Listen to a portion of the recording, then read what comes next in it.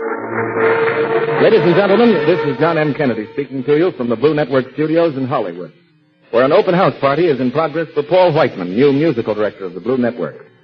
Gathered here are the stars of the entertainment world to welcome Mr. Whiteman and wish him well. Among the crowd, I see, there's Paul Whiteman himself, Gracie Allen, Bertie Groffet, Tom Brenneman, Gracie Fields. There's Johnny Mercer, the King's Men, Lemon Abner, and the distinguished concert pianist, Jesus San Román. Then, of course, we'll be hearing from Archie of Duffy's Tavern, Jimmy Dorsey, Mildred Bailey, Paul Laval, Morton Downey, and Dr. Walter Damrosch, who are all in New York City. Don McNeil and his famous gang will join us from Toledo, Ohio, and Tommy Dorsey, Henry Bussey, Matty Malnick, and their orchestras will contribute to our party from various cities on the West Coast. Hello, John. Well, here's somebody you want to meet, our master of ceremonies for the evening. Hi-ho, everybody. This is Rudy Valley.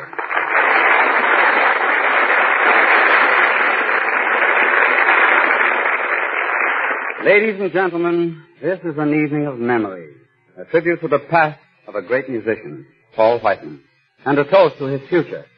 So on with the show. Here is the guest of honor of our open house party, the Blue Network's musical director, Paul Whiteman.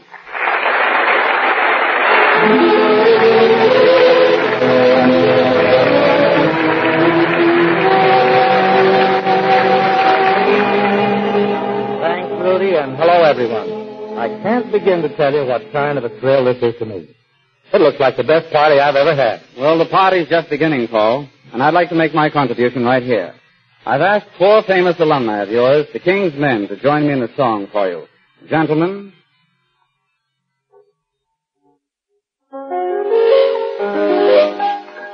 To the tables down at Morey, to the place where Louis dwells, to the dear old Temple Bar we love so well. Sing the whipping folks assembled with their glasses raised on high, and the magic of their singing cast itself. Yes, the magic of their singing, of the songs we love so well. Shall I wait and the morning and the rest? We will serenade our Louis while wife and boy shall rise. Then we'll pass and be forgotten with the rest. We're poor little lambs who have lost our way. Long, long, long, we're little black sheep who have gone astray.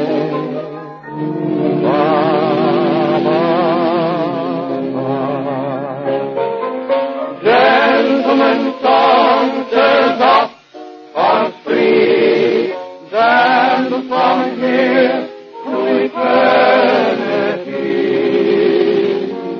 God have mercy on such as me.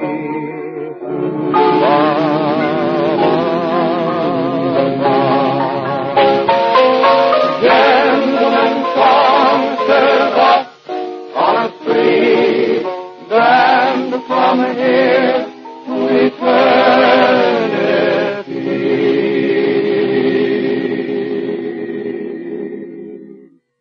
God have mercy on such as me.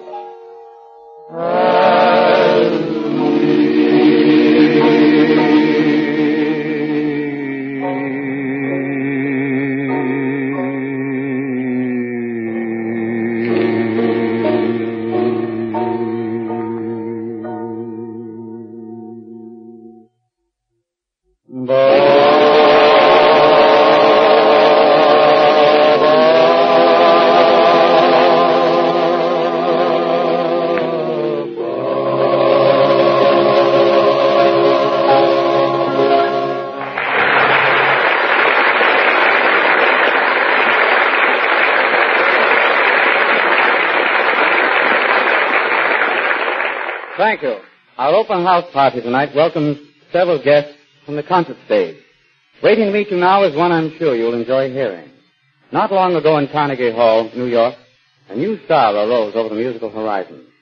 Her debut there was a sensation such as even the Mecca of music lovers has seldom seen. The simplicity of her technique, the power of her musicianship, broke down all critical barriers and lifted her overnight to the pinnacle of fame. It is my privilege tonight to present that great artiste, playing as she did in Carnegie Hall, her own modern composition, Concerto for Index Finger. Ladies and gentlemen, Miss Gracie Allen.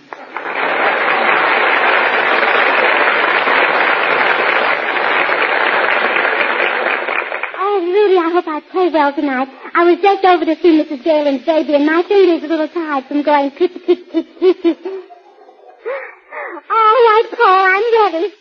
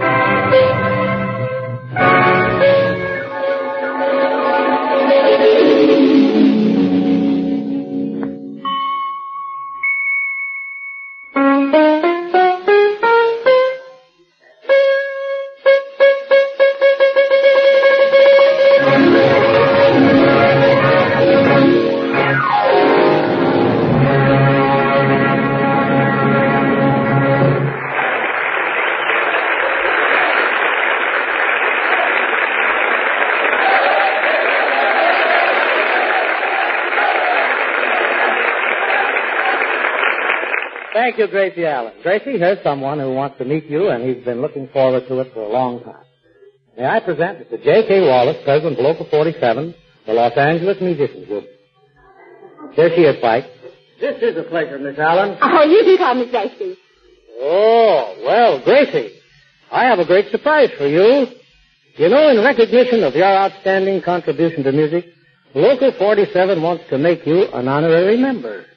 We're very proud to have a concert artist of such magnitude in our organization, and we'd like to present you with this little life membership card. Oh, now, this is a very great honor, and I couldn't possibly accept it if I didn't realize how much I deserve it.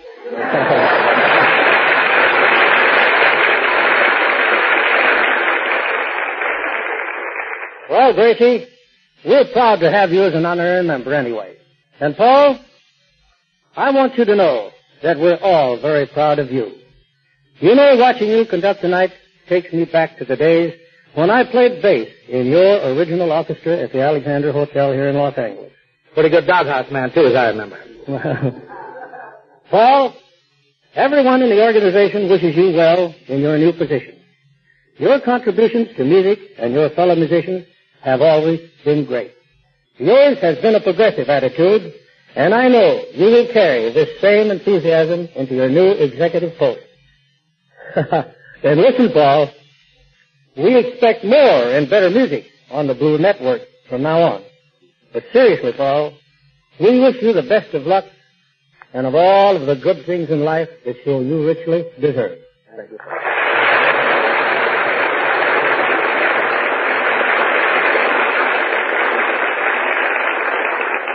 And so Gracie Allen joins the great fraternity of Paul Whiteman's alumni. You'll find that fraternity all over the world. Right now, some of them are waiting to join us. Standing by in New York City are Mildred Bailey and Martin Downey. Incidentally, they were the first girl and first boy ever to sing with a famous dance orchestra, Paul Whiteman. We're going to hear as well from Archie of Duffy's Tavern fame, Paul Laval and his orchestra, and a distinguished figure in music, Dr. Walter Damrosch. Heading this parade of stars is another famous alumnus of Paul Whiteman. And, Paul, I think the introduction to him is rightfully yours. Well, Rudy, it makes me feel proud that this guest once played a saxophone in my band. And it makes me even prouder to know that he is still my close friend. He's a wonderful boy from a wonderful family. And I'm going to be thinking of them all as I send this microphone traveling to the Hotel Pennsylvania in New York City. So he is enjoying a record-breaking engagement. Ladies and gentlemen, here's Jimmy Dorsey. Come on in, Jimmy. This is Jimmy Dorsey speaking, and it's a pleasure for me and the band to be having a share in this great tribute to a great guy, Paul Whiteman. Right now, we'd like to say it with music with I Got Rhythm.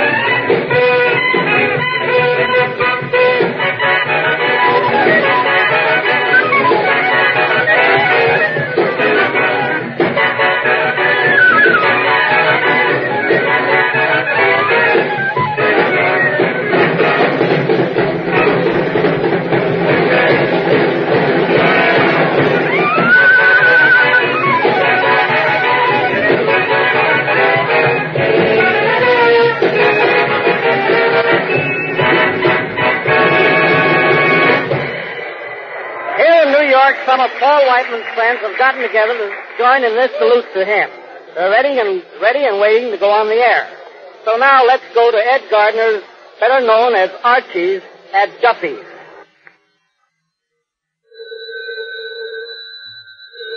Hello, Duffy's. What do you eat? Meat to eat? Archie the manager speaking. Duffy ain't here. Hello, Duffy. You heard the joint mentioned on the radio? Well, sure. We're taking part in a tribute to Paul Whiteman. Yeah, he's just been named the director of music for the Blue Network. Yeah, music. That's stuff that comes out of the jukeboxes. Well, Whiteman's an old friend of mine. Huh? If he's a friend of mine, why don't I get him to work here? Because he's a friend of mine. Duff, Mr. Whiteman is a little too old to try to get back his amateur standing anyhow. He ain't had pennies slung at him in years.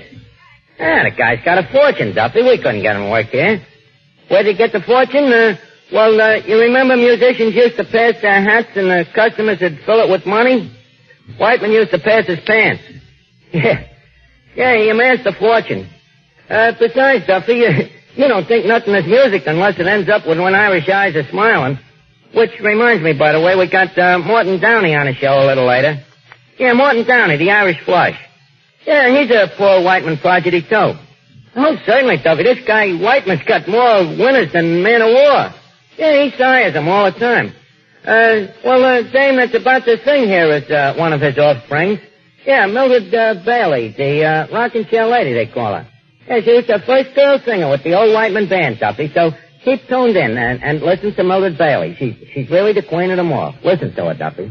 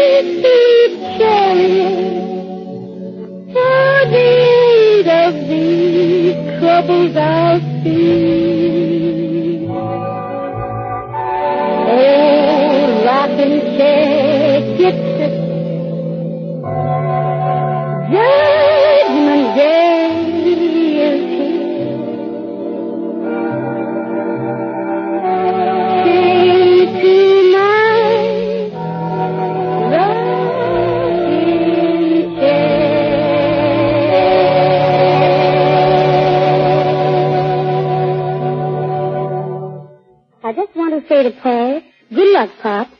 All your old friends are rooting for you in your new career. It couldn't happen to a nicer guy. Paul, I hope this song brought back pleasant memories.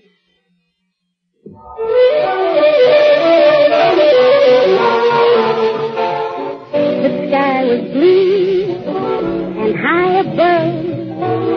The moon was new and so was love. This eager heart of mine sings, lover, where can you be?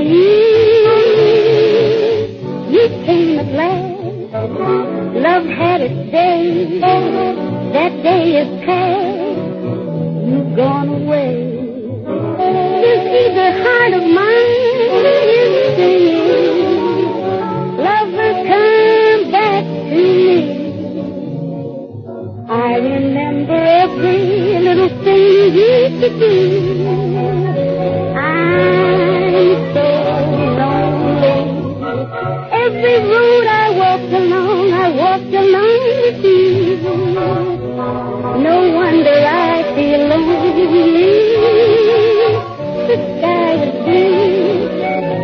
night was cold, the moon was new, but love was old.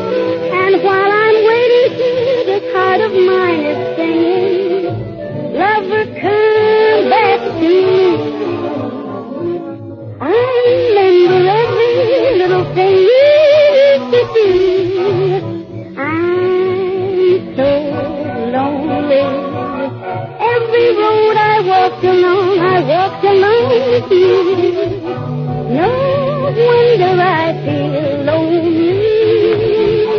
The sky was blue, the night was cold, the moon was new, but love was old. And while I'm waiting here, this heart of mine is singing, oh lover, come back to me. That's all from us B's folks. And now Morton Downey's coming on. I was the first gal singer with Whiteman's band. Morton Downey was the first boy singer. It's old home night. And they've got some special plans for bringing Morton to you. Morton Downey's in Washington at WNAL, and the band is here. I don't know what goes, but I know it'll come out all right. What do you say, Pop? Take it, Morton.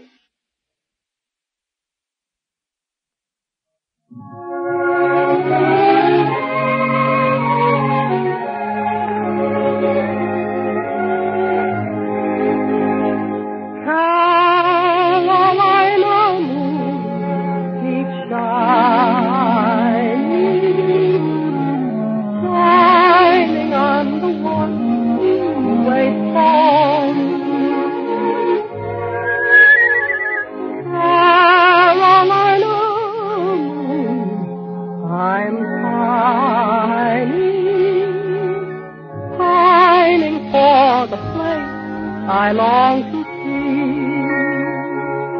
how I'm hoping tonight you go to the right window, scatter your light, say I'm all right, please do. Tell her that I'm and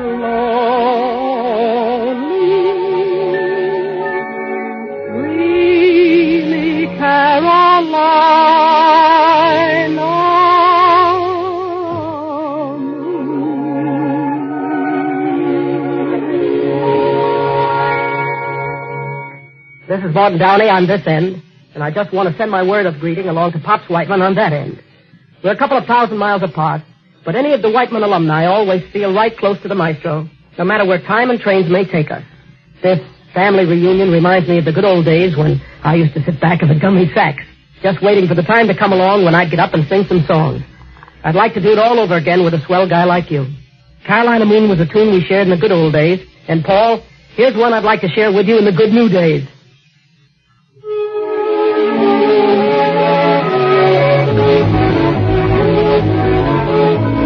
It seems to me I've heard that song before. It's from an old familiar score. I know it well, that melody. It's funny how a tune recalls a favorite dream, a dream that brought you so close to me. I know each word because I've heard that song before. The lyrics said forevermore, forevermore the memory. Please have us play it again, and I'll remember just when I heard that lovely song before.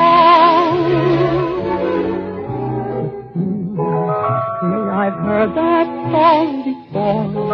It's from an old familiar score. I know it well, that melody. It's funny how a theme recalls a favorite dream, a dream that brought you so close to me. I know each word, because I've heard that song before. The lyrics said, forevermore, forevermore the memory. Please have them play it again, and I'll remember just when I heard that lovely song. Sweet song.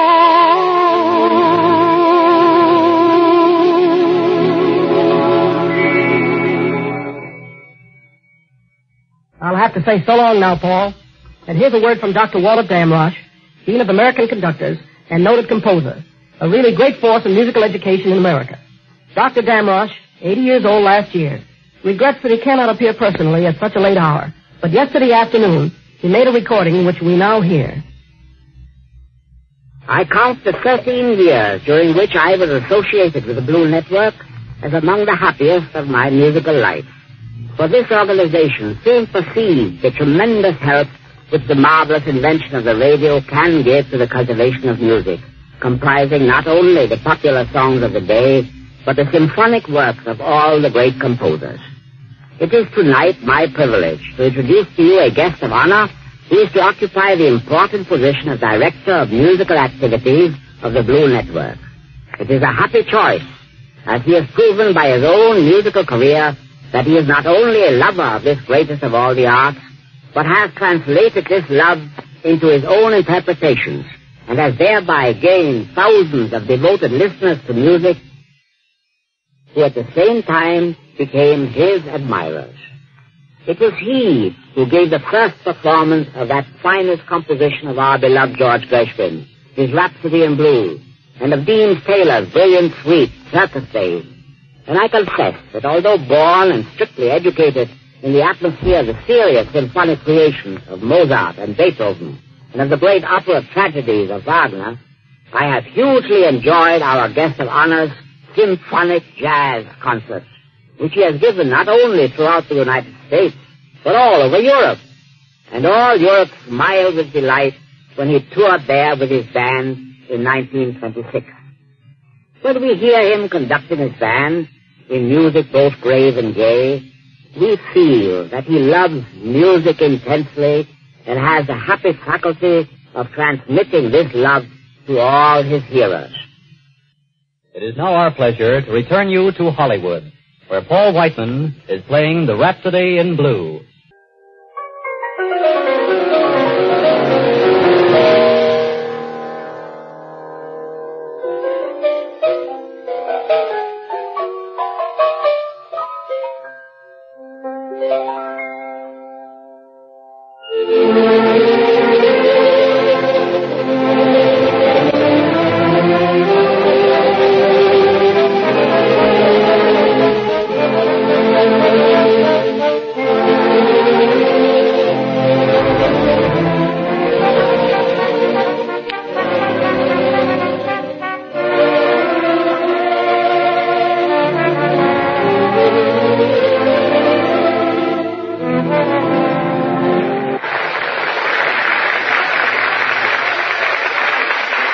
At the piano for Rhapsody in Blue was the distinguished concert artist of the Boston Symphony Orchestra, Jesus San Roma. Radio and screen personalities from all over the country are joining in this tribute to Paul Whiteman. Even those quaint characters, Lum and Abner, packed their valises and braved the journey from Pine Ridge, Arkansas, to pay their respects to the maestro. And so, here they... Excuse me, Mr. Valley, but I don't think you ought to introduce us yet. Oh, why not, Lum? Well, mostly because half of us ain't here yet. Which half ain't or isn't? The short half. Well, where is he? Strange, I don't know. I told him distinct to meet me right here in California. Meet you? Didn't you fellows come out together? Well, no, not exactly. You see, we just had enough money for one railroad ticket. So we flipped a coin to see which one of us would ride on the train and which one of us would hitchhike. Oh, I see. And I lost. Oh, you lost it? Yeah, I had to ride that dead blame train. Well, we can't always be lucky. You go over there and sit down. We'll wait a little while for Abner. Well, much obliged, Mr. Valley. I'll let you know as soon as he shows up. That's fine. Meanwhile, we'll continue our open house party of welcome with John McNeil and his famous Breakfast Club gang. They're waiting in Toledo, Ohio to present their thrilling history of Paul Whiteman's life. So, Don, it's yours in Toledo, Ohio.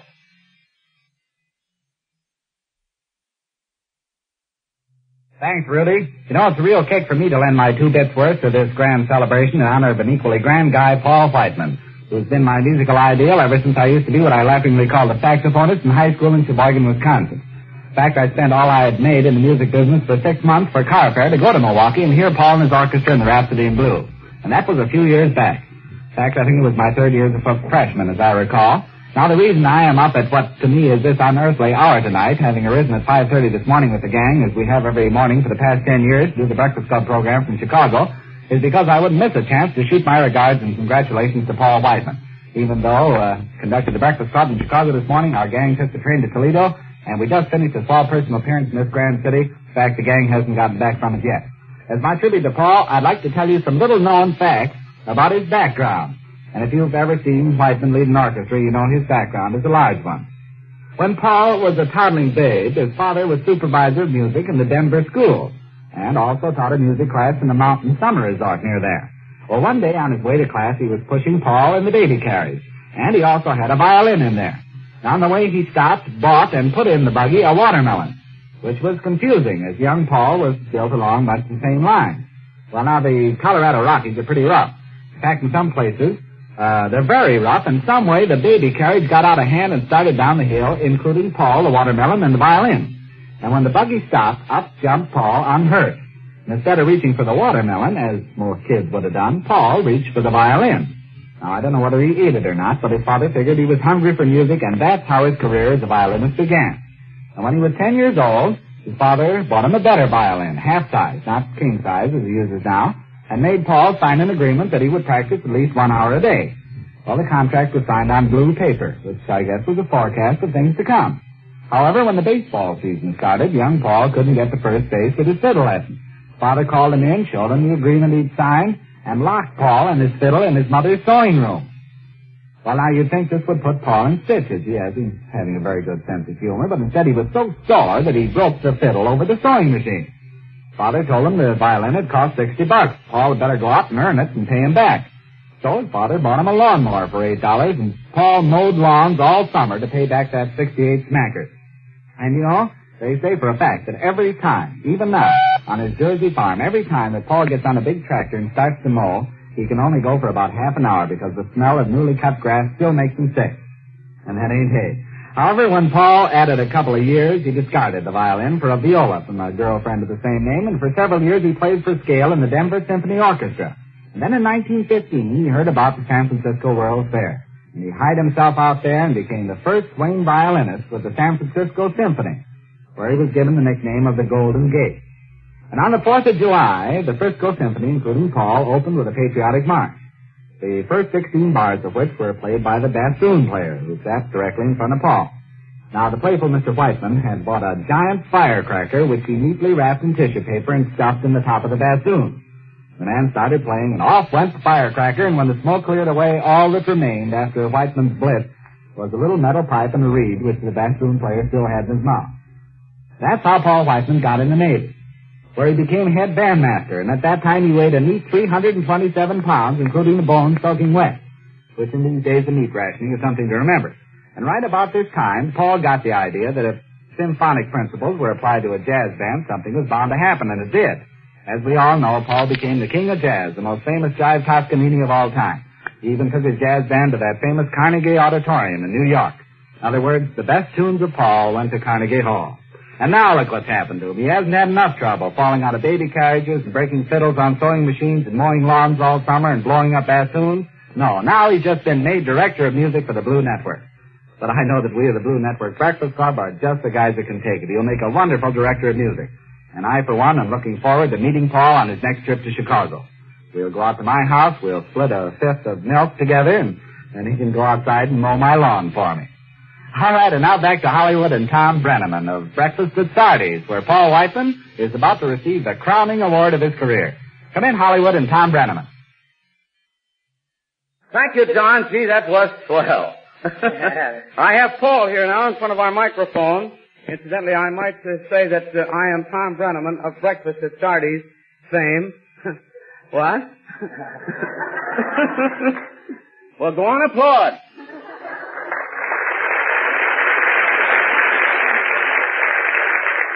That's one thing McNeil didn't get. He didn't ask for it.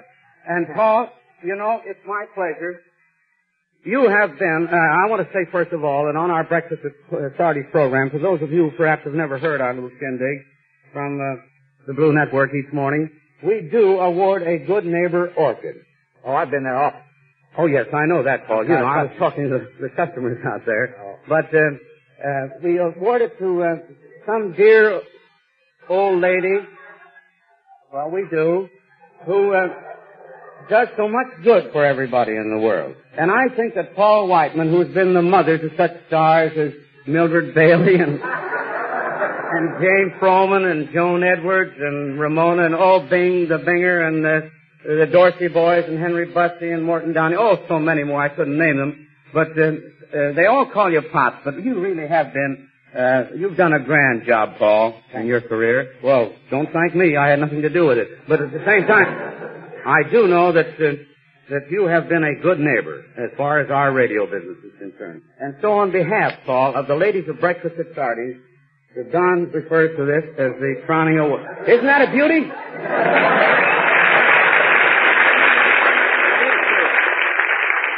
I want to present to you, Paul, this lovely orchid as our good neighbor, believe me. Oh, well, that's wonderful. But wait just a minute. You know what you do to those very charming elderly ladies that win the orchid? Hmm? You know what you do for the very charming ladies that win the orchid at the Breakfast at Sardi's? What do you mean, what I do for them, Paul?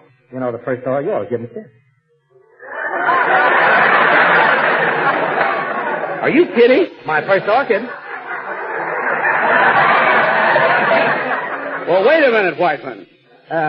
Take the orchid, will you, buddy? Good luck to you, pal.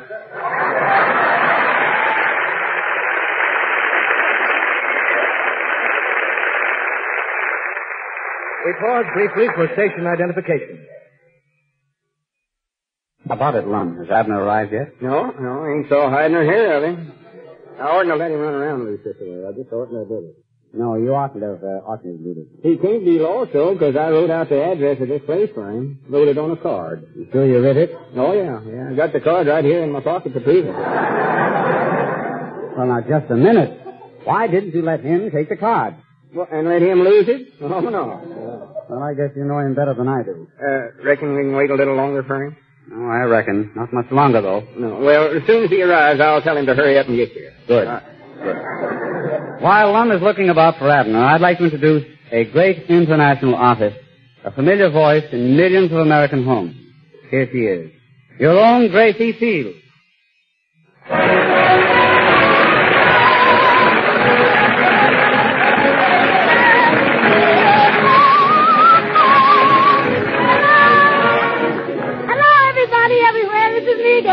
Paul, I'm here tonight to bring you greetings from your many friends in England. Oh, thank you, Gracie. It's nice to be remembered this way. You know, we've never forgotten those wonderful concerts at the old Albert Hall in London. A real musical sensation. And you weren't bad yourself in that same old hall. Don't bring that up. Well, Paul, how about a bit of a song for your open house party? Oh, Gracie, that's just fine. I'm going to sing you a popular army song.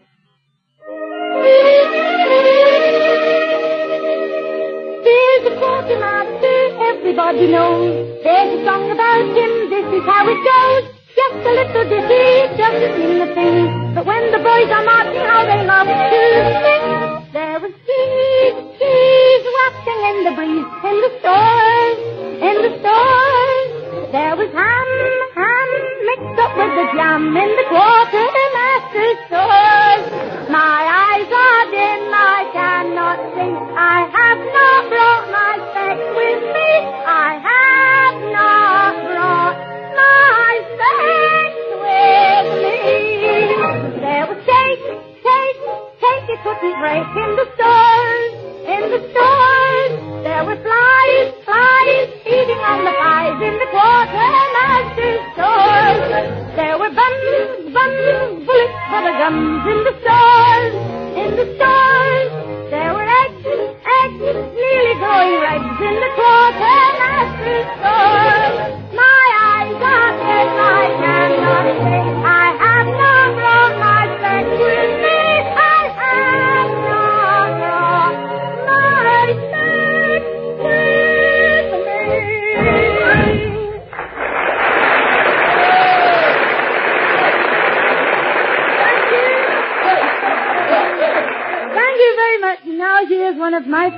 and one of yours. Till we meet again.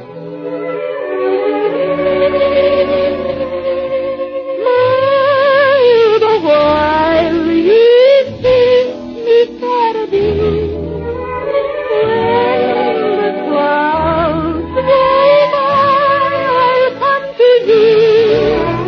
Then the sky is clean of me. Darling, lovers left, my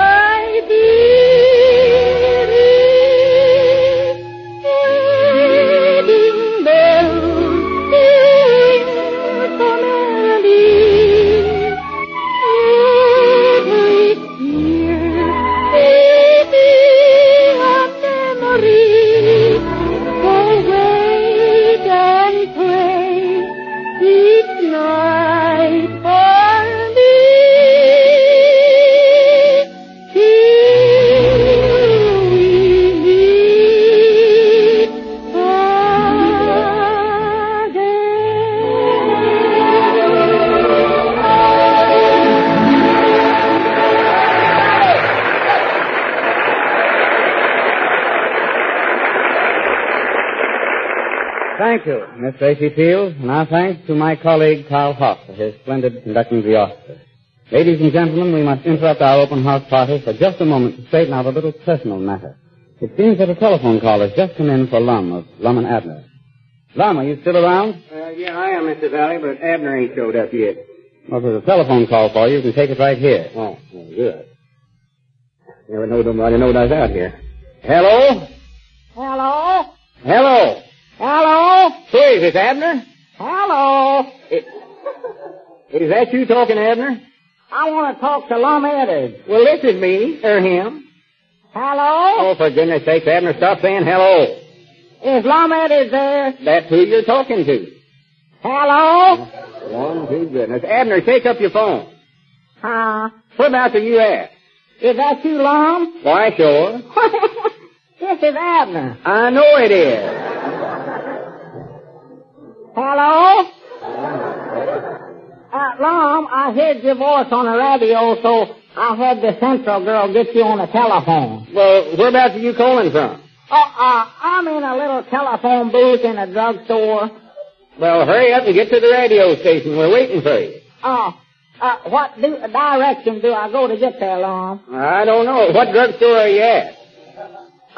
The one right next to that, big long bridge. Oh, just a second. Say, Mr. Valley, whereabouts is a big, long bridge?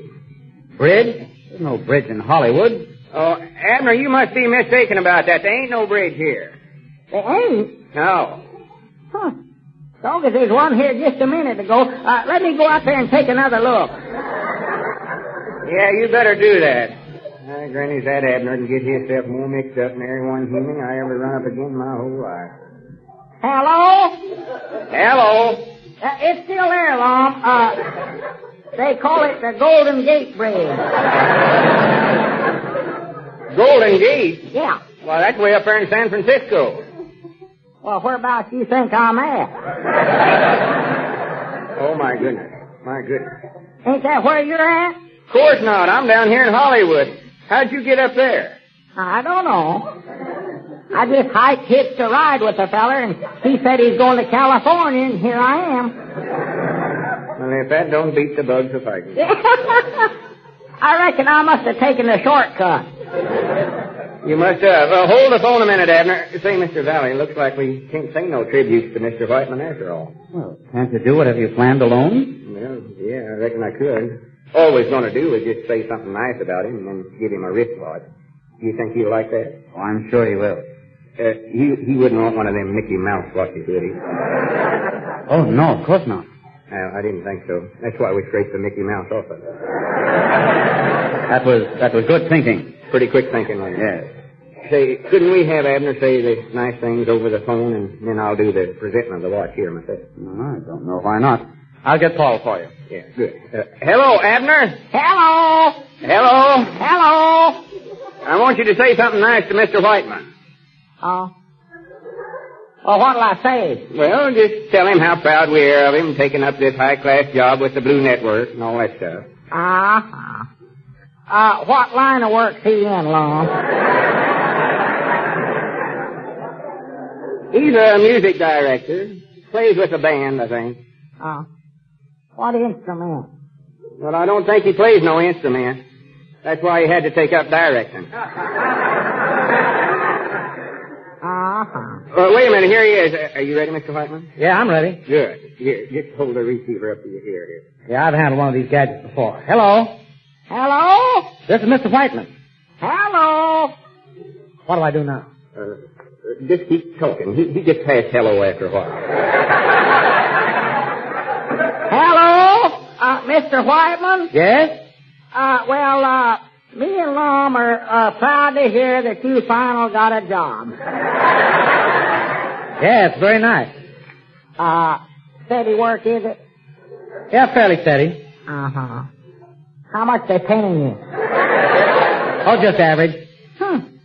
Well, these ways it'll keep you off from the street.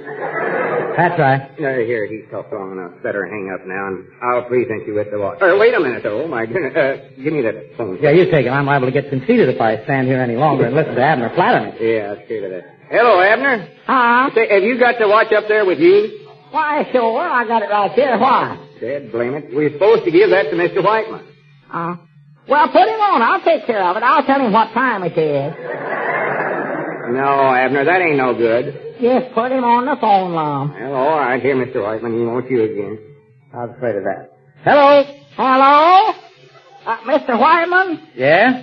Well, I'm holding your watch up to the phone here. Can you hear it tick? No, I can't. That's peculiar. Wait a minute. Maybe I better wind it first.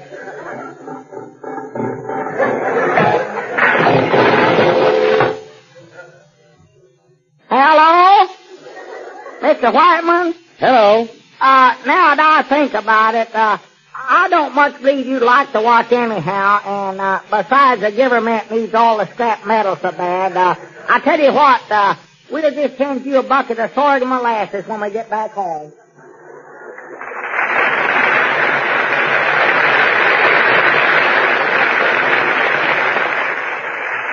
Thank you, Lum and Abner.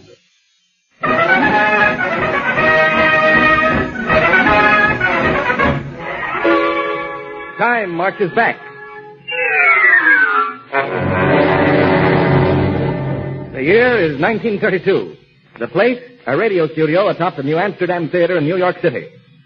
On the stage, a young man from Savannah, Georgia, is singing the song that won him the Paul Whiteman Youth of America contest. What did I do to you?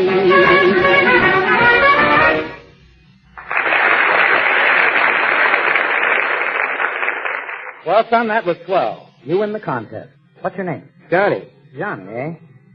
Well, Johnny, what's your big ambition? Well, I'd like to sing with your band. Well, Johnny, we've got a lot of singers. Well, how about a good rhythm trio? Well, we've got a trio and we've got a quartet, too, in the band. Yeah, I know. I listen to the band all the time. But you haven't got a trio that's as good as the one that used to be with the band. Oh, you mean Crosby, Rinker, and Barrett, the rhythm boys. You think you can put together a trio as good as they were? Well, if trying will do it, we'll sure get there. So Johnny and his trio joined the band, the same Johnny that's right here beside me today. Johnny Mercer.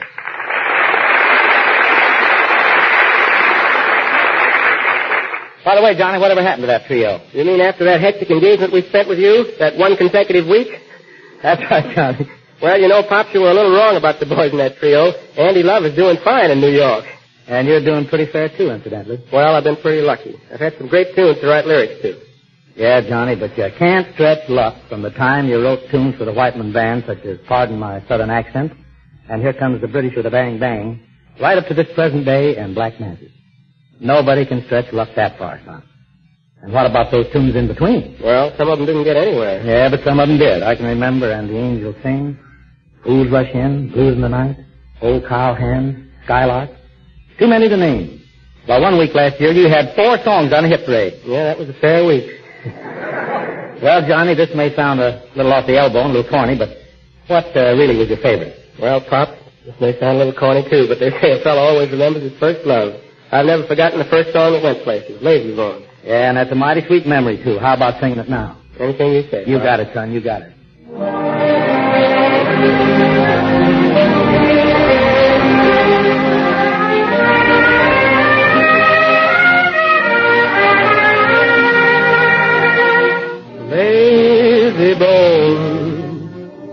sitting in the sun.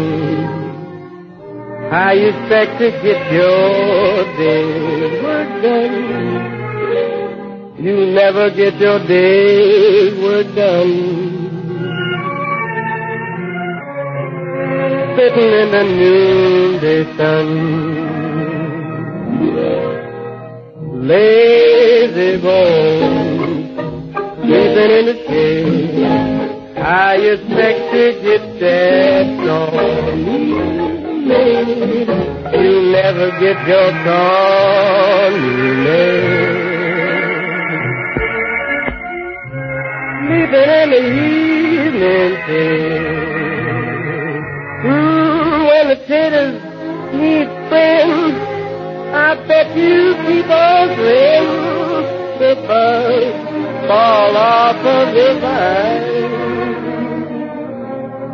And when you go fishing, I bet you keep wishing the fish won't grab at your line. You lazy boy, loping through the day. I expect to make a dime that way. Man, you never make no dime that way. Well, I'm a dog. He never heard a word I say.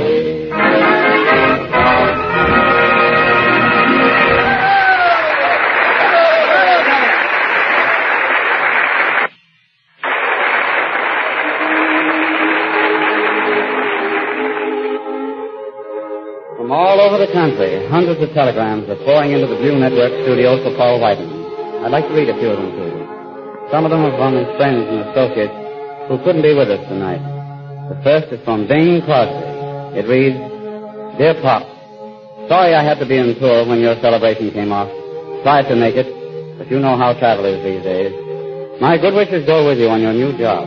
Signed, Bing Crosby. And here's a message from Dinah Shore, who was to have been with us. She says, Dear Blue Network, congratulations on getting the best ever. As for you, Pop, dear, I wish I could be there to give you a great big welcoming kiss. As ever, Dinah. Mark Wood, president of the Blue Network, sends this message to you, Paul. I am happy to welcome to the Blue Network our new director of music, Paul Whiteman. I am sorry I cannot be in Hollywood to greet him personally on this occasion. I should like to say, however, that no choice in all the musical world could have been happier than the dean of modern American music to head up music on the Blue. Mr. Whiteman will plan new programs of music and cooperate in the production of all of the many musical programs which the Blue Network regularly brings to its millions of listeners. We are confident that the association of Mr. Whiteman with the Blue Network marks another forward step in the growth of the Blue and in its service to its listeners, its affiliated stations, and its advertisers. Signed, Mark Wood, President, Blue Network, Public. These are a few of the hundreds, Paul. They should make you very, very happy. It does really mighty happy. Now, Paul, we've got the big surprise of the evening waiting for you. I don't know how the surprises can get any bigger. I'm pretty much overwhelmed right now. Well, this is one that'll give you a great big kick, Paul. 3 surprise packages we've gathered together for you. Here they are, Paul. What is it? 3 mighty pretty boxes all wrapped in tissue paper and tied up with blue ribbon. What'd I do with it? Try opening them. Here, take this one. Candy gaggy. No, I wouldn't say that. Go ahead, open the box. Okay, here goes.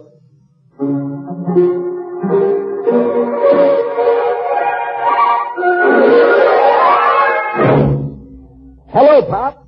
This is Henry Buzzy, your old trumpet player. Henry Buzzy, where are you? Why, I'm up in Oakland, California, Pop.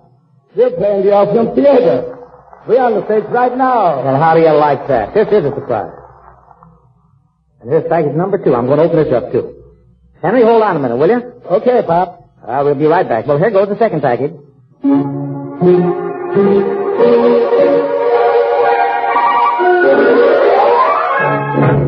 Hiya, Pop. This is Tommy Dorsey, your old trombone player. Tommy Dorsey, where are you? In San Diego, California, Pop. We're down here playing the Victory Trader Spotlight Band show for the Marines at Camp Gillespie.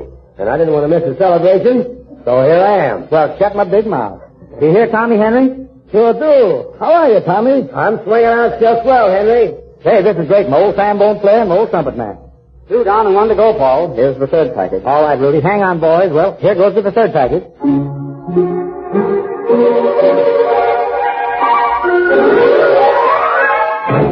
Hello, Pop. This is Matty, your old violin player. Matty? Matty Malnick? That's right, Pop. Well, what do you know, Matty Malnick? Where are you? I'm at the Biltmore Bowl in Los Angeles. Great. Say, hey, Tommy and Henry, Matty's on. Can you hear him? Playing his day up here in Oakland. There's a bell here in San Diego, too. Well, Paul, how's that for a surprise? Well, you really topped me with this one, Rudy. How about having the boys do a number? You mean each do a number? No. I've got a better idea. How about a swing section?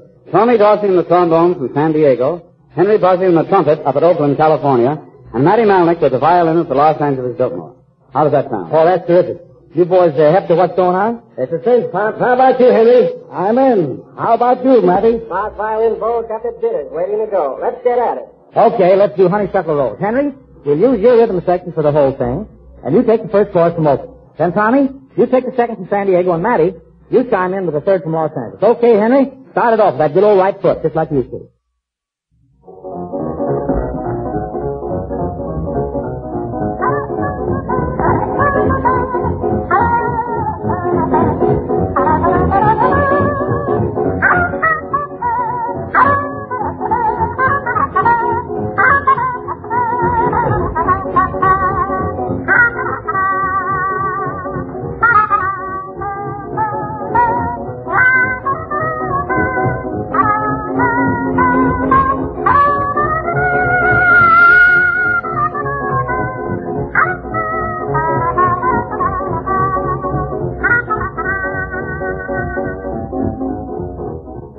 Fine teaching, Henry, and all right, Tommy, show them how the clip-on sounds down there in San Diego.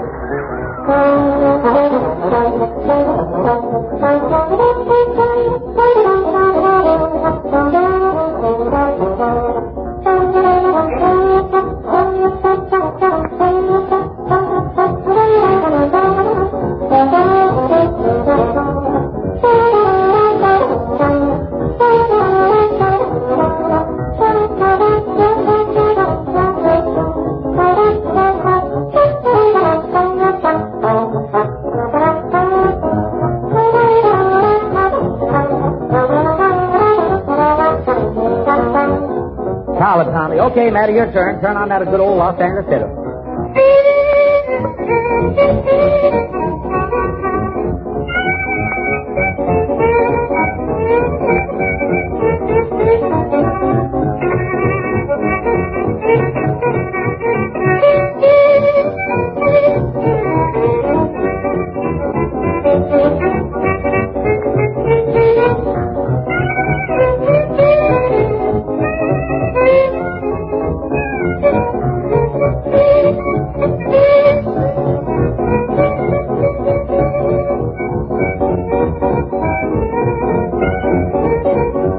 Boys, let's really do this right. We've heard from each one of you. Now let's put it all together and have a real jam.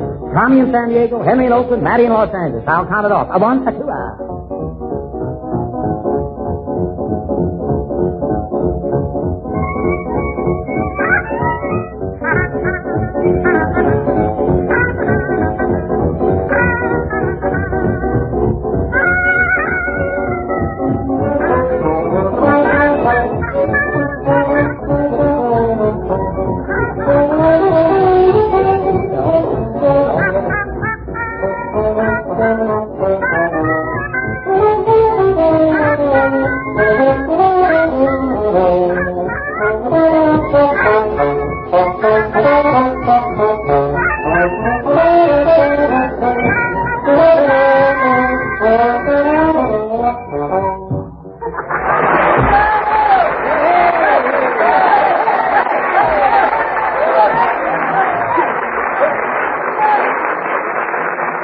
Our thanks to Tommy Dorsey, Henry Buzzey, and Matty Malnick for a fine bit of entertainment. Incidentally, Paul, I believe that's the first time a radio swing session like that has ever been attempted. Yeah, I think I know the reason why. What's that? Well, it was that last chorus. It's mighty interesting, but it's awful nervous stuff. By the way, Rudy, take a look. Our open house party comes to a close. The Blue Network Company wishes to thank the many friends and close associates of Mr. Paul Whiteman for his contributions and their help in saluting its new musical director. Our grateful thanks to Mr. Ferdy Closet, Miss Gracie Allen, Mr. J.K. Wallace, Jimmy Dorsey and his orchestra, Archie of Duffy's Tavern, Mildred Bailey, Morton Downey, Paul LaValle.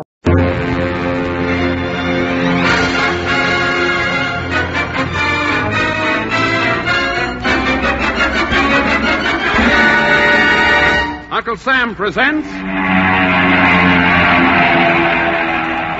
Wings to Victory.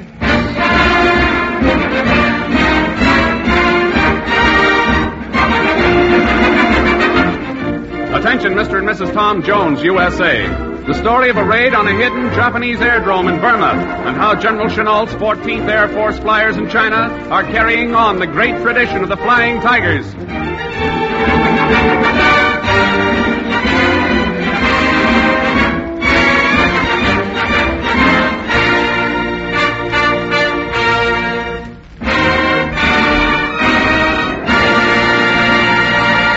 From the West Coast, ladies and gentlemen, the Army Air Forces present Wings to Victory, the dramatization of American heroism based on combat reports from the fighting fronts.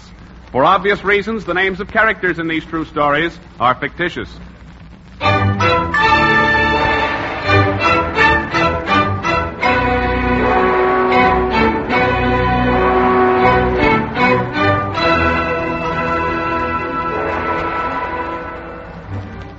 China been fighting the Japanese for 6 years.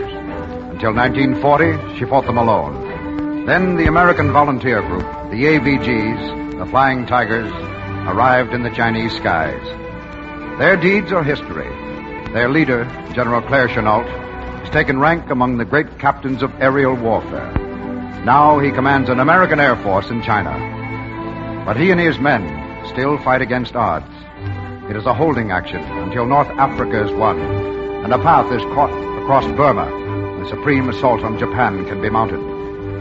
Such strategy requires courage and infinite patience. Well, the 1210th Medium Bomber Squadron had courage aplenty, but patience in war is not an American characteristic. Our flyers have a slam-bang, up and at 'em, kick their ribs in and get it over with crew. All of which brings us to a tent at a Chinese airdrome near the Burma border. Lieutenants Wally Jeffers and Bruce Danforth are entertaining Lieutenant Lee Chung of the China Air Forces at afternoon tea. Nobody here but us chickens. Nobody here but us chickens. A funny story. A very funny story. I will memorize it and tell my general. Have you another one, Wally? Oh, sure, now. Let me think. Lieutenant Lee Chung is kidding you, pal. He heard that old wheeze years ago. Did you, Lee? I heard about the chickens before. No, has it been told? Thousands of times. It's got whiskers. But in America, Bruce, not in China. Yes, Wally is right. The Generalissimo may have heard it from Madame Chung, but my general has not heard it. He will roar with laughter. He has the belly for jokes. He'll need it. Have some cake, Wally. It's only 3 months old. What a pal. He turns the plate so I'll have to reach for the big hunk. Sit down and let Lieutenant Chung tell one. Sure, go ahead, Lee. Get even. I'm afraid you Americans have heard all the jokes in the world. Do you know the one about the madman and the physician? No. How does it go? If I am not boring, Lieutenant Danforth? Not at all. Go ahead, shoot. The story is that Mr. Chu went to the great Dr. Hui Wan Ko and said, "Our mutual friend, Mr. Lin, is quite mad. He thinks he is a duck. Every day he swims in the river and announces that he is going to lay a golden egg. I am in terror. If he prepares to lay a golden egg, it will be so heavy he will drown. So, the great Dr. Hui Wan Ko said to Mr. Chu, "You and Mr. Lin are both crazy. Tell Mr. Lin to lay his golden egg in my garden. It will give me great prestige among the other hens." Oh, that's not bad. That's not bad at all.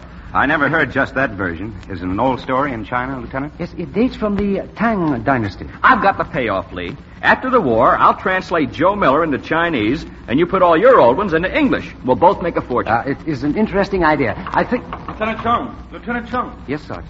A coolie just came in from the trail.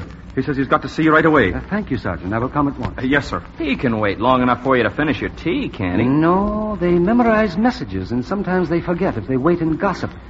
Please excuse me. You see, Bruce, it's like in a movie. Sure, Charlie Chan on Burma Frontier. You peddle joke books. I am going to Hollywood after this war. Oh, that Chung guy, what a character. Yeah, I can't dope him out. Well, there's nothing to dope out, Bruce. He's just a happy-go-lucky type, that's all. Yeah, but what's he got to be happy about? Why, plenty. He was a private in the 9th Root Army.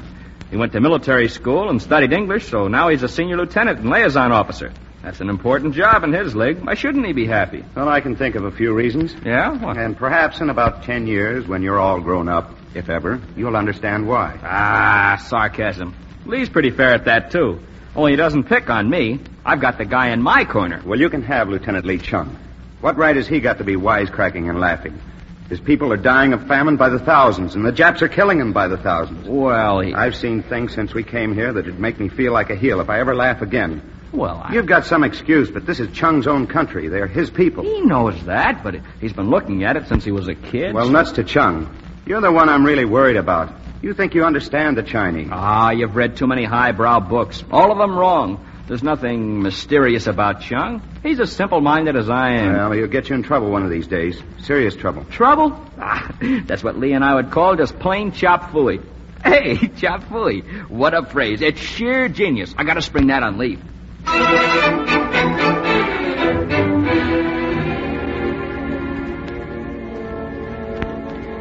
Later that afternoon, Lieutenant Bruce Danforth had his worst forebodings verified. He was playing gin rummy with another pilot of the 1210th Squadron in the operations hut. A nice little jack of spades and I'm out. Pay me, Willie. 32 cents. Now that really ruins me. Never play cards with a professor. My mama done told me. Let's make it double or nothing this time. Laundry, collars chewed, buttons smashed, socks lost while you wait. Oh, get that guy out of here, Wally. Hey, where'd you find him? He could stand a little laundry. Yeah, a gag's a gag, but this one really smells. Silence! Hey, cut! This is Prince Cottam Gizzard Wow Wow of the Burmese aristocracy. Prince, do your stuff. My lovely fella, washy, very good. I belong washing machine. He go wish, scree. Shirt rip, washing machine, he no care. Lee Chung, it's Lee Chung. Hey, what's the idea of the coolie costume and all that dirt, Lee? I never... A military secret. We've got to report to Lieutenant Danforth. Come along, Prince. Hiya, Bruce. Meet Prince Wow Wow. He wants to powwow. I'm doubled up with laughter. Ha ha. Wally makes a joke of everything. This is not actually of a humorous nature. I think it best we step outside, if you please. Okay.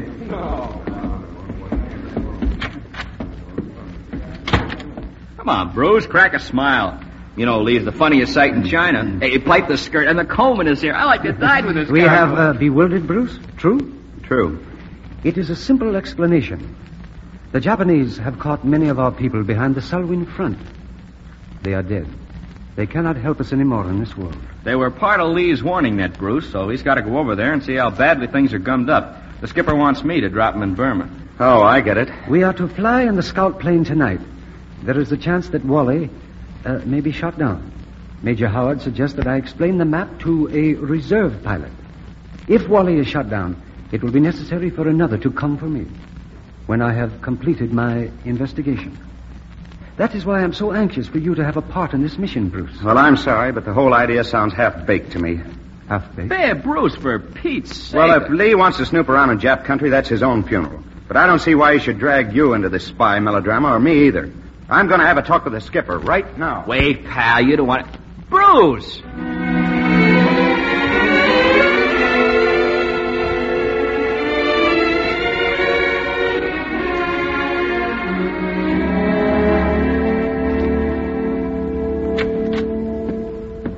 Major Howard? Oh, hello, Bruce. Did Wally and Chung tell you? Yes, sir, and that's why I'm here. Oh, you're looking mighty riled. What's wrong? Well, I don't get this, Skipper. Chung is a nice little guy, but he doesn't look to me like he's any mastermind. Oh, now, Bruce, what are you talking? Well, why should Wally be hooked into this Charlie Chan business? Flying a slow plane over Jap lines at night. I think that's asking for it, and for nothing. Sit down, Bruce. Yes, sir. I know how you feel. When I came out here to join the AVGs, I felt the same way. It struck me that the Chinese were playing fan-tan and calling it war. Yes, sir. Well, I was wrong. General Chenault finally beat the truth into my thick head. You know the main reason the AVG was such a hot outfit? Good planes and great pilots, sir. No. It was the Chinese intelligence system. Oh, really, sir? Yes. They set up the best air raid warning net that's ever been organized anywhere. We usually had 2 hours' notice of a Jap raid. We knew every move they made. They caught us on the ground just 5 times in 16 months. Pretty good record, wasn't it?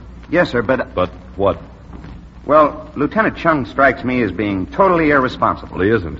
He's one of the smartest young officers in the Chinese Army. You'll take the old man's word for that, won't you? Well, of course, sir. Do you know what their warning net actually is? It consists of about 5,000 coolies, scholars, poets, and soldiers, and radio senders strategically placed.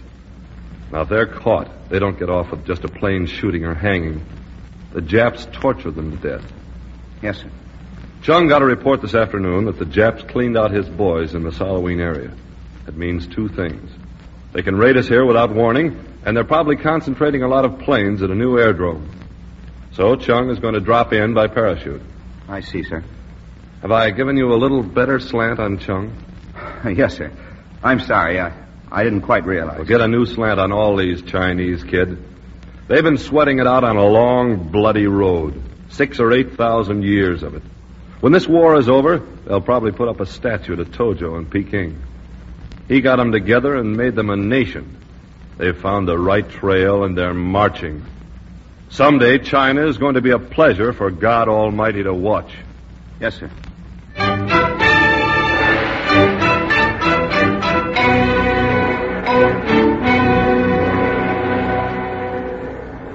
That night, Lieutenant Danforth waited anxiously on the field for Lieutenant Wally Jeffers to return. The Chinese coolies on the night shift were hard at work building the new runway. They sang a monotonous chant as they labored in the glow of an old, tired moon. Good evening, sir. Oh, hello, Sergeant. How's it with you? The same as with you, I guess, Lieutenant. I've been listening for Mr. Wally. It ain't a job I like. Lieutenant Jeffers should be back by now. And I'll give him another half hour, sir. Oh, can't you pipe those coolies down or give them a new tune? They drive me nuts. I get so I... Listen, isn't that a plane? Yes, sir. It's Mr. Wally. The tower spotted him, and they're giving them the lights.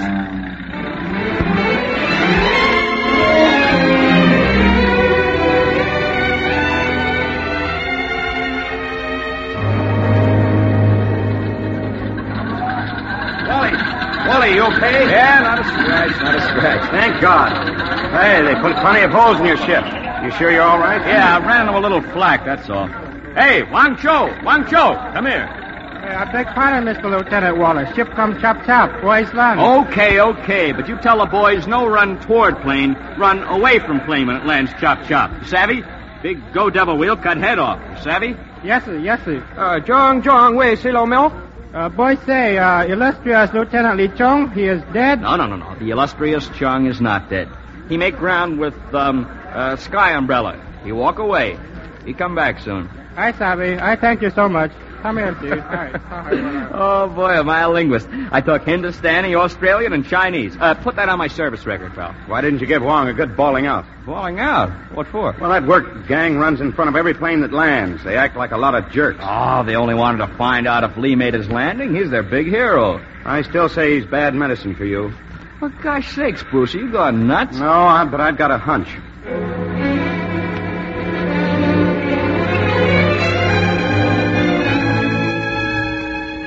Next morning, Lieutenant Danforth and Lieutenant Jeffers were eating breakfast under an oak tree near the mess tent. The coolie construction gang still toiled with picks, shovels, baskets, and scrapers. Stripped to the waist, bronzed by many suns, the workmen kept the tempo that is China. Slow, dogged, patient, tireless, unyielding. Do just one thing for me, Wally. Yeah, what? Tell your pals out there to get a new song. It doesn't have to be a new one or a good one, just a different one. Okay. I'll take it up with Lee as soon as he gets back. If, when, and as. Oh, come on. Don't be so gloomy. Break out and smile. Look at those China boys. A cup of rice and a gunny sack to sleep on, and they laugh. Murdered, tortured, burned out, and kicked around for 6 years by the Japs. And they can still go. You ought to read my letters home. I am strictly a press agent for China. I've suspected that. After this, as long as I live, I'm going to take my characters rugged. I'll be in there yelling for the guy who gets up off the floor and swings. I like the type. Call me a sucker for this bloody but unbowed stuff, but I love it. Uh-oh, Japs. Enemy planes! Take cover! Oh, it's just a practice alert. No, hear him? Lee said they might sneak in on us. I'm convinced. Come on, take a dive for that trench. I'm right with you, pal. They're keeping high. Maybe it's only a look-see. No, they're going to bomb us. Hey, Bruce, look at those coolies working on the field. Oh, the jerks, they're going to get hit. Hey, Wang Cho! I can't hear me. I'll have to go. You stay here. Don't be a fool. Let go of me. Bruce, don't get hurt. Hey, Wang Cho!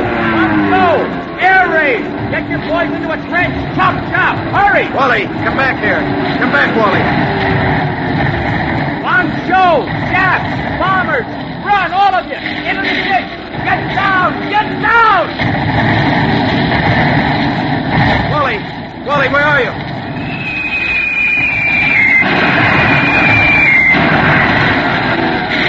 Oh, my God, they killed him.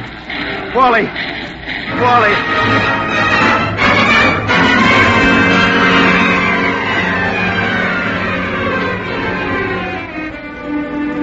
That afternoon, Major Howard, the squadron commander, sat with Lieutenant Danforth in his tent. They had packed Wally Jeffers' belongings in his footlocker. Padlocked and addressed to Mr. and Mrs. Wallace Jeffers, Sr., USA, the pattern iron box rested beside an empty cot. Lieutenant Danforth was trying not to look at it. That's not much use staying here, Bruce. Let's go over and talk to the gang a while, huh? Oh, I don't want to talk to anyone, sir. Shall I clear out? No, sir. If he'd just gotten it in action, if he'd got it fighting, but to throw his life away on a lot of stubborn coolies. I just can't stomach that. It isn't fair. It's a filthy, swinish trick to pull on Wally. You aren't being quite fair either, Bruce. The work crew, well, that was my fault. I kept needling Wong to get the job finished. They thought it'd be dishonorable. Oh, I don't care what they thought. Wally was worth all the... Oh, I'm sorry, sir. Well, don't hold back on the tears, kid. It helps. I used to be able to... Major Howard. Yes? Lieutenant Lee Chung is here. He'd like to speak to Lieutenant Danforth. Lee Chung? Maybe later, Bruce? Oh, wait, sir. I'll talk to him. Very well. Sergeant, ask Lieutenant Chung to step in. I'll run along, Bruce. You got that letter to write? Yes, sir. And tell him, sir, tell us folks that it was in action, will you, sir? Of course. It was in action. Perhaps I should not intrude, Major? No, it's all right, Lee. I have news for you, sir. In your quarters, later. Right. I'll see you gentlemen later. Well, got any good jokes, Lee? No, I do not seem even to have words. Not the right English words. They tell you how it happened? Yes. Wang Cho and the brothers are overcome with humiliation and remorse. Is that the correct word? Well, that'll do as well as any. They love our friend. In his name, they are going into Burma as soon as their work here is finished. I promised them to announce this to you in a fitting speech. Well, I can do without the speech. Thank you. We are the friends of a brave man. A hero. He was too brave. For the sake of his life here? Yes. But why should his family not take comfort in knowing the truth of his death? Are they not a Christian family? Christian? Oh, sure. Of course. Then they will know he died with Christ-like generosity. He gave his life for his brothers. You think that'll console them? They have been Christians a long time, all their lives, perhaps. Well, naturally, all of his folks, for generations. I would hesitate to speak for such a family. I became a Christian only 8 years ago. Oh, well, I see now why you...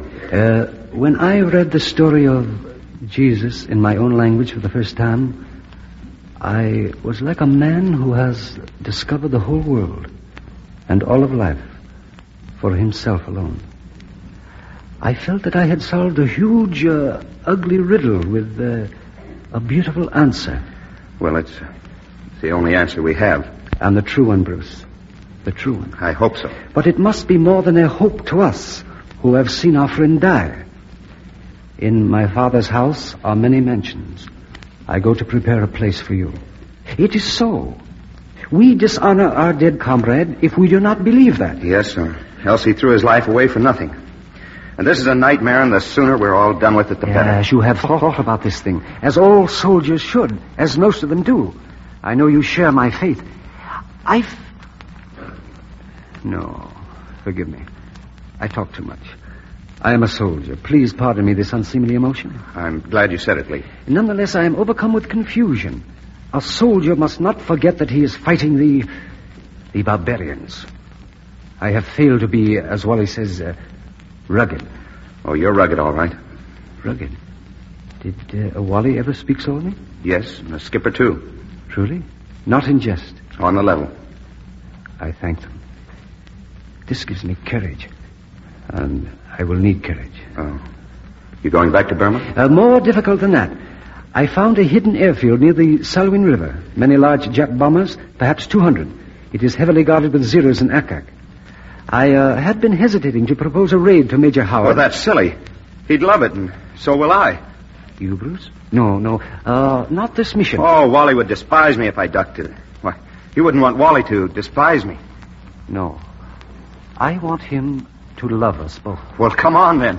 Let's go see the skipper.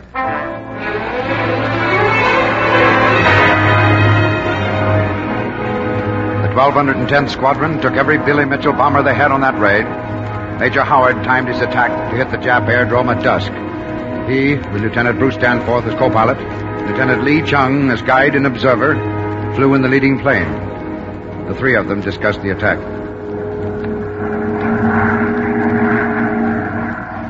You still think we should come in from the south, Lee? Yes, sir. They never expect an attack from the south. The mountains will cover us as we circle. It's going to be too dark to see much, I'm afraid. You will be surprised, Bruce. Lee says his men will have flares at the four corners of the target. How's that for service? Flares? Why, I thought they got all your boys. They are seldom quite so efficient. Well, it's getting dark. We'll have to pattern the target area. Oh, what's it like from above, Lee? Oh, he doesn't know that. Oh, yes. The English officer who flew me back hid most cleverly in the clouds as we crossed the river. I had several fortunate glimpses. You will see nothing but jungle, Major. They have made hanging gardens to cover the airdrome. Ingenious chaps, these Japanese. Yes, sir. They should go back to living in trees. The jungle is their natural habitat, pal. Thank you, habitat. And, Major, this is Shinwao Peak. I suggest we turn to a course of 28 true. We are approaching the target. Right. Attention, all pilots. Attention, all pilots. Follow me in echelon, V in V, and spread to cover an area of 1,000 yards. Watch for flares. We're going in now. That is all.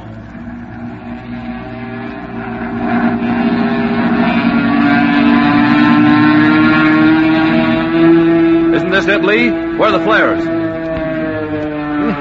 A little patience, Major. It is still... Now you see, 4 flares. Right on the beam. Hey, Bombardier, stand by. All ready, sir. Bombs away, sir. Hey, Skipper. Zeros at 1 o'clock.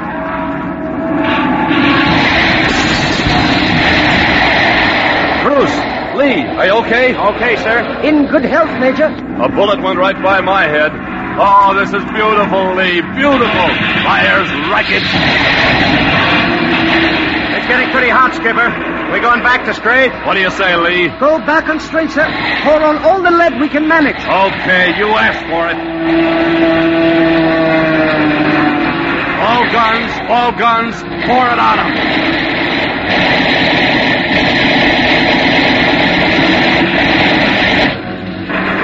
Lee.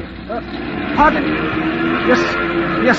You see anything we've missed? No, sir. I would say thoroughly efficient. Lee, what the... He's been hit. He must have got it before we turned. Lee, here, let me help you. Where is it? No, I ask your pardon. Most inconvenient at this time. Is it bad, Bruce? No, I'm trying to see, sir. I think we'd better head for home. No, do not hurry. I beg of you. Not on my account. Home she is. What's the matter, Bruce? Can't you get his jacket loosened? No, sir. His tie is stuck in the zipper. Easy, Bruce. Cut it off him. Here, you fly the plane. I'll take care of Lee. No, please, Major. I have found a few words I must say to Bruce. Now, don't talk, Lee. Just lie still while I get this jacket open. Oh, Skipper, how do you work this morphine hypo? Morphine? That bad? Yeah, they shot this little guy up pretty bad. I think he'll be more comfortable if... Lee. It's all right, Bruce. We part good friends?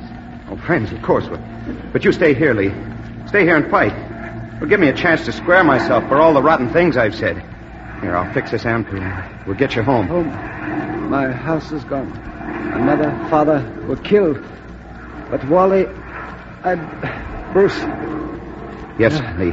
Wally has a home, a family. You must comfort them. To die is nothing. To live, when the heart breaks and one must go on drawing breath, that takes great courage. Promise me, Bruce. I'll do my best. Tell them he has a friend who loves him for his gift to China, who is proud to journey with him. Oh, he couldn't ask for a better friend than you. No man could. Wally, you hear what Bruce has said? Wait, Wally. I will overtake you. That is very humorous. So, be patient. I will laugh with you soon. Lee. Wally. Lee. Did you give him the morphine, Bruce? No, sir. He didn't need it. He was a rugged little guy.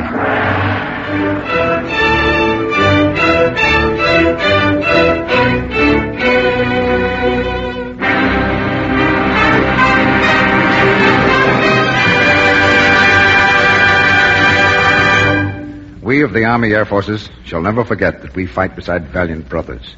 Here's to the Royal Air Force and the lads who flew the Spitfires through that awesome September of 1940. Hitler stood looking toward the white cliffs of Dover until they streamed with German blood, and he turned his haggard face away from world dominion. Here's to the Aussies, the Anzacs, the Canadians. They were rugged men in those days when the Luftwaffe raged boastfully toward Egypt and Suez. Outnumbered, outplaned, but never outfought, they put the icy chill of defeat in Goering's fat heart. Then, from the rubble of their homelands, the Pole, the Norwegian, and the Dutchman rose up to strike the foe. They fought in borrowed aircraft. They fought from strange fields with sorrow and bitterness in their souls. But how they fought. The Germans choked in burning cockpits. The Japs plunged down with broken wings. And once more the tyrant learned that free men can be terrible in war. Nor should the brave story end without a toast to the Russians and Chinese. 3 words: Leningrad, Moscow, Stalingrad. Oh, men of Russia, our enemies will remember them. You sharpened the blizzard stroke with Stormoviks and Yak 1s. 1 million Nazi corpses lie beneath the hammer and the sickle. And now the China Air Force takes wing. Chinese boy, we shall meet you in the sky above Tokyo. Our comrades, our allies, are an inspiration to us and a challenge. So let us fight, that when the victory is won, our comrades will say, these Americans kept faith with us and with freedom's eternal soul.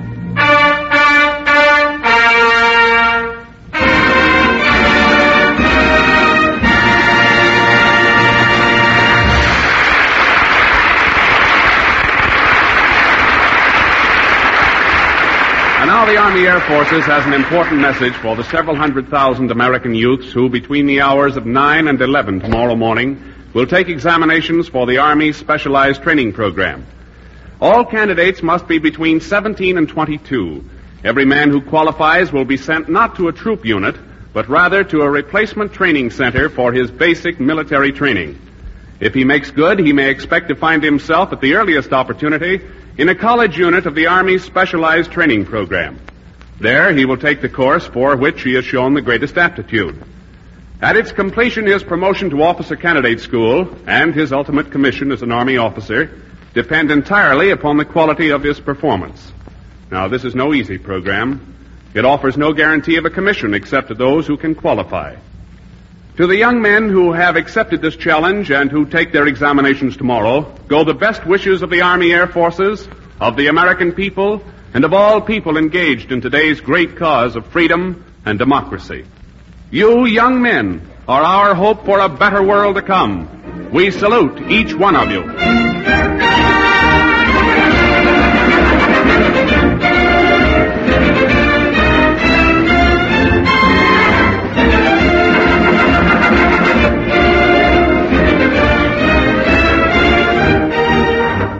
You have been listening listening to Wings to Victory, a presentation of the Army Air Forces.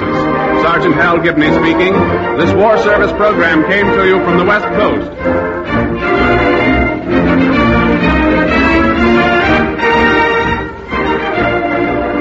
This is the Blue Network. Down in Arkansas. They don't need a traffic cop. Well, there's just 2 stores in the blacksmith shop. The trains go by, but they never stop. Down in Arkansas. Lifebuoy presents The Bob Burns Show, bringing you latest news of those kinfolks in Van Buren, more doings of the Arkansas Traveler, Spike Jones and his City Slickers. And now, just a minute, boys. Now, I want to introduce Dick Lane, who will, in turn, introduce our most important guest for this evening. Okay, Dick. Ladies and gentlemen, never in my long experience in the show business did I ever dream that I would one day be granted the high privilege and signal honor of introducing so much of a man to so many people. I have but to mention his name, and you recognize him as not only one of the finest musicians, but one of the most renowned actors of radio, stage, and screen. April Fool, it's only Bob Burns.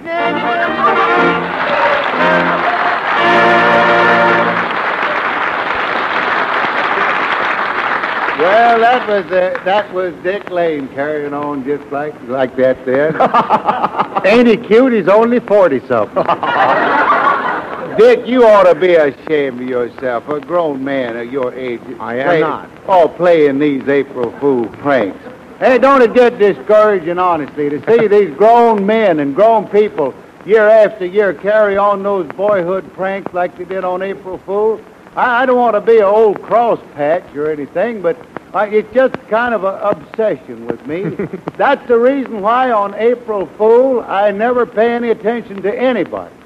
I just don't listen to anything anybody says. Not today. Somebody called up on the telephone, and it was a girl's voice, and she wanted to know if I could have lunch with her today at 12 o'clock sharp at the Brown Derby. And I says, who is it? And she says, it's Hetty Lamar. Well, now, I knew it was just an April Fool prank, so I only waited 4 hours. Well, Bob, that new secret weapon that they call the bazooka, that isn't any April Fool's joke, and that must make you feel awful proud, huh? Yeah, Dick, that sure does make me feel proud. Well, I should think it would. Some of the higher-ups seem to think that bazooka might win the war. Well, that wouldn't surprise me none. I always did say my old bazooka won the last war. Well, I know you took it to France with you, but what makes you think it won the war? Well, now, Dick, now listen here. Now, man to man, what would you think? Well... Now, I took it over there, and I played it before all the soldiers, all the American soldiers, and the French soldiers, all the Allies. And suddenly it dawned on me one day that there was only one bunch of soldiers in the war that hadn't heard my bazooka.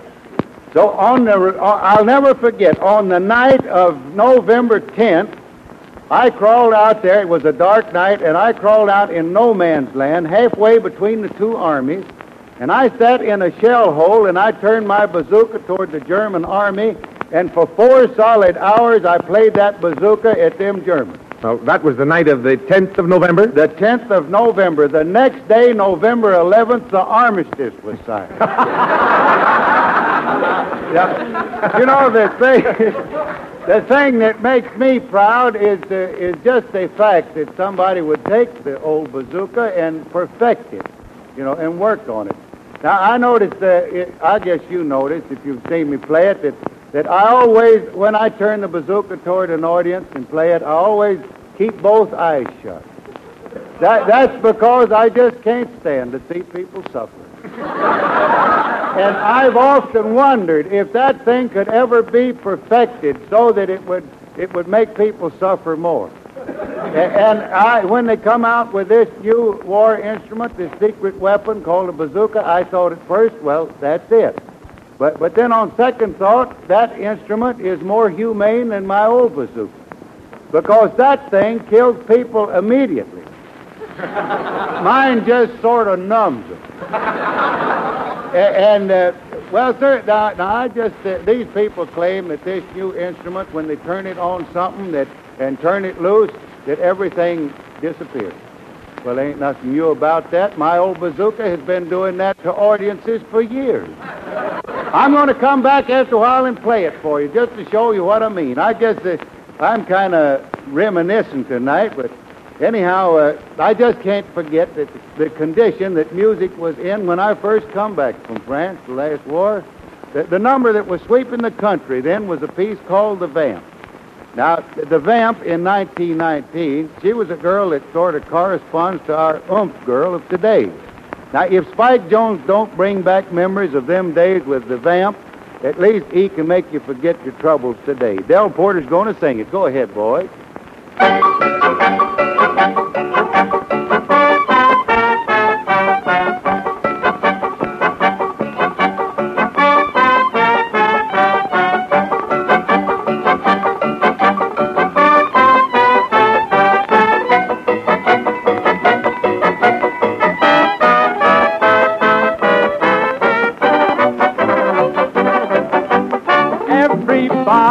Do the vamp. Vamp until you get a cramp. Grab your tootsie, hold her tight.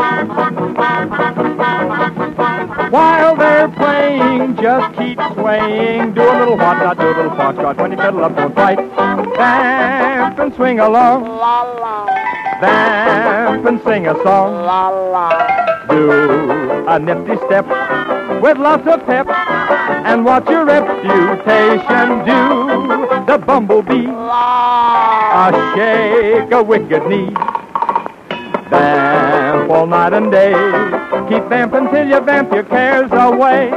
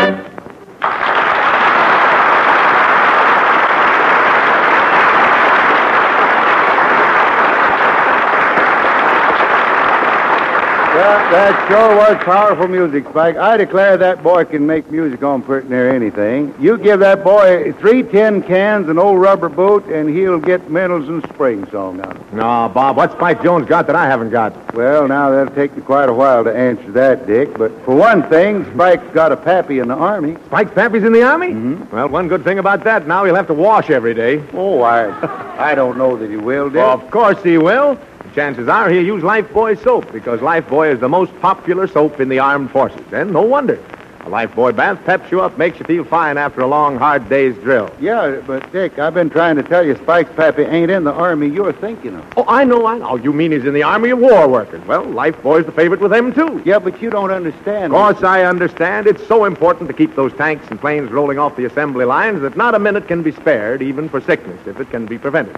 So, wise, patriotic war workers help protect themselves against germs by washing their hands with Lifebuoy regularly. Yeah, but not Spike's pappy. Why, doesn't he think he needs Lifebuoy? Oh, sure, but he's just kind of ornery. Besides, he don't like to wash because it always gets his beard wet. His beard? Mm-hmm. What army did Spike's pappy join? The Confederate Army, Dick. That's what I've been trying to tell you. Oh.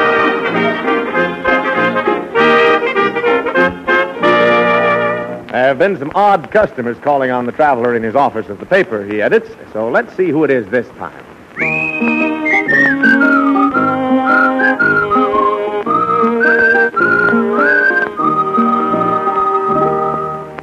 But this is preposterous, sir. You refuse to print my advertisement? I sure do. My card, sir. Colonel Britton T. Farnsworth. And if you doubt the color of my money, gaze upon this.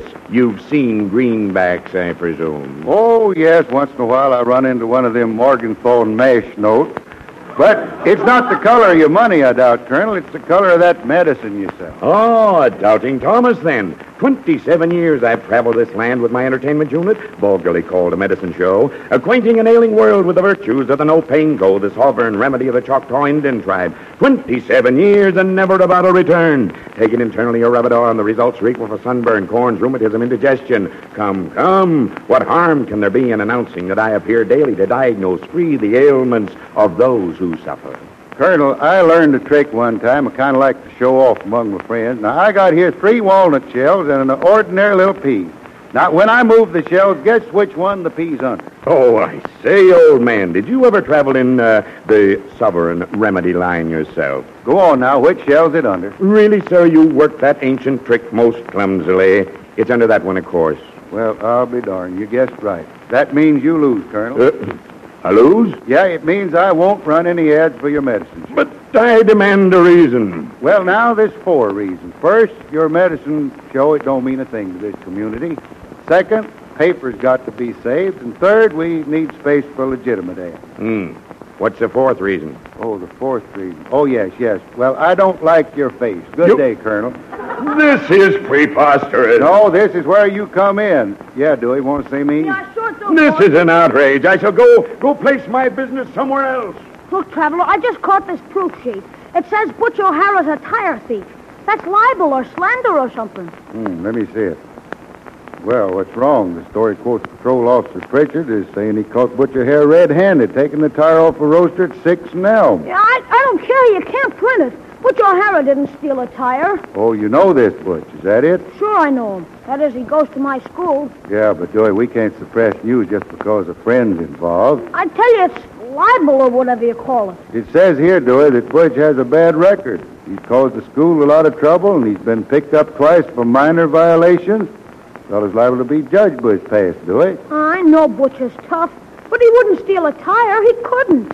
Got any evidence, or is that just a hunch? Both. That knife I had with the 4 blades and the bone handle, there wasn't a kid in school wouldn't have given us front teeth for it. Well, I lost it, see? And who do you suppose found it and gave it back? Butch O'Hara. Now, I ask you, would a guy like that steal tires? Does sound kind of out of character. Please, Traveler, they got Butch up at Central Jail. Can't we see him and maybe figure out what happened before this has got to be printed? All right, Dewey, if you insist. I'll get Chief Police Nelson's okay, then you and me are going to go and see Butch.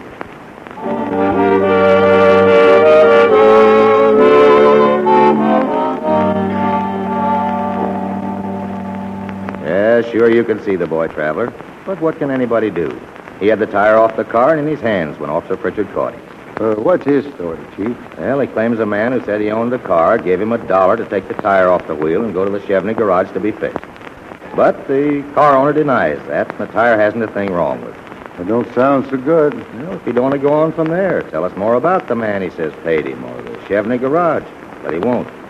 I gave him every break. Questioned him myself as nice as I could. But he's picked up some tough ways, talks out of the corner of his mouth, says the dumb cops can find out the rest for themselves. What can I do? You know, there's been too much of this lately, Nelson, especially boys stealing tires. Yeah, you're telling me. The juvenile problem has the police in every city worried plenty. Parents off fighting or working, too few playground supervisors, youth leaders, and so on left to care for the boys. Is that what's wrong with Butch? He's typical. His dad's in the Marines, his mother's on the swing shift at the Crevney plant. Their home's an apartment on F Street. What kind of a woman is his mother? She's a fine woman. She'd straighten her boy out if she had the time. Naturally, she's been pleading for her boy, saying that Butch isn't there. She may be right. I don't know as I ever saw a really bad boy, at least not at 13. Well, they're coming younger every year, Traveler. But you talk to him. I hope you can get something out of him. If you'll only give us a straight story of what he was up to, we might know a lot more about this wave of tire stealing lately and who's been disposing of them.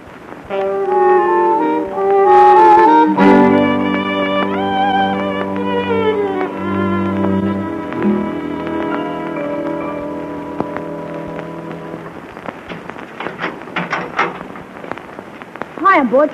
Hi. I brought a guy to see you, my boss on the paper. Butch O'Hara, the traveler. Traveler, this is Butch O'Hara. Hi, son. Okay, what'll you have? A story with or without the sobs? Well, can't a fella come to see you without wanting something? Dewey here says you're innocent. I don't want to have to print anything that might harm you for the rest of your life, Butch. I told my story about 20 times to that dumb chief. Ask him. Come on, don't be like that, Butch. The traveler's okay. He's a real guy. I said I told my story. The guy said the car was his. Gave me $1 to take off the tire into the Chevney garage. While I was doing it, the cops came up and started trouble. That's all I know. What kind of a guy, Butch? How do I know? He was dressed all right. Talked like he might own a car like that. Had a lot of dough in his pocket. Any idea how much money? I couldn't tell. He just peeled $1 he gave me off a roller to choke a horse. He gave no name? Why should he? He never asked mine. Well, how old a man was he? Oh, older than you, kind of, I guess. I don't know. Well, now, would you know him if you saw him again? I sure wish I could get the chance. All right, Butch. I'm going to ask Chief Nelson to let you look over the file of photographs at the Fingerprint Bureau. It'll take patience, thousands of them, but you might come across the man that gave you that $1.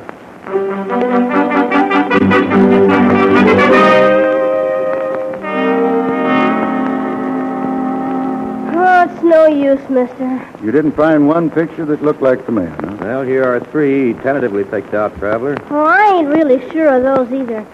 After about the millionth, they all began looking the same. We can eliminate the first 2 pictures. The men are both in the penitentiary. And third? Well, the man could have changed a lot in the 12 years since this was taken. I picked that third one because the eyes are kind of like the man's I talked to. Here's his police record, Traveler. Let's see. Horace Watson, alias Sergeant Johns, alias Captain Folsom, alias Major Humphrey. Well, he kind of promoted himself every once in a while, didn't he? Yes. He's a con artist and a shell game man. Last heard of, he was running a cheap medicine show. Medicine show? Holy smoke. Butch. Yes, sir? That man, did he wear a white vest and talk big, pompously with a lot of flourish? Yeah. Yeah, that's him exactly. You'd have thought he was setting me up for life with that $1. Chief, Butch's eyes are pretty keen at that.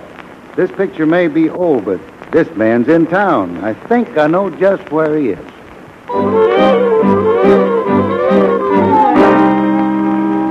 Yes, indeed, no pain co, a sovereign remedy. Secret with the Choctaw Indian crime until revealed to yours truly, Colonel Britton T. Farnsworth. Well, if it isn't the esteemed editor of the local paper. Try a bottle, sir? No, me and my friend, we're just looking around your place. Where's your crowd, Colonel?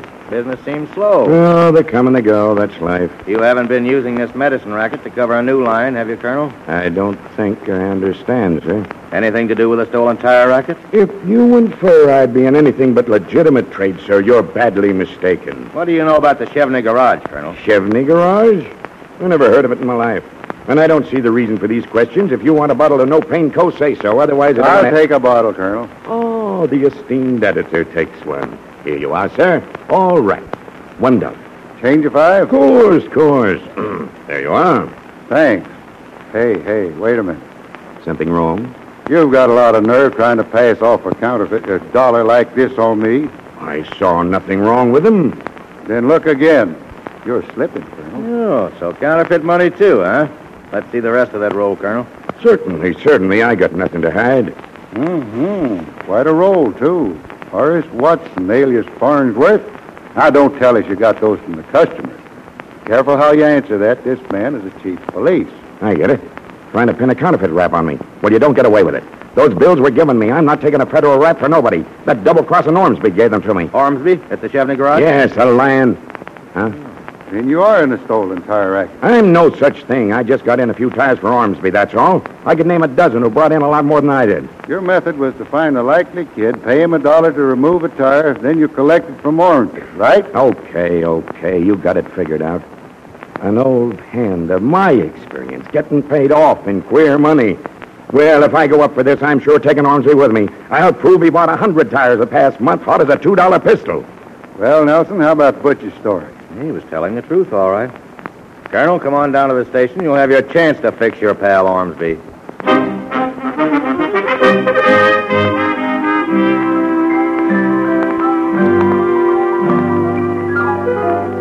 Come on.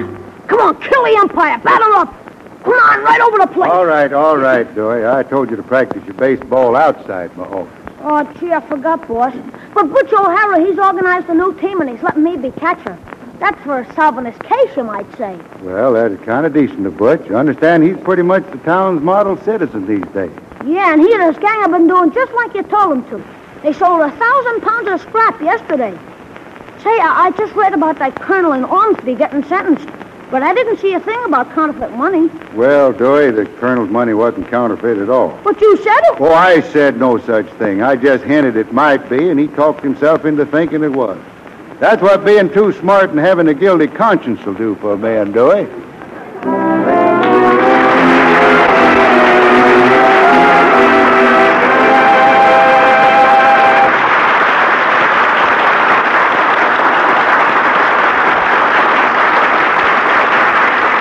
Before Bob returns to tell you about his relatives, Spike Jones is going to help me tell you about a lovely young girl who was all dressed up on a beautiful spring day.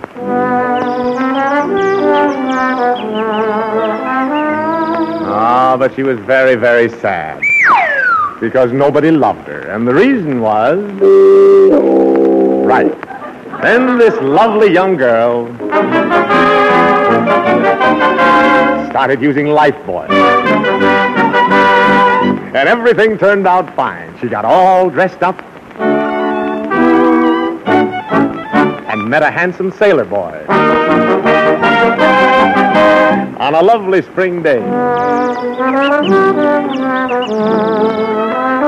And do you know what finally happened?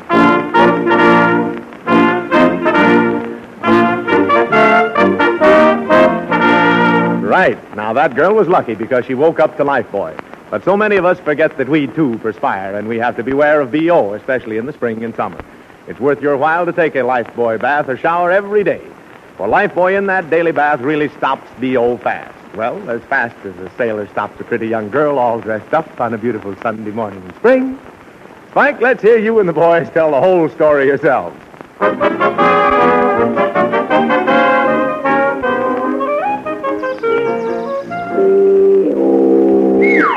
So far, so good. And then, Lifebuoy to the rescue.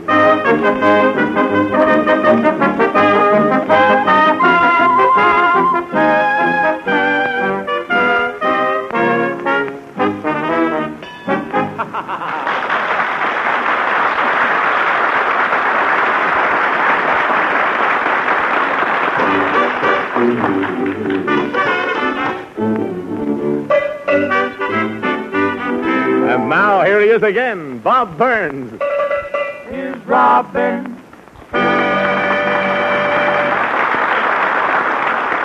Well, thank you. You know, I told you a while ago, I said I was going to play my bazooka for you tonight, but I just can't get started without telling you what I've been thinking over there. Ever since we did that little play with that little boy where he was misjudged, you know, everybody thought he was a bad boy. That took me back to the time when I was a boy, when I first invented the bazooka. Everybody in Van Buren thought that I was just wasting my time. And they thought I was a bad boy, especially in school.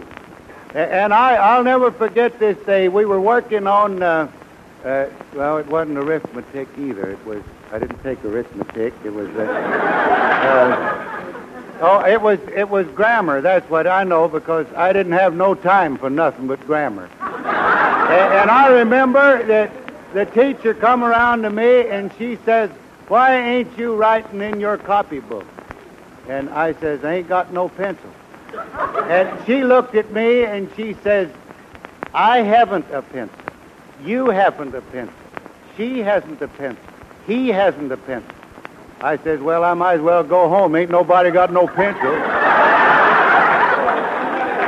Now, you see, I wasn't a bad boy at all in school. And I did take one other study in that I remember. That's spelling. I'll never forget that. Now, I remember the time the teacher asked me to spell weather. Now, I can spell it now, but But then it was a little... We had in school back home, we had what they call the progressive form of spelling. You know, where you spell a syllable and you pronounce it, and then you spell the next syllable and pronounce that, and you carry the word right on. So I got up and I said, weather. W-E, where, there you got your where. E-T-H-F, there you got your F, there you got your where F. H-U-R, her, there you got your F, her, there you got your where F, her.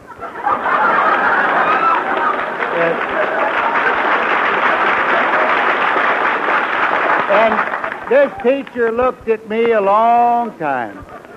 And finally she says, well, I've been teaching school here for 40 years. And that's the worst spell of weather we ever had. But now, you see, that teacher was wrong there to discourage me like that at that tender age. I was only 17.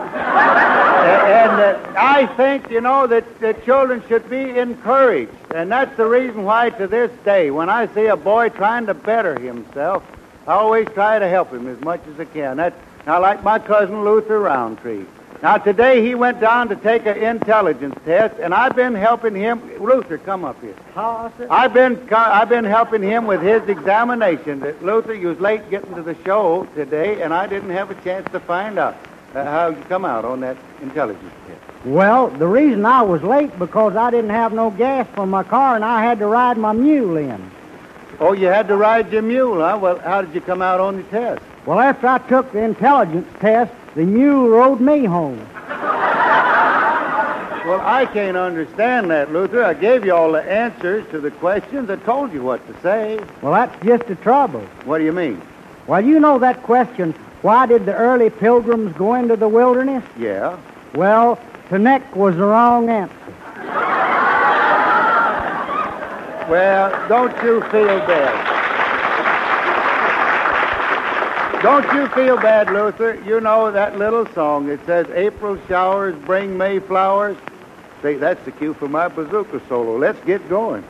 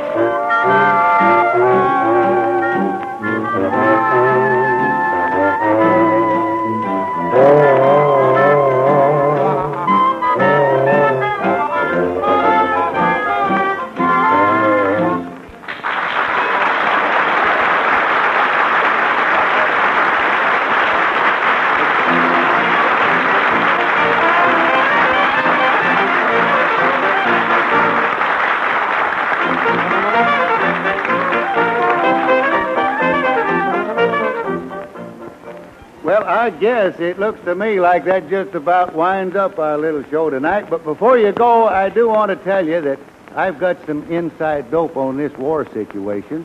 Now, don't you folks get discouraged at those German reports that they've been sending over the air about their small casualty list. They forgot to mention all them soldiers who was lost, strayed, or stalling. Thank you very much.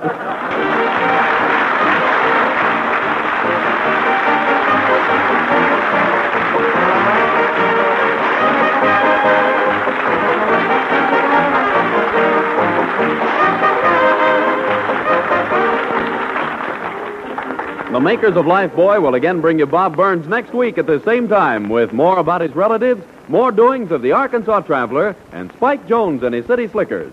Remember, Lifebuoy is the only soap especially made to stop... To Today, no American can afford to be tired, nervous, low in vitamins.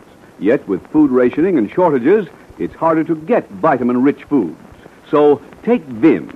Vims give you all the vitamins government experts say are essential. And the balanced formula doctors endorse. And in addition, Vims supply all the minerals commonly lacking. Get Vims at your druggist. VI for vitamins, double MS for minerals. Get that Vims feeling. This program came to you from Hollywood. This is the National Broadcasting Company.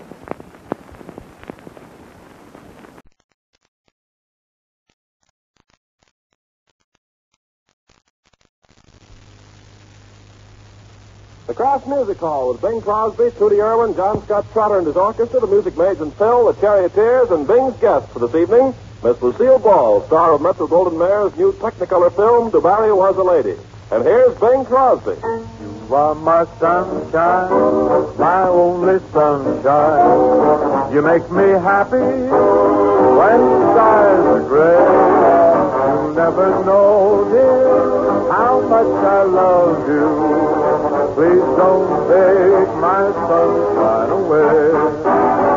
The other night, dear, as I lay sleeping, I dreamt I held you in my arms.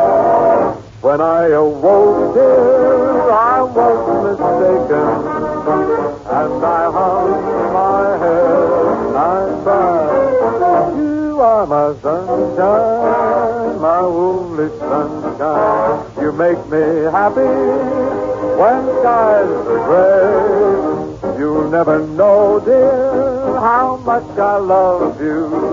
Please don't take my sunshine away. I'll always love you, and I can make you happy. Interesting. If I were only sure that you would say the same. Say the same. But if you leave me so I can love another, never do that. You will regret it all someday. You are my sunshine, my only sunshine. You make me happy when skies are gray. Clever, clever. You'll never know, dear, how much I really love you. So please don't take my sunshine away. Toodaloo.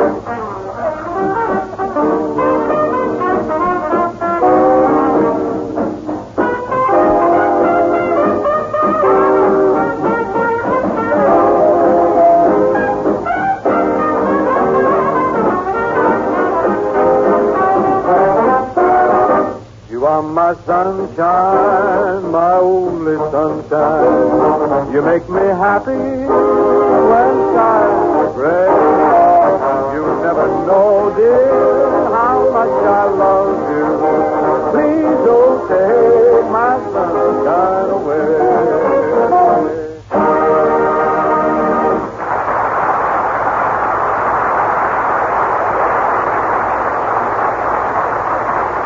This is the old Kraft Music Hall, friends. Battle station bound to every spot on the globe, where men are digging for victory in Tunisia, and in the Solomons they're digging foxholes, and from the skies above Germany they're digging up Berlin streets.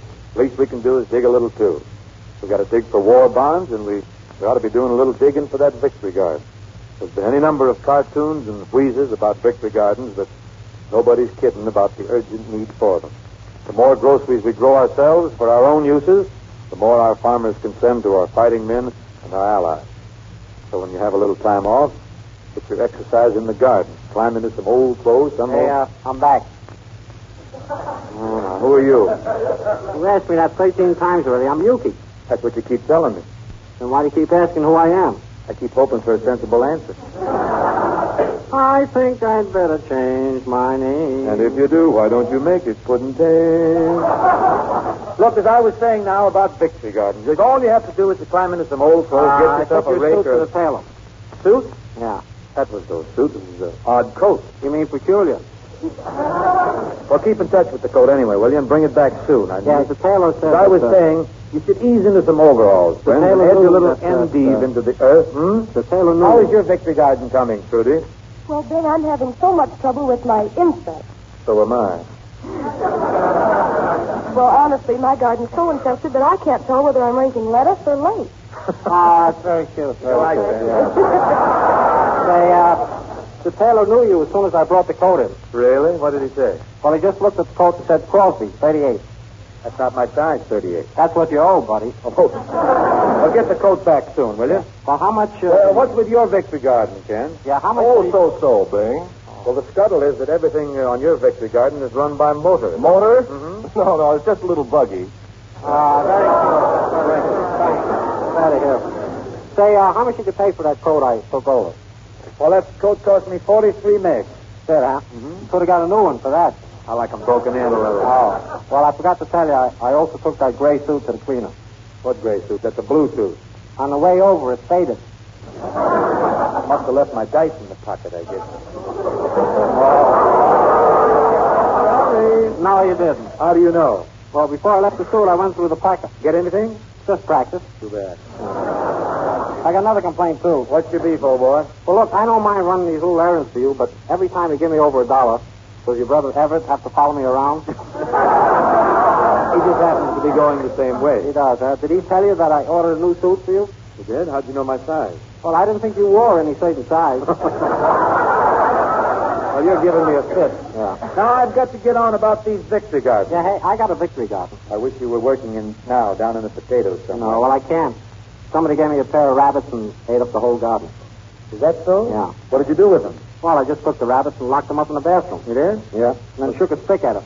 Boy, that ought to teach them. Well, I don't know. I went back there to let them out this morning. Yeah. More rabbits there than you shake a stick at.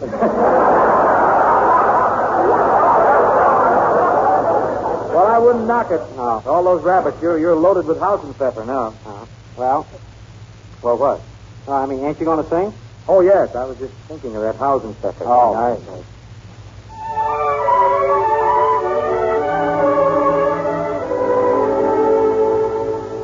English boy in Paris fell for a lovely mademoiselle.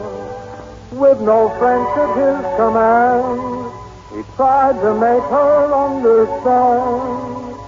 He loved her more and more each day, and in his own peculiar way, he'd open up his heart and say,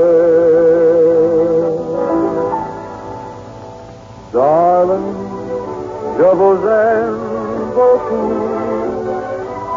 Je ne sais pas what to do. You know you completely won my heart. Morning, noon, and nighttime too. Toujours wondering what to do. That's the way I felt right from the start. Ah, chérie, my love for you is très fort. I wish my French were good enough. I'd tell you so much more. But I hope that you comprehend all the things you mean to me. Darling, je vous aime beaucoup. I love you. Yes, I do. Thus, friends, a few words that might come in handy to a man of our armed might in French North Africa. Follows a few words that might prove of value to everybody right here at home. So,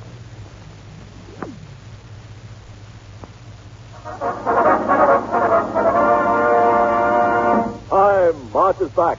1929. The Kellogg-Briand Treaty, pledging 62 nations to renounce war as an instrument of foreign policy, is signed, and the stock market suffers a slight technical reaction. 1929, and in their homes, thinking men can be heard to say, yeah, Sprudy. Of course I lost a little in the market, but that's the stock market for you. One day you win, next day you lose. One day you win, the next day you lose. Well, why don't you just play every other day? If there's a way to beat the market, I'd know it.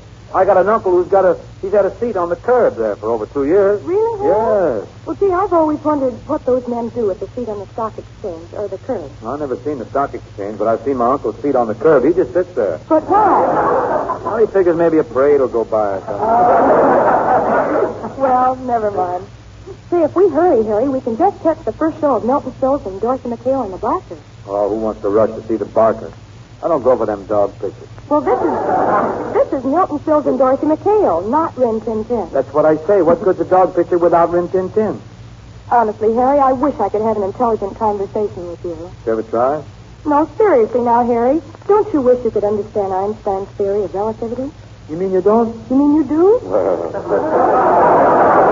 Now, get this. Here's the way it goes. You know the Cannonball Limited that goes zinging through town about 60 per every evening? Yes. Well, if he goes through the tunnel just above the ridge, going 55 with a 10-mile headwind, it takes all the way from the water tower to the yards, or a distance of 5/8 of a mile, to stop her with the brakes set. Well, how do you know that? Engineer told me. No. I'd still like to see a movie. You would? Mm-hmm. Well, how about the Singing Fool? Well, you can come, too. Thanks. Oh, you're welcome. Of course, this is Thursday evening. We could stay home and listen to the Rudy Valley Hour on the radio. What's the thing? My time is your time. Languid and plaintive, hear the chant of the jungle. That's a fine thing to say about my singing. Who's talking about your singing? You just keep on doing it. Nothing like singing. Even says so in that song. What song? Well, it goes this your way. With a song in my heart, I behold your adored face, just the song of the stars. But it soon is a hymn to your grace. When the music swells, I'm touching your hand. It tells me you're standing near.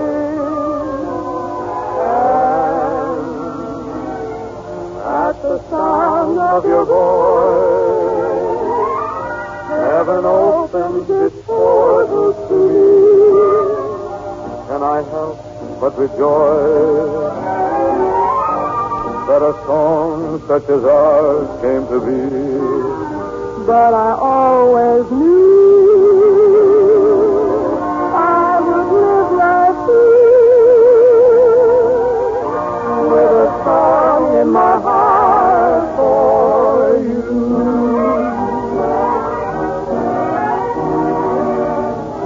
At the sound of your voice, heaven opens its portals to me. Can I help but rejoice that a song such as ours came to be? But I always knew I would live like you, with a song in my heart for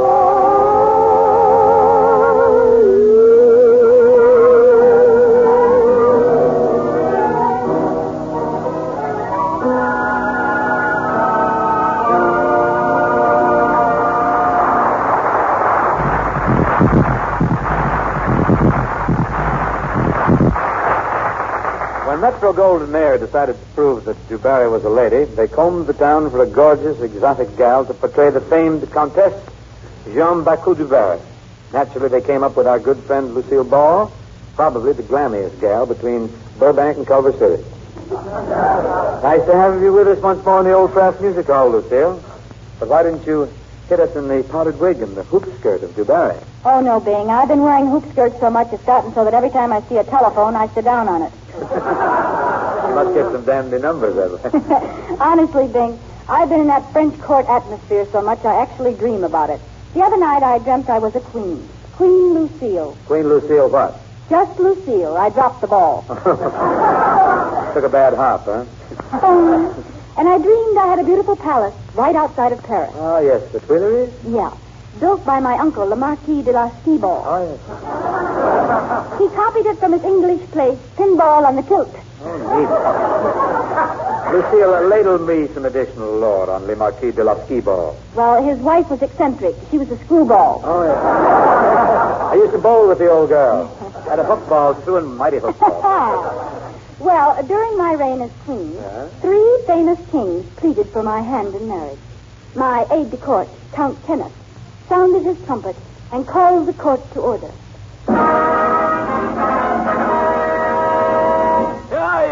Hear ye. The court of Queen Lucille of Balderdash is now in session. May I speak, Your Majesty? Why not? My curiosity's at the Burlington. I await your first word in a state of utter turmoil. The people wish to know why you, our queen, have such a strange dialect. Well, the legend is that me old lady was frightened by a Brooklyn Dodger. Yes, I'll tell them you're a Garosha, Juberry. Yeah. Your Majesty, as per your directive, I inserted an advertisement in the Paris Daily Postcard stating that Your Highness, Queen Lucille of Balderdash, was desirous of obtaining and maintaining a husband. I stated that only kings with Jack need apply. I also said they must be handsome and tall. Yeah, we don't want no 3-foot rulers. Oh, no. No, definitely no short peers. Did any people answer the ad? 3 kings await outside. Okay, send them in. But I'm a sucker to call 3 kings.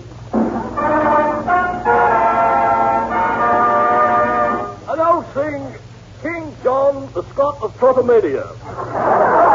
In this corner, weighing 267 3/4, pretender to the heavyweight crown. You may kneel at my feet, King John. I can't, Your Highness. Why not? Once I kneel, I can't get unkneeled. Whoever gave you the idea that I would commit matrimony with a guy like you? What do you got to offer, huh? Your Majesty, I have a vast domain. Yeah, I can see that. Liquidate the stylish stout, Count Ken. Come, if that's so. Looks like I'm getting the count. They're off at Spokesman's Park at the quarter, running water at the half Candy Gap, and here's the winner. Captain Spinner got it. Your Majesty, King Bing of Crosbania awaits your pleasure. Shall I tell him to come forth? Well, if he's on one of his own nags, he'll be lucky to come fifth. I'm King Bing, I swing. I'm Queen Ball, I bounce. Your Royal Highness, thou dost remind me of a beautiful cameo. Thou dost resemble a fragile flower. Thou dost bring to mind Madame Pompadour. Madame Dubreuil. Thou dost, yes, thou dost. I guess I gotta brush you off. You're too dusty. Oh, Queenie, can't we merge our kingdoms? May I first ask how you get along with your people? Oh, fine. They love me because I rule with a wise hand and an iron head. I believe it. How do you get along with your subjects? Oh, pretty good, but I keep flunking algebra. Allow not a few axioms to worry your tissue-tinted top-piece, fair Queen Lucille, for I love you. I love you dumb as you are. Oh, honestly, King Bing, you say the sweetest things. Why, I think I'm blushing. Nothing beats a royal flush. Sorry. I must say, you've made quite an impression on me, King Bing. I'll give you my answer soon. In the meantime, I'll have my bouncer throw you out.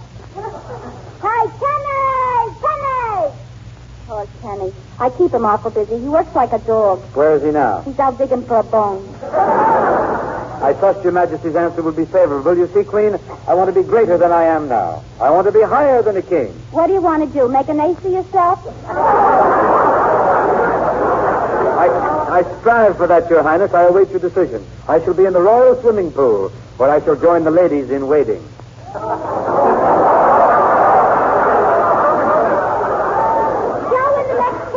Kenny.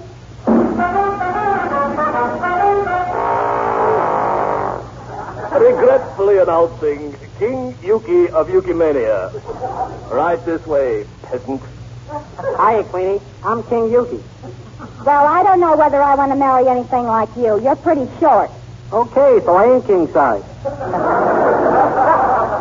You look very familiar to me. Could it be that you're the guy who used to keep company with Snow White? You mean Prince Charming? No, Dopey. Come here, Queenie.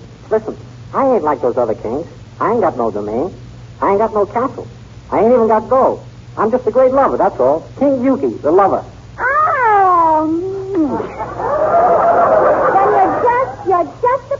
I've been waiting for. I ain't person. Who said poison? Oh. Come, Kenny, send everybody in. I've made a church.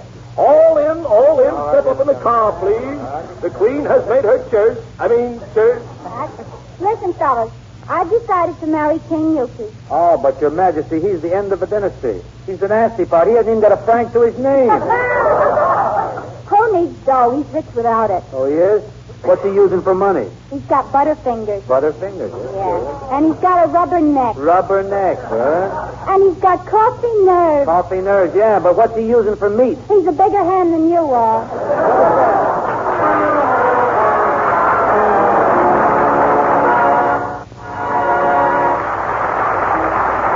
Thank you, Lucille. Thus, Lucille Ball, the Brooklyn Yankee, or maybe I'd better say Dodger, in the court of Louis XIV. Returning to the States, we turn to the charioteers and the spiritual wade in the water.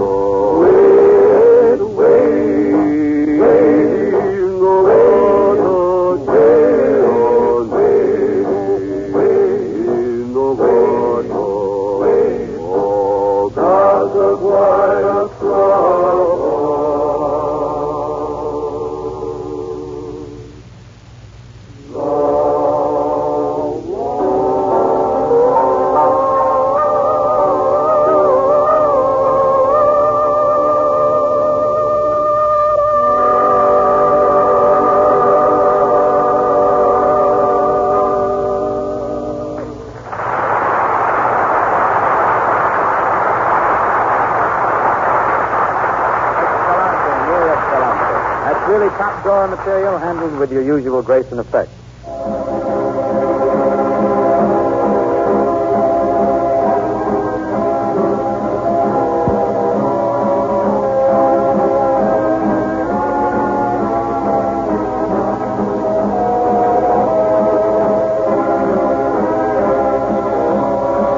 That old black man has me in its spell.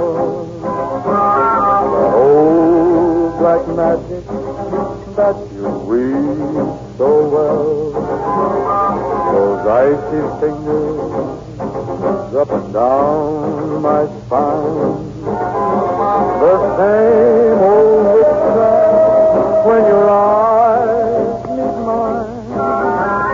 The same old tingle that I feel inside. Then that starts its ride. Down and down I go, round and round I go, like a leaf that's caught in the tide.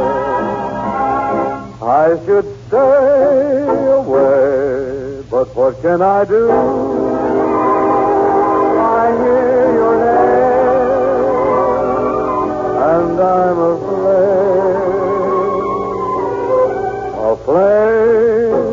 with such a burning desire that only your kiss can put out the fire. For your sweetheart I have waited for. The mate that fate had me created for. And every time your lips meet mine, darling, down and down I go. Round and round I go. In a spin, loving the spin I'm in. Under that old black magic called love.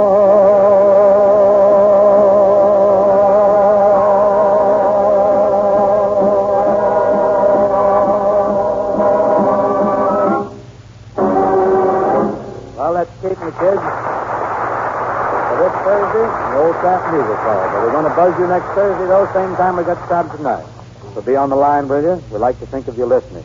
Because if you're not, I don't know what we're doing it for. Over and above our regular group, we're expecting Metro Golden Mayor's handsome, romantic young juvenile, Rags Raglan. That's next Thursday. Tomorrow morning, several 100,000 young men between 17 and 22 are taking examinations that will decide the parts they're going to play in this war.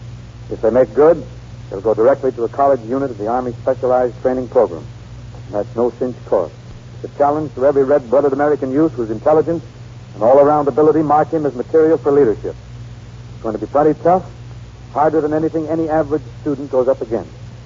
Because the Army don't fool around. For the soldier in the camp, as well as the soldier in the Army Specialized Training Program, the measure of effort and the measure of success is the measure of patriotism. To those hundreds of thousands of boys, a proud country wishes the best of luck. The Kraft Music Hall comes to you from Hollywood Radio City.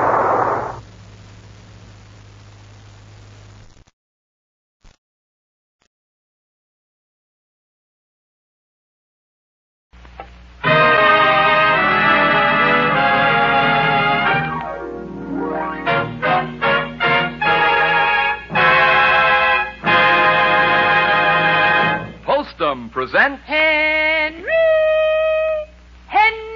Aldrich. Coming, Mother.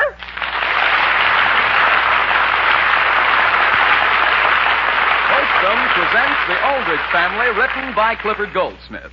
Entertainment for all the family, brought to you by Postum, a tempting, wholesome drink for all the family. Postum.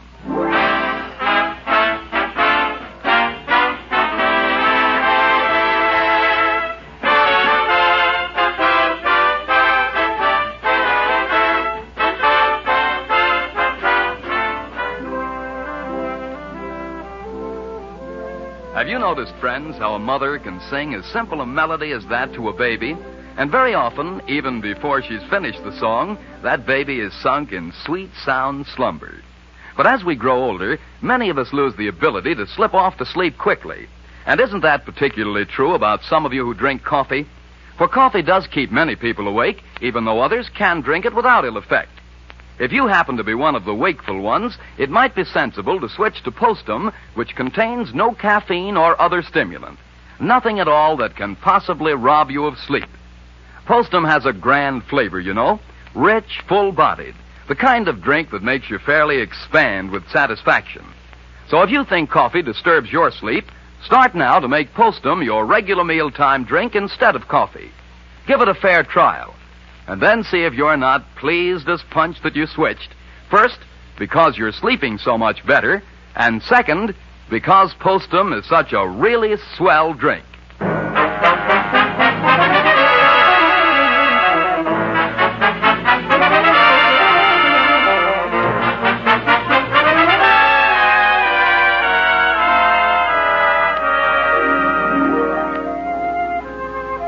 A boy is a boy, and that's all there is to it.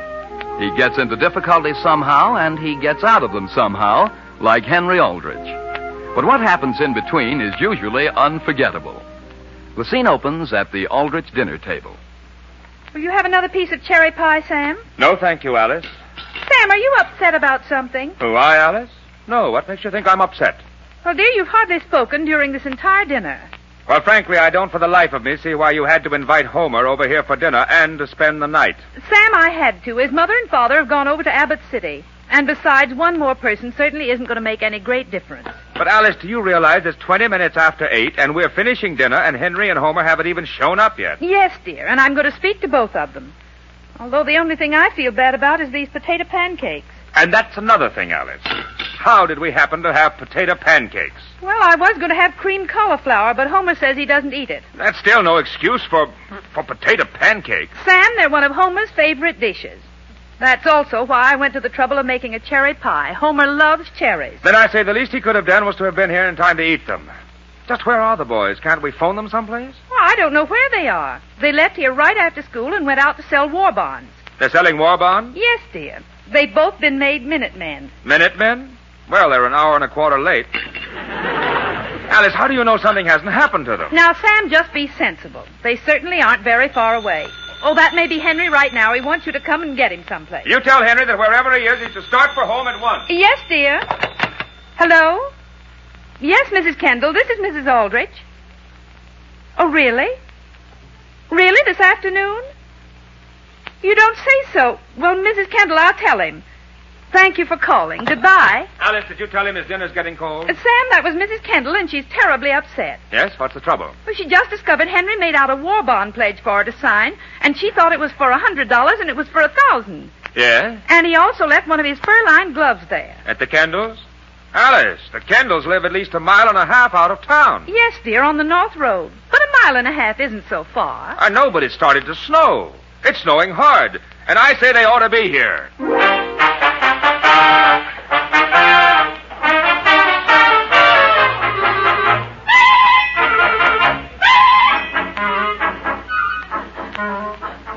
Did you get your folks, Henry? No, Homer. Gee whiz, the line's still busy. Boy. Every time I call him, it seems to be busy. Boys, we just had a phone call for you. You did, Mrs. Cooper, from my father? From your father? No, from Mrs. Snyder. She lives about 1 mile on up the road. Mrs. Snyder? Yes, she called to ask whether you know you left one of your overshoes at her house. We did. Oh, boy, look, it's mine. Now, listen, Homer, you're getting more darn careless. Well, I can't remember everything, Henry. I have to carry all our pencils and all our bond information, don't I? Say, aren't you boys sort of hungry? Hungry? I've got some nice corned beef and cabbage out in the kitchen. I could warm up for you. Oh, no, Henry's mother has a swell dinner waiting for us. She fixed some potato pancakes and a cherry pie, just because I like them. Potato pancakes and cherry pie? Sure. As a matter of fact, I like any kind of cherries, just so long as they're canned. Well, you're easy to please, aren't you? Jane. Yes, well, I'll be right there. Henry, don't you think you ought to try phoning your folks again? Well, I'll try, Homer. But my folks know we're out selling bonds, and if they aren't worried, why should we get upset?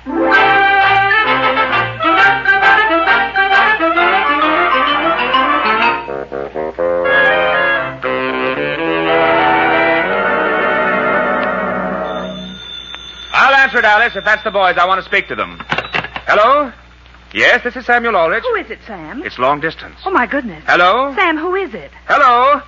Alice, it's Homer's mother. Oh, my goodness, from way over in Abbott City? Yes, Elizabeth, Homer's fine. No, he's no trouble at all. Mrs. Aldrich made some potato pancakes for him tonight, and you want to speak to them? Well, Elizabeth, right this minute, he and Henry stepped out for a few minutes, but there's nothing to worry about, I don't think.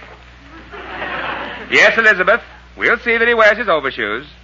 Yes, goodbye. Sam, do you realize it's going on 9 o'clock? Well, what if it is? But don't you realize it's snowing out and Henry has only one glove? I know it, Alice, but you told me not to worry. Dear, if Elizabeth Brown was worried enough to call all the way from Abbott City, it seems to me the least you can do is worry a little.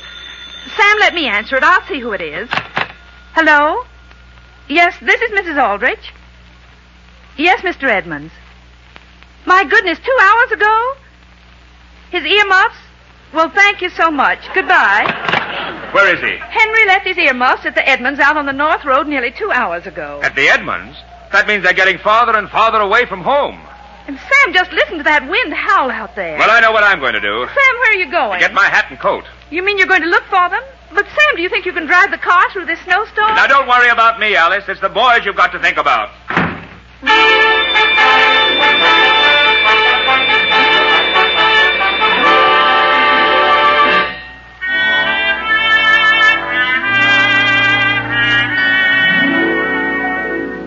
Those boys comfortable in the other room, Jane? Yes, Will. And, Will, don't say anything, but I'm going to surprise them. Yes? I'm going to fix them some potato pancakes and open a can of cherries. Yeah. Was that all? Well, one of them says it's all he ever eats. Yes? Mr. Cooper? Yes, sir. I'll be right there. Mr. Cooper, are you sure your phone works all right? I don't know why it shouldn't. You boys wouldn't like to stay overnight, would you? Oh, no thanks. If we don't get home before long, my folks might begin to wonder where we are. Sorry we couldn't buy a bond from you boys. If we only had some way to get our cow into town and sell her, I'd be able to buy one. You would, Mr. Cooper? Yeah, but my truck's broken down. Henry, why couldn't we help him get his cow into town? Sure. We could walk her in for you. Well, if you want to come out and get her someday, she's right out there in the barn. And you'll buy a war bond? We'll turn every cent we can get for her into bonds. Will, where's the can opener? Just a minute, Jane. I'll be right there. Boy, Henry, I'll bet if we could sell that cow, we'd get $50 for her. 50, Homer. 50? Are you crazy? Is that too much for a good cow? Too much, Homer. Gee whiz, I heard of a cow once selling for $1,000. $1,000? Or maybe it was $2,000 or $3,000. Just an ordinary cow? What do you mean ordinary?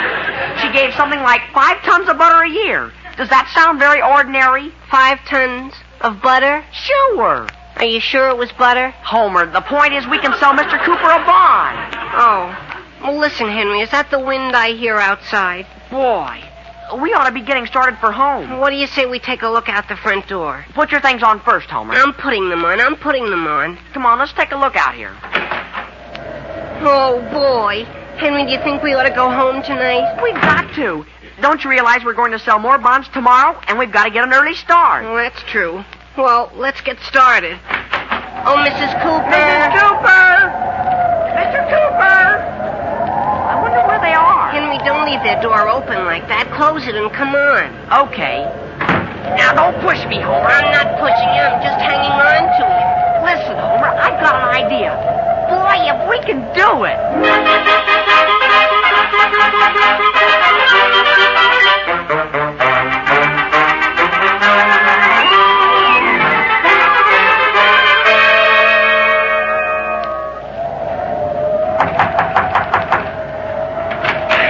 Good evening, Mrs. Edmonds. Good evening, Mr. Aldrich. What are you doing way out here? Come on in out of the snow. Thank you. I understand Henry and a friend of his were out here, and I thought you might give me some information as to which way they went. Well, as I recall it, they were here about 6 o'clock. Mr. Edmonds bought a bond from them. Oh, and incidentally, here are Henry's earmuffs. Oh, thank you.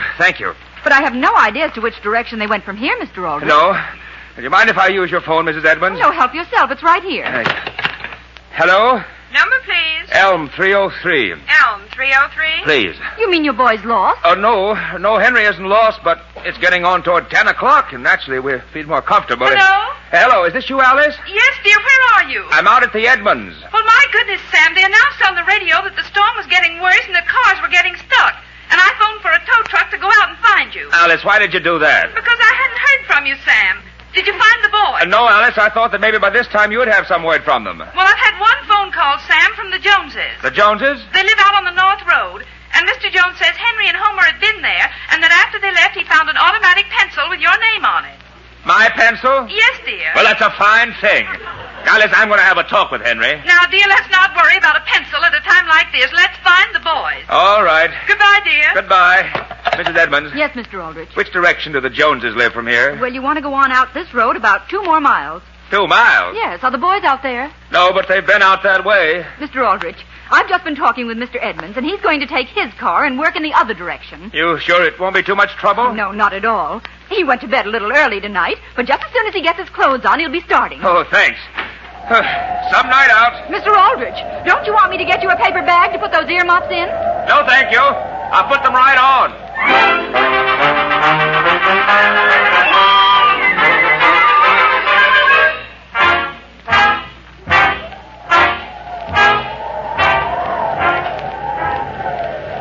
Boy, is this some night, Homer? Keep your head down, Henry, and sort of walk backwards. What do you think I'm doing? Boy. Henry, look ahead. There's a truck or something. Where? Right down the road. It's just standing there. Oh, boy. Come on. I'm coming. There's only so fast I can go, though, Henry. Gee whiz, I'm not Hercules. Look, Homer, it's a tow truck. Hey, mister! Mister! Who's that? It's us! Can you give us a lift, please? Okay, if I can get out of this drift here. Well, gee whiz, are you going all the way into Centerville? Yep. Just as soon as I find a car I'm out looking for. Hop on the back. Well, look, do you have room for a cow on your truck? What's that? We've got this cow, see? We're taking her into town for a guy, and we're going to surprise him. You're what? Sure. He wants to buy a bond. Say, ain't she cold? Oh, gee, no. We got 2 blankets tied around her.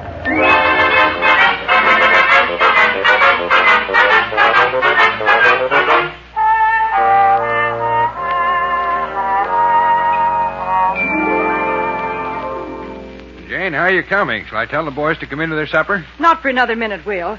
I want to get these potato pancakes a little bit browner. I knew all the time we'd find a can of cherries down the cellar. Just a case of our keeping on, we located them. Didn't I hear Bess mooing when we came up from the cellar? Well, what if you did? She's all right. She's good and warm out there in the barn. Of course she is. She likes the cold. All right, Will. You better call them. Boys, Mrs. Cooper has a little surprise for you. Boys. Tell them to hurry right up, Will. Boys. Oh, boys!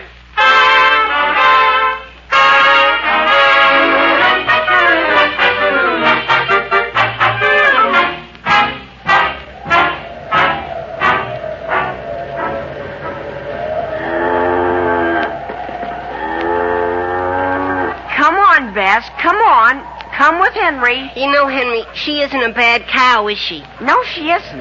And I think she likes walking better than she did riding on that truck. Boy, that wasn't a lot of work. Just nicely got her on the darn thing, and he runs right into another drift. That driver was a nice guy, though. It was very decent of him to promise to buy a bond from us. Well, wait a second, Henry. Wait a second. What's the matter? Have we gotten off the road a little? Oh, boy, where'd this snowdrift come from? Now, wait, Homer. Get around on the other side of her, and we'll try to back her out. Well, wait a second, Henry. Wait a second. I think she's getting cold around the ears. Well, what are you going to do? Tie my muffler around her head. What do you think? Well, gee whiz, that's a good idea. Then she'll be really comfortable.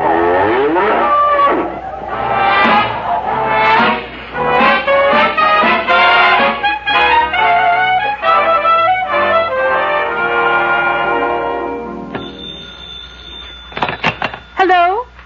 Yes, this is Mrs. Aldrich's residence. Why, no, Mr. Kilmer, I hadn't heard a word from Sam. Yes, Mr. Kilmer, they went right out on the North Road. Well, if you don't mind taking your car out on a night like this, I'd certainly appreciate it.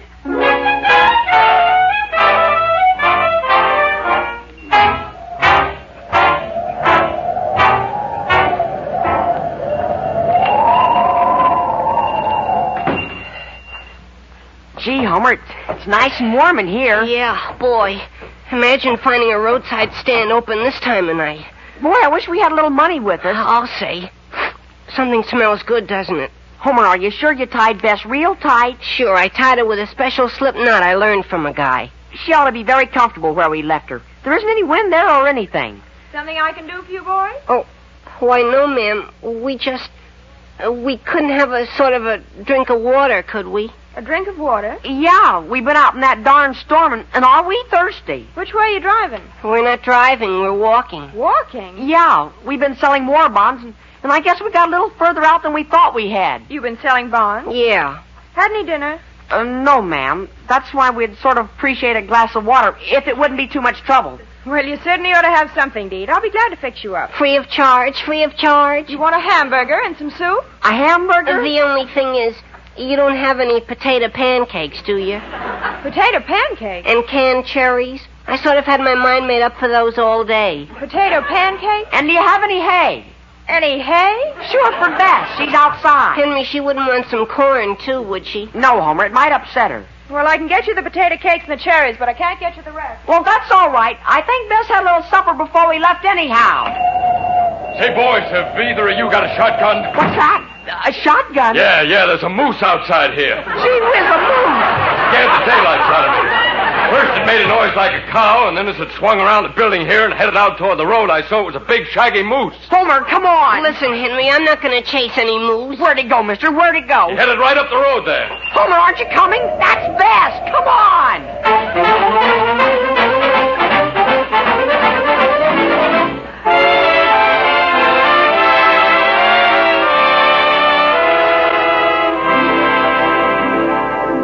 Well, I don't know. It begins to look as if Homer Brown would never get those potato pancakes, doesn't it?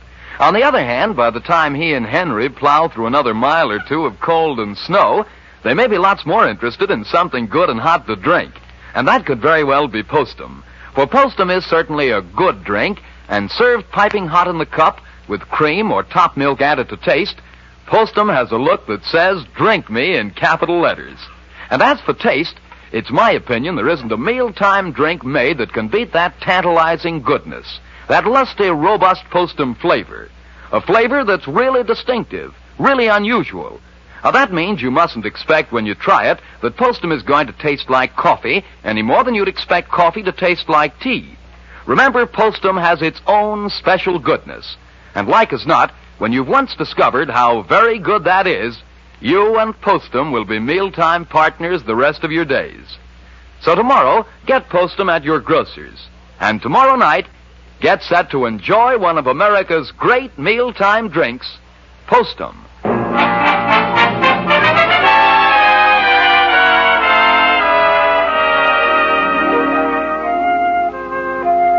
Now getting back to the troubles of Henry Aldrich. Henry and his friend Homer, out selling war bonds, have been unable to get back home in time for dinner because of a heavy blizzard. The scene opens on a road some distance outside Centerville. The time is very late at night. Aren't you Mr. Aldrich from Centerville? I am. Well, guess you're the fellow I was sent out to tow in. Oh, yeah? How'd you get your car sideways across the road like this? Well, I've been out looking for my son and a friend of his, and I was driving along, and I know you won't believe me, but coming right up the road toward me, I saw a bear. What's that? A big black bear. He was walking on all fours, and I jammed on the brakes and swerved around like this. Well, Mr. Aldrich, there aren't any bears in this part of the country. That's what I thought, but I saw it with my own eyes. What's that, another car trying to get by? Hey, what's the trouble there? There's a fella here says he was just attacked by a bear. What's that? Look, while you're hooking on, I'll go into this roadside stand here and phone my wife. Something I can do for you? Good evening. You have a telephone here? Sure, right over there by that jukebox. By the way, you couldn't be fixing something up for me that's hot, could you? Well, I've got a special on tonight. Potato pancakes. Potato pancake? No, thanks. I'll just telephone.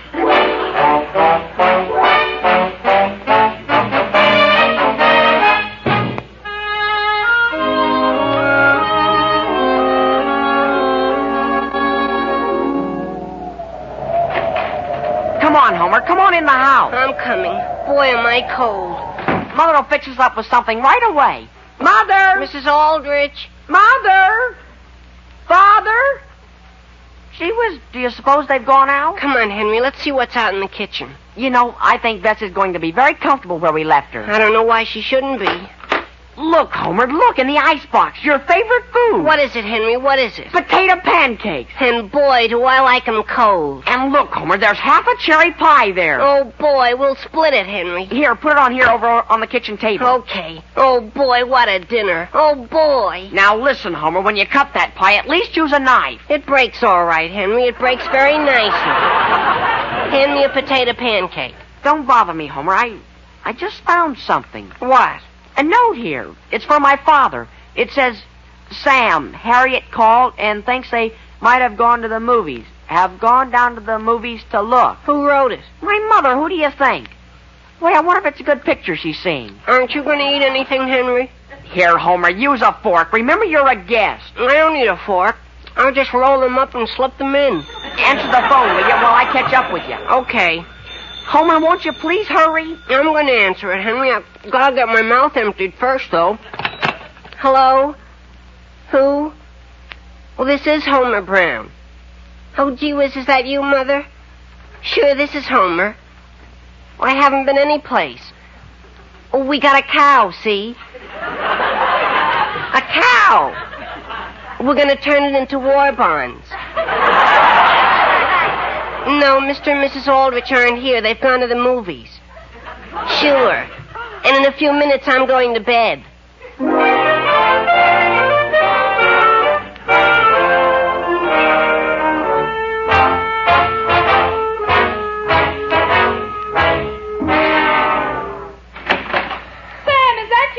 Yes, Alice. My goodness, dear, where have you been? Where have I been? Where are the boys? Haven't you found them? No, Alice. All I found were these earmuffs, this overshoe, and my pencil. Where were you when I was trying to phone you? Sam, didn't you get my note? What note? Oh, of course you didn't, dear. How could you? I've been down to the movies. You went to the movies? Yes, dear, and I just called Harriet and gave her a piece of my mind. What about? She gets the silliest ideas, Sam. First she called me and said she thought she'd seen the boys going to the movies earlier in the evening. And now what do you think she says? What? She says there's a story going around that somebody saw a bear out on the edge of town. What's wrong with that? What? I saw a bear myself. Now, Sam. I did, Alice. That's how I got stuck. Has something gone wrong with the car? No, it's all right now. I've got it out in front. And what I want to know is where I'm going to look for the boys next. Alice. Do you hear what I just heard? No, dear. What was it? Well, I'm not sure, but it sounded like a cow. Now, Sam, first you see a bear, and then you come home and hear cows. I don't know what it is I hear, but it certainly is something, and I'm going out to see what it is. But, Sam... Hello? What's that, Mrs. Edmonds? Mr. Edmonds is back home? He had to leave his car on a hill. Oh, isn't that a shame? Mr. Aldrich left what at your place? His scarf? Well, thank you so much for calling. Mother! Goodbye. Mother, is that you down there? Henry Aldrich, where are you? Gee whiz, I've been in bed. Did you see a good picture? Henry, what's happened to Homer? Oh, me, Mrs. Aldrich? I'm all right. I just have a little stomach ache. For some reason, Mother, we weren't able to get to sleep. May I ask where you've been? Selling bonds, Mother. And it looks as though we're going to break all the records. Boy, I'll say. We sold a bond at darn near every place we went to. But, dear... Oh, gee, look at my earmuffs. Did I leave these here before I started off today? Henry, your father found those. Father? Where is he? He's outside, dear. And when he comes in, I wouldn't bother him very much. Is something wrong with him, Mrs. Aldrich? He's tired, Homer. Very tired. And so much on edge he even thinks he hears a cow. A cow, Mother? Yes, dear. He just stepped out to look for one. Gee whiz, Henry, do you suppose Bess is calling us? Who? Bess, Mother, Bess. Our war bond cow. Sure, Mrs. Aldrich. We're going to surprise a farmer. Surprise a what? A farmer, Mother. We're going to sell his cow for him. Where? Where? Henry, where is the cow? Out in the garage. In the garage? Sure, we brought her all the way into town. Through this storm? Yes, Mother, but we kept her good and warm. And we now have a cow out in our garage? Sure. We even gave her some oatmeal. Boy, did she lap it up. Now, dear, oatmeal. Sure, Mother, we even put some milk on it. Milk? You gave her some of our milk? Oh, no, Mrs. Aldrich. We drew some off of her and poured it on the oatmeal. Well, boys, if I were you, I'd go back upstairs before your father comes in. Right now? Right now. Will you promise to call us, Mrs. Aldrich, if he feels Bess wants us? Yes, dear. Come on, Homer. As a matter of fact, I'm beginning to feel the strain a little myself. Same here. At least I want to lie down. Alice? Yes, Sam? I know you'll say I'm seeing things, but there is a cow in our garage. Well, yes, dear, of course there is. What's that? The boys put her there. What boys? Henry and Homer, they're upstairs in bed. Why didn't you tell me? What did they bring a cow home for? Well, Sam... Of all... Now, Sam, where are you going? I'm going up and have a talk with them. Now, Sam, come back here. What for? Don't you realize those boys have been selling bonds all day? That's no excuse, Alice. Think of what I've been through tonight. But, dear, think of what they've been through, too. They sold a bond at every house they went to. Yes? And that cow, Sam, that upset you so. Do you realize what that cow is? What? A war bond pledge. What's that? Yes, dear. And they led her all the way back to town through this storm and everything. They hadn't even had supper. My goodness, Sam, don't you realize what that means? But, Alice, they might have given us a little consideration. Sam, they hadn't even given themselves consideration. There's only one thing that was important, and that was to sell just as many bonds as they possibly could. That's the only spirit with which we're going to win this whole war. Well... Mother? Yes, dear? Could you come take a look at Homer? At Homer? Yes, please. He's beginning to think the cherries in that pie weren't pitted.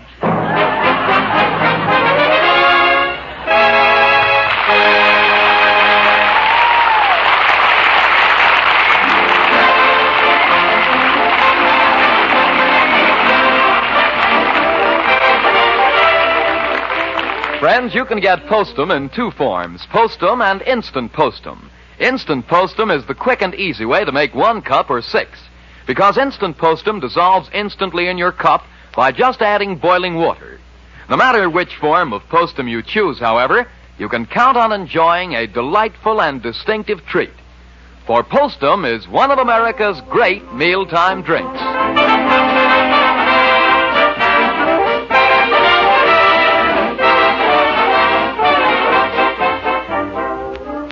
Here you are, Mrs. Cooper. Yes, Mr. Aldrich? Here's the money the boys got when they sold your cow. Well, thank you. And now you can sign a pledge for a bond. Well, it certainly was nice of you to drive all the way out here.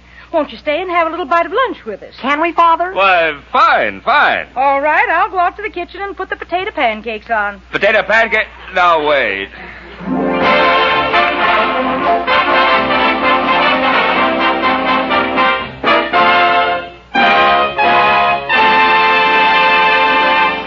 Listen again next week, same time, same station, for another sparkling half hour with your favorite youngster, his family, and his pals. The Aldrich Family is written by Clifford Goldsmith. The original musical score is conducted by Jack Miller.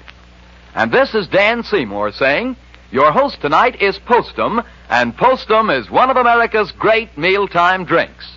It's good drinking. Good night.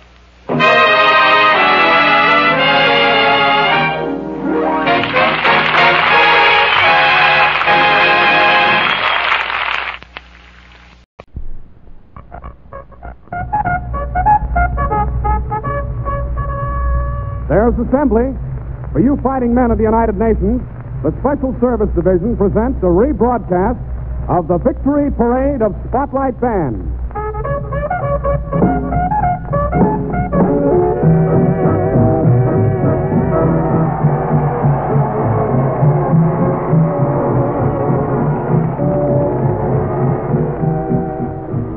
Tonight, tomorrow night, and every night, Monday through Saturday, the Coca-Cola Company sends the greatest bands in the land to entertain the soldiers, the sailors, the Marines, the Coast Guard, and war workers. Tonight, we're at El Dorado, Arkansas, playing for the war workers of the Ozark Ordnance Works. Presenting in person and in the spotlight, Andy Kirk.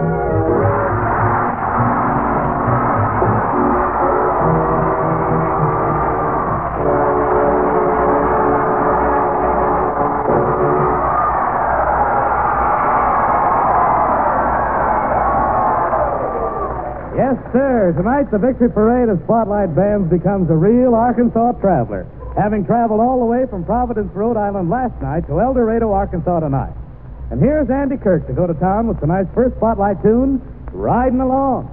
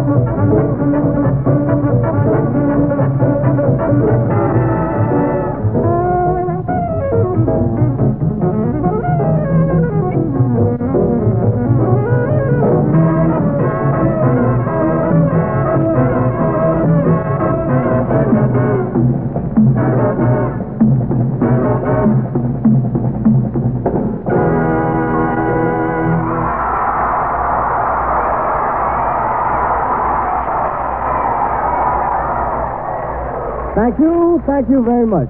This is Andy Kirk, ladies and gentlemen, and we're mighty happy to be here in the spotlight to play for the men and women who, praise the Lord, are passing ammunition to our fighting sons of freedom. And the next thing we'd like to play for our audience here at the Ozark Ordnance Works calls for a little singing by June Richmond. It's Take a Chance on Love. Hit it, man.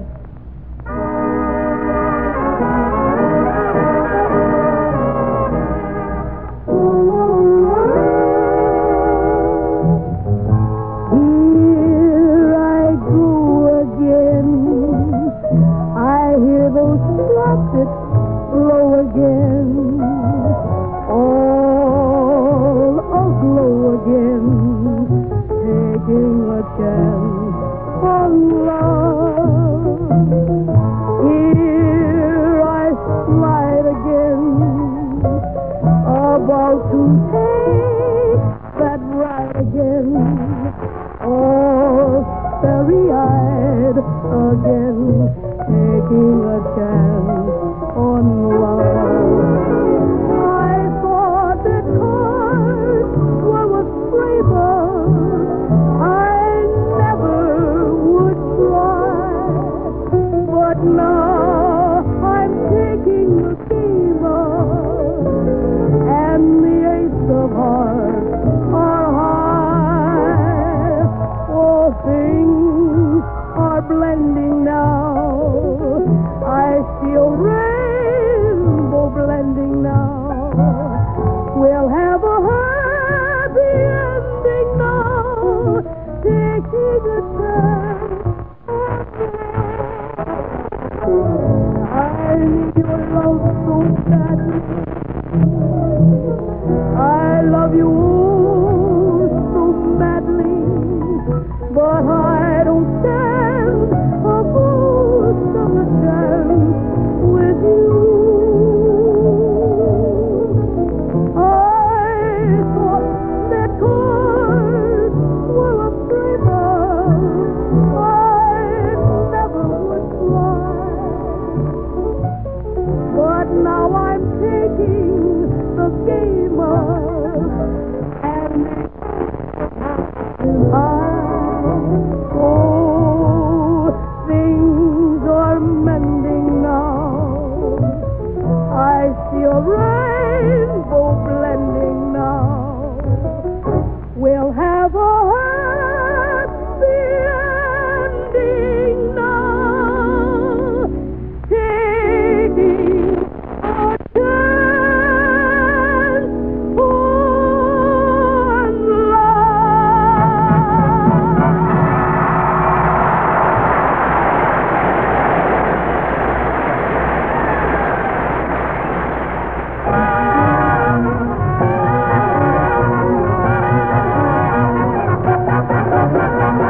And here, marching along in the third division of tonight's Victory Parade of Spotlight Bands, is an Andy Kirk Spotlight Special for the men and women of Ozark Ordnance Works.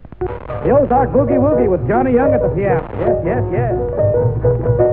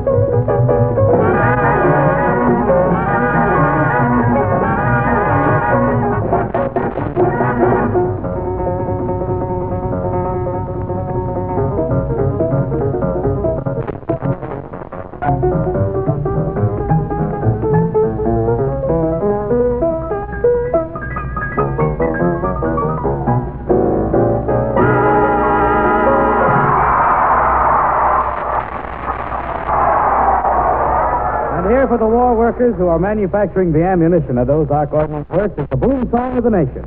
It's Dynamite, it's number one, it's sung by Junie Richmond, and the title is I've Heard That Song Before. It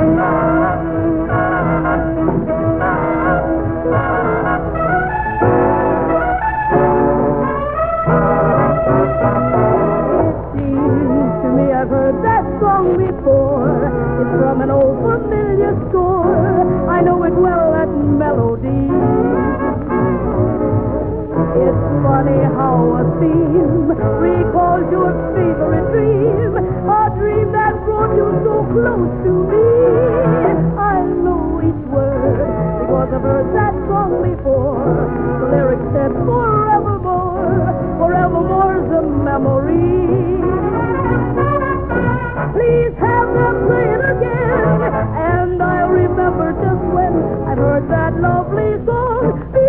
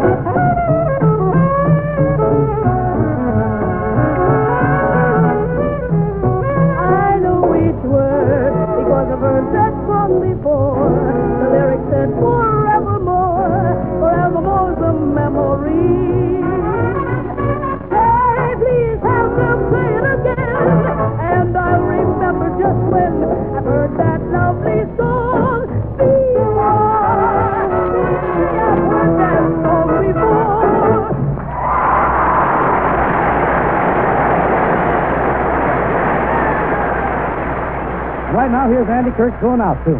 Back home in Indiana.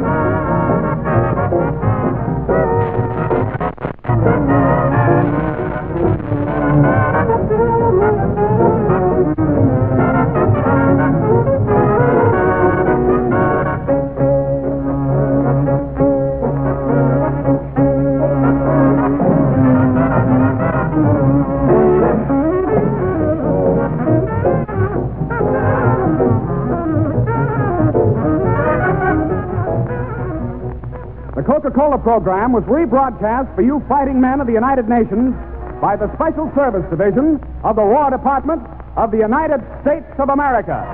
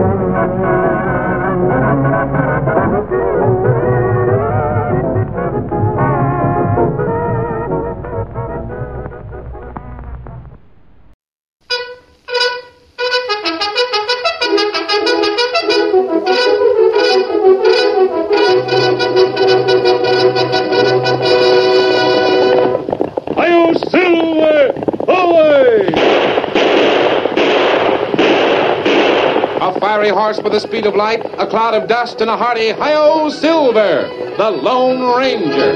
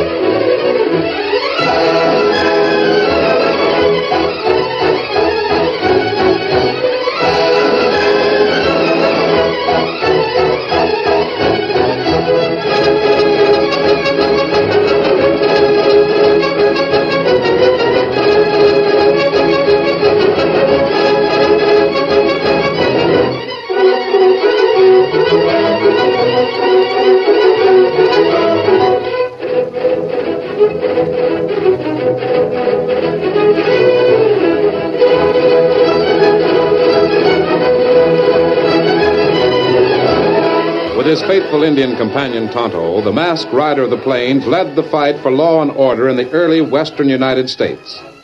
The stories of his strength and courage, his daring and resourcefulness have come down to us through the generations. And nowhere in the pages of history can one find a greater champion of justice.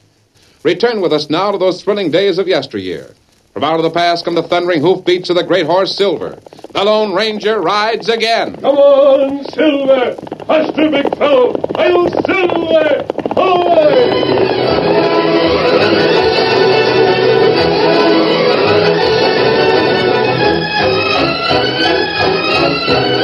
Silver raced through the night, faster than he'd ever ran before. The Lone Ranger held his nephew, Dan Reed, before him on the stallion's back. While the wind beat against his face, the masked man feared for the life of the slim 14-year-old lad he loved with all the selfless devotion of a father.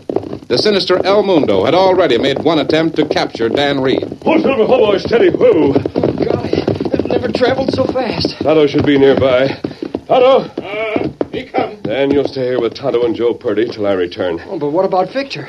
We had to leave my horse in town. I'm going back for him. Dan, all right? Yes, Tonto. Where's Joe Purdy? Him come now. Hi there. Joe, a lot has happened since Dan took your place in jail. Yeah? The sheriff found the man who murdered the banker. You're in the clear on that charge. That's good news. My other news isn't good. Oh? El Mundo sent one of his agents to talk to your mother. Yes? Your mother knew you weren't guilty of murder. She refused to sell the ranch. I think you know what happens to people who defy El Mundo. You mean... Your mother didn't suffer. Those dirty coyotes. I'll get square. I'm going to tell you all I know about El Mundo and his plans. We're going to do our level best to put El Mundo where he belongs. You may be sure of that. Just tell me where I can find him. He has his headquarters in a subterranean Mayan temple in the disputed territory. He's trying by every means to gain control of the ranches along the border that adjoin that territory. For what? If he can control a narrow strip of land along the border, he can charge duty on all goods crossing between the United States and Mexico. If his plan is to succeed, he must get your ranch. I'll never give it up. You'll stay with Tonto and Dan for the time being. When we need your help, we'll call on you. Golly, Joe, I sure am sorry. If there was only something I could do. Oh, it's all right, Dan. Steady, Silver. Take care of things, Tonto. You'll be back soon? I'm going after Victor. I suppose there's no use in asking to go with you. No, Dan. Come on, Silver. Sure feel like a pest, Dan. All the trouble I've put you and the Lone Ranger to. Oh, golly, Joe, don't say that. The Lone Ranger wants to smash El Mundo and his organization. You're helping by sticking here. And your mom was helping. Dan, I'd sooner not talk about that. Tonto's been mighty busy since you left. Oh, he has? What have you been doing, Tonto? Me make medicine. First, he went all through the forest digging roots and taking the bark off of certain trees. Then he started cooking the stuff. We go to camp now and watch medicine. Well, what kind of medicine? Maybe by and by you see, Dan. Tonto. You don't suppose those crooks would harm Victor, do you? Me not know, Dan. You think they would? Me not know. Lone Ranger come back by and by. Him know. If those dirty schemers hurt Victor, I'll... Oh, golly, Joe, I'm sorry. I'll fight them to the finish for what they've done already. If only we could get the chance to fight them. I wish I was riding back to El Paso with the Lone Ranger, wearing a couple of 6 guns.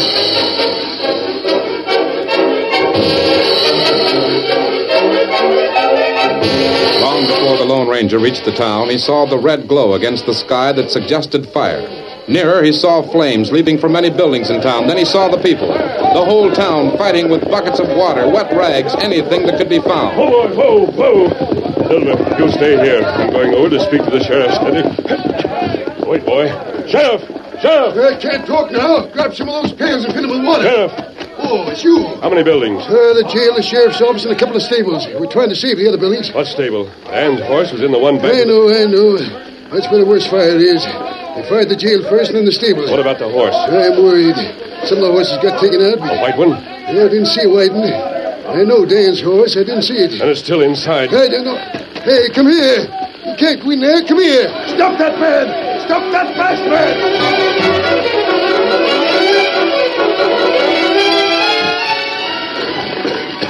Victor!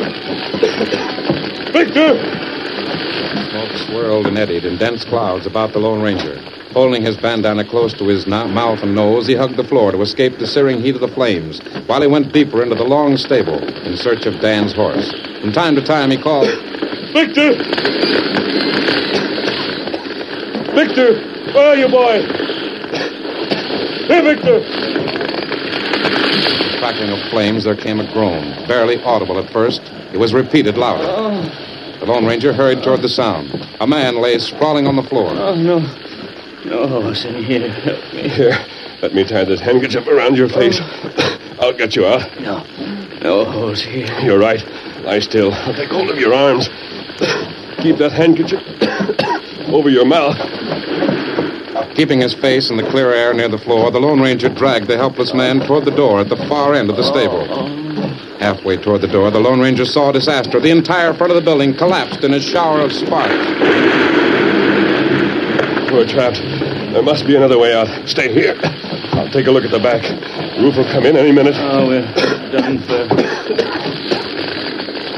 Place in the mass of flames in the back. Wait. What's this on the floor? Looks like an iron ring. Too late. It's a trap door. I think I can get it open. I've got it open. There's a stairway. Keep your face covered. I'll carry you down on my back. We'll both get down. Now, we've got to. That's it. Hold on to me. Now.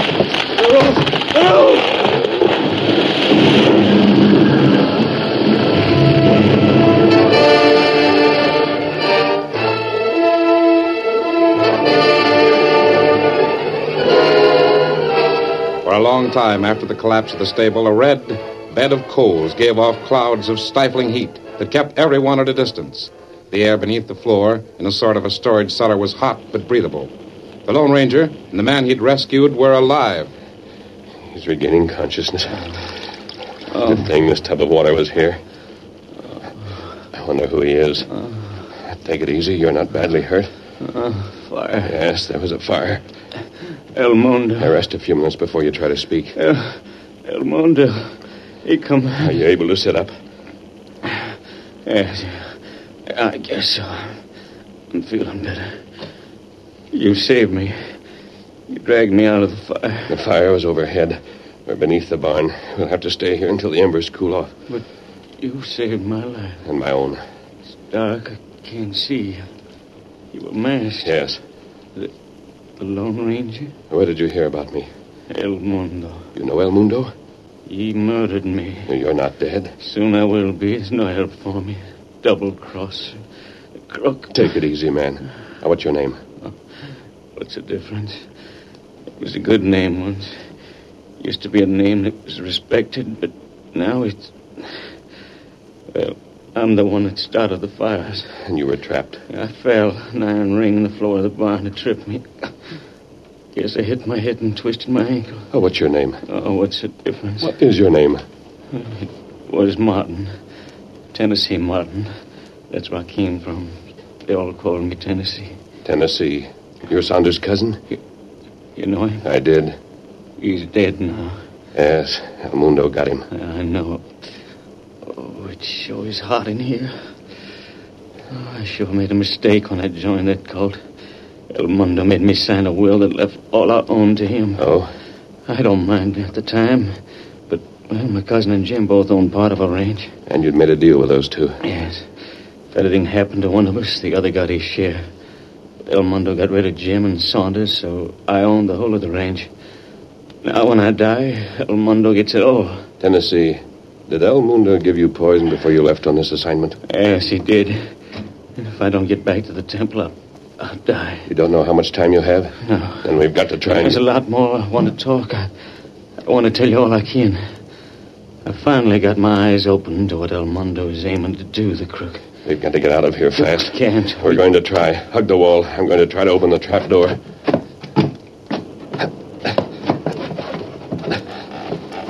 Look out. A lot of the coals will drop in here. Oh, what's the difference?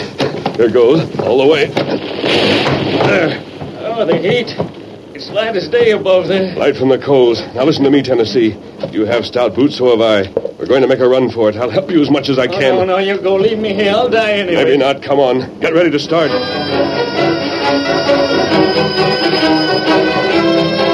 The sheriff and the crowd outside suddenly saw two men rise from the embers and run. One wore a mask, the other man limped and leaned heavily on the masked man. The Lone Ranger is alive! He escaped! Run, Lone Ranger, run for it! A mighty shout went up. The Lone Ranger cried out above the crowd. Hey, Silver! Silver came from the darkness, racing toward the masked man. Now the smoldering remains of the barn were behind the Lone Ranger. Silver was at his side. Who you got with you? Without pause, the Lone Ranger leaped to the saddle. With superhuman strength, he lifted Tennessee, then... Come on, Silver!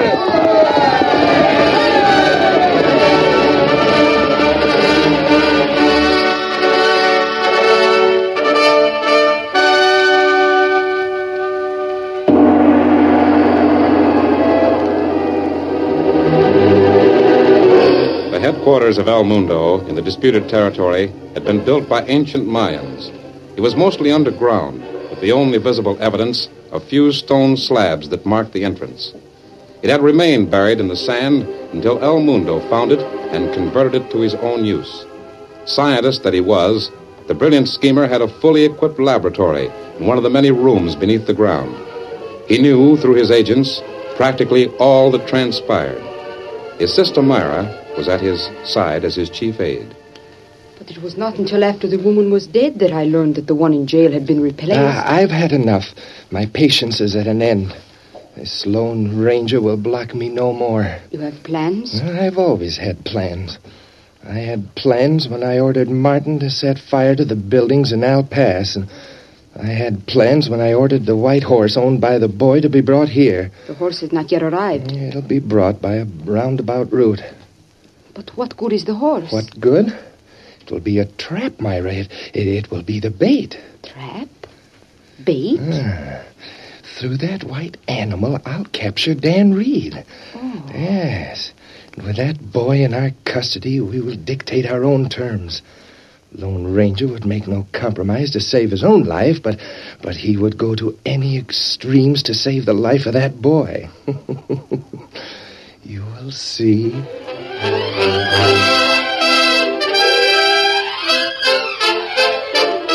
The curtain falls on the first act of our Lone Ranger story. Before the next exciting scenes, please permit us to pause for just a few moments.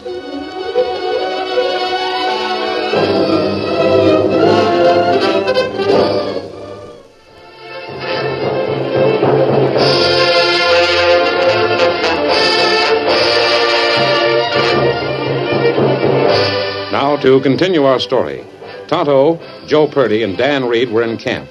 The two boys helped the Indian pour off the surface scum from a kettle that had been boiling for hours. It was nearly daybreak, but there'd been no sleep in spite of Tonto's suggestions. Maybe when this medicine all done, you two fellas catch some sleep, huh? I'm not tired. Neither am I, Tonto. Anyway, I couldn't sleep until I know that Victor's all right. Lone Ranger go after Victor. Well, then why isn't he back? He's had time to go to El Paso and back. If there hadn't been trouble, why would he take so long? Him come now. How do you know? Me hear whoop.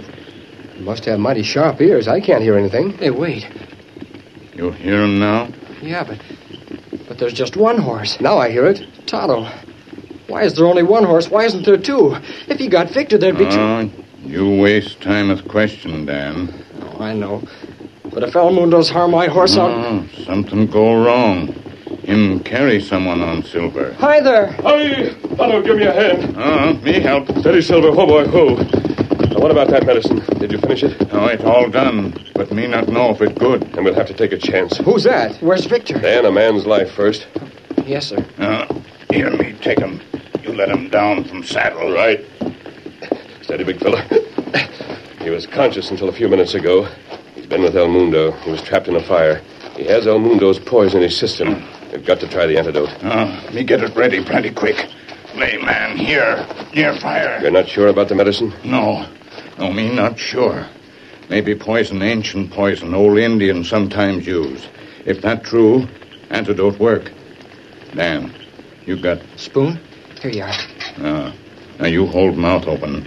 Me pour medicine. Are you sure that man's still alive? His heart still beats, very feebly. All ready, Tonto. I'll watch the pulse. Only few drops go down through. That's it. You know the man? Yes. Did you get some of the medicine into him, Tonto? If he dies, it won't prove that your medicine isn't right. It might work if you'd had it sooner. Me feel pulse. Barely feel it. You want to try to get some more into him? Wait, Dan. There's just a little more strength. Feel the pulse? Tonto, there is a change. Heart beat a little stronger now. Oh, golly, if we Quiet, Dan. Sorry. Tonto, there's a definite change now. Heart catch more strength. Him live. Do you think so? Fella live. Now me know what poison El Mundo use. Good for you, Tonto. That stuff you cooked up did the trick. But who this sick fella? His name is Martin. He's called Tennessee Martin. Oh, me know him. Tennessee Martin. Well, that's the name of the man his who... partner. This is the owner of one of the ranches El Mundo needs. Before he lost consciousness, he told me that he was through with El Mundo. He can help us. Great. He knows the inside of that headquarters. This is one night that we're going to show progress. El Mundo has lost one of the ranches he thought he had. But what about... Dan, your horse. Oh, he's gone? The stable was burned down. That's where I found Martin. And Victor was inside? No, Victor had been taken out. He'd been taken out before the fire started. Oh, by whom? Where is he? Who took him out? We don't know. Oh, you don't know? Dan, listen to me. I'm going to let Silver have just 2 hours of rest. And I'm going to take him back to the stable. If anyone can find Victor, Silver can. Victor wouldn't run away. No. Then someone's got him. But what about Tennessee Martin? Well, him sleep 2, maybe 3 hours. Then him waken. 2-day rest, fix him up. Turn in, Dan. You too, Joe. Yes, sir. As soon as the sun rises, I'll start for El Paso.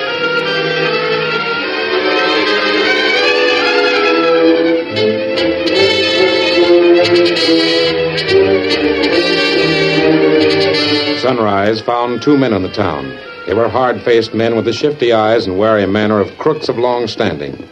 They rode through the town's main street until they came to the bulletin board that hung in front of the general store. There they paused. This is the place, Lefty. Steady, boys. There ain't no other bulletin board in the town. Right. We're ordered to wait till someone comes by before we fasten the notice up. Yeah. Slade. Huh? How long we gotta wait before Mundo shells out some cash? I don't know. What's the odds? We're living good inside that underground place. Well, I'd feel better living somewhere else. That smooth-talking critter puts me in mind of something crawling. I don't trust him. I don't trust him too much myself. And I wouldn't put it past him to use us till he's done with us. Then kill us off in one of them sneaking ways he's got. He won't get rid of us, Lefty. He might do away with them loco critters that take all his talk about sun worshipping serious, but he's got to have a few fast gunslingers. Where does he get the slaves? Oh, here and there. Lines up anyone who'll listen to his palaver about living for a couple of 100 years and keeps them half drugged so they don't think straight. Hey. Someone's coming. Yeah, ain't that the sheriff? I reckon it is. You got the notice, bring it out. Yeah. Where did I put that? In your shirt pocket. Oh, yeah, sure enough. Start fixing it on the board. I'll talk to the sheriff. Right. Well, good morning, boys. Fine day after the fire. Yeah, but she'll get boiling hot along about noon. Hey, what's that you're putting up there? Just a notice. Now, hold on. You gotta have permission to post a notice on that board. That ain't for the use of everybody. Well, it don't matter to us, Sheriff. All we want to do is the right thing. Reckon if you ain't interested in seeing a spanking fine horse return... Hey, let me see that. White stallion, found wandering free, saddled and bridled. Yeah, we found the critter during the night. Thought at first it was a ghost horse. Then we see it was a real thing. I know of a horse like that was lost. Yeah, I reckon a pile of others will know a horse like this one that was lost. That's why we're special careful to see if the right owner gets it. We don't aim to give the horse away to just anyone that up and claims it. I didn't say it was my horse. Well, you hadn't better unless you can prove it. Maybe I can find the real owner. Maybe the real owner can come and claim it then. Let's see that notice.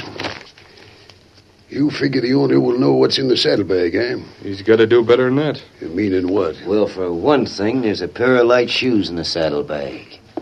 The owner has to, first of all, tell what they look like. And then he's got to show that they fit him. How about the gloves? Yeah. He's also got to fit his hand inside the gloves that are in the saddlebag. No, that's downright smart. Yeah, we won't be took in by anyone that ain't the owner. You can bet on that. We're holding the critter over at the edge of the disputed territory. There's a little gully there. That's where the owner's to come. Yeah, maybe I can find him and tell him about it. Good. We'd like to return the horse. We know what it's like to lose a good horse. Yeah, it's downright good to meet a couple of honest men. Come on, Slade. We'll get going. Right. Good morning, Sheriff. Morning, gents. Good morning.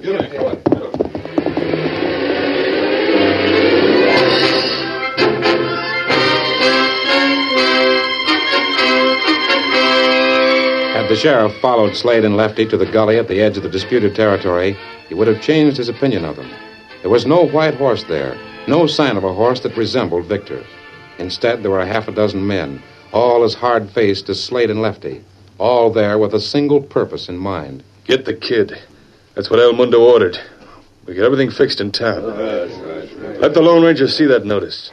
He'll know it won't do no good to come without the kid because he couldn't wear the gloves or the boots. You see? He's got to bring the kid. But don't kill the Lone Ranger. Capture the kid, but no killing. El Mundo wants to make use of the Lone Ranger, and he can't use a dead man. I reckon that Lone Ranger would sooner be dead than be in a spot he's headed for.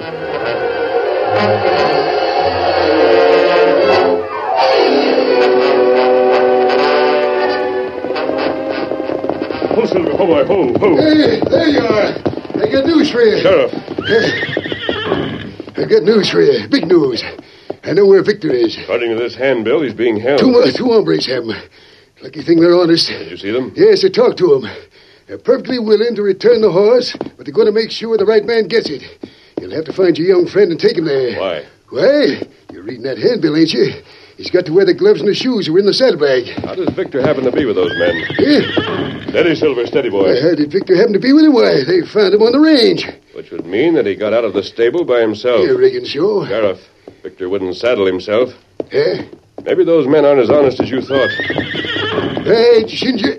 Hey, what ails Silver? Silver's anxious to find his son. He's going to have his head. Come on, Silver. Starting from the blackened and still smoking ruins of the stable, Silver raced toward the west, toward the disputed territory. Crouching in the gully, El Mundo's killers saw the masked rider approaching. Slade spoke. Hey, he ain't got the kid with him. Why not? He's heading this way, though. Stand ready, boys. If we capture him, we can sure get the kid. All right, get ready now. He's coming in. Hold there, ho. Hold on, mister. Let me expect to find the horse here. Get back. Hey, now, hold on, you Where's mask. the horse? I'll show you. Lefty, no killing. Oh, my arm. There'll be killing. Tell El Mundo that Dan Reed isn't to be captured this easily. You. Hey, let me go. Now, listen to me. I'm riding on. If Victor's been taken inside your underground hideout, Now, see here. How can a man talk to someone like you? And nothing you can say. Come on, Silver. Boys, mount up. Get after him. He'll find that horse.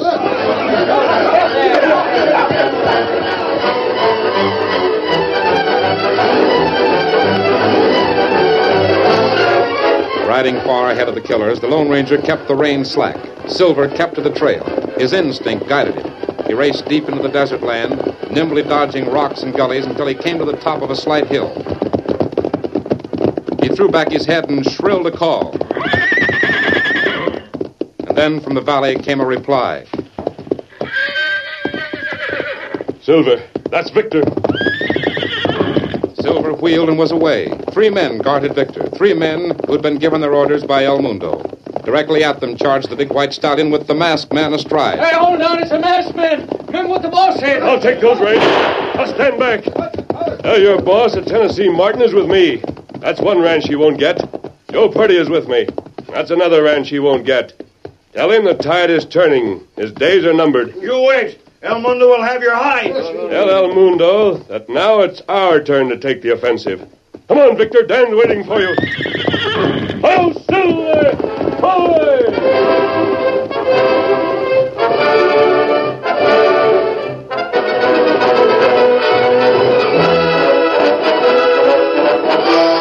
In the next story of this Lone Ranger adventure, El Mundo gloats. We have your young friend a prisoner in spite of you. Look, see him here. Now, Mr. Lone Ranger, I will dictate the terms.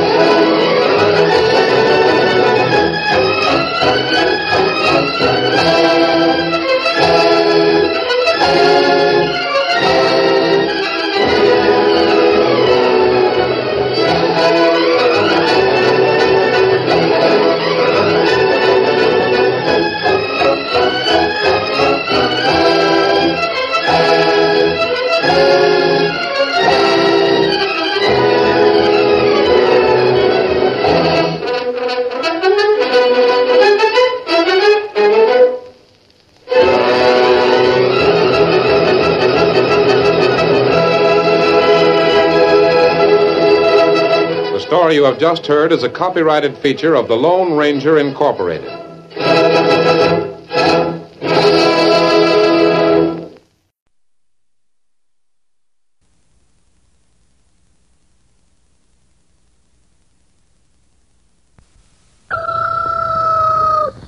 Wake up, America. Time to stump the experts. Each week at this time, the H.J. Heinz Company, makers of the famous 57 varieties, gives you Information Please. A quartet of experts is on hand to answer your questions. Send them to Information Please at 570 Lexington Avenue, New York City. We may edit them a bit, and in case of similarity, you'll have to accept our judgment of who shall be paid.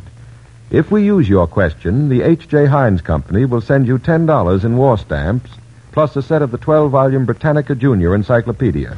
If we muff the question, you get $57 in war bonds and stamps, plus a 24-volume set of the regular Encyclopedia Britannica. All questions remain our property. Information Please is presented under the supervision of Dan Golenpaul. And now, our master of ceremonies, book reviewer of the New Yorker magazine, Clifton Fadiman. Thank you, Mr. Brower. Ladies and gentlemen, impromptu as ever, Information Please tonight offers you a mixed quartet. John Kieran of the New York Sun and his colleague Franklin P. Adams will compete with the sharp female wits of Jan Strother, creator of Mrs. Miniver, and the celebrated actress and writer Cornelia Otis Skinner, co-author of Our Hearts Were Young and Gay. Now, this team has met in mortal combat before, about a year ago, I think, and at that time the girls topped the boys by several correct answers. We have a professional scorekeeper here this evening who is going to keep a record of the right answers made by each of these four, and we shall see which sex wins. This will be one of the few cases in which the issue is in doubt. The first question comes from Carl P. Skog of St. Paul, Minnesota. I'm going to ask you to define these words, which sound somewhat alike. Get 2 out of 3. The first word is bisque, the second word is basque, the third word is busk. Bisque, B-I-S-Q-U-E. Ladies and gentlemen, Miss Struther. Bisque is a sort of soup usually made of lobster or some fish like that. Yes, quite right. It's also a thing in some game, tennis, I think. Might be billiards. Never mind, skip that. It's a sort of soup. It isn't in billiards. Is it, Mr. Adams? Is the word? Never heard of it. I don't think so. Mr. Kieran? It's in golf. What does it mean in golf, Mr. Well, Kieran? it's a movable handicap. You were allowed a couple of bisques, and you can take a bisque where you please. If you score a 3 on a hole and the other fellow scores a 5, you don't take any bisque there. You don't need it. But if you both get 5s and you want to win the hole, you take your bisque. That's one game I don't have to learn. And also, it is a color. What kind of color? Miss It's Skinner? the color of the soup, isn't it? Sort of. Well, but you have to... Depends on how you make the soup. Soups but differ. It's sort of a... It's a pinkish It's a terracotta kind of color. Terracotta, reddish yellow. Is that terracotta? Yes. Well, I have somewhat reddish terracotta. yellow down here. We better stick Yes, to that. yes, definitely. All right, that's what bisque is. Now, what is basque? B-A-S-Q-U-E. I have 4 hands. Miss Skinner. Well, that refers to a person or something from the northern part of Spain in the Basque country. Yes, quite right. Anything and else? it also is a garment. You wear a basque. It's a kind of a blouse thing, or maybe it's sort of a bustle. I don't know. Well, if you don't know, I can't tell you, Miss Skinner. Yes, I think it's a sort of around that part of you. I think. It isn't around that part of me. Well, it resembles a jacket with a short skirt. Isn't that what a basque... Miss Struther, you seem to have an idea on this basque stuff. Have you ever worn one, Adams? Oh, frequently. Well, it's a sort of a fitted waist, isn't it? Whatever that is. I think it's a sort of stomacher with whale bones in it. Stomacher with whale bones? No, I think Good heavens. I think we better go on to busk. Which is what to do in the shade, basking in the shade.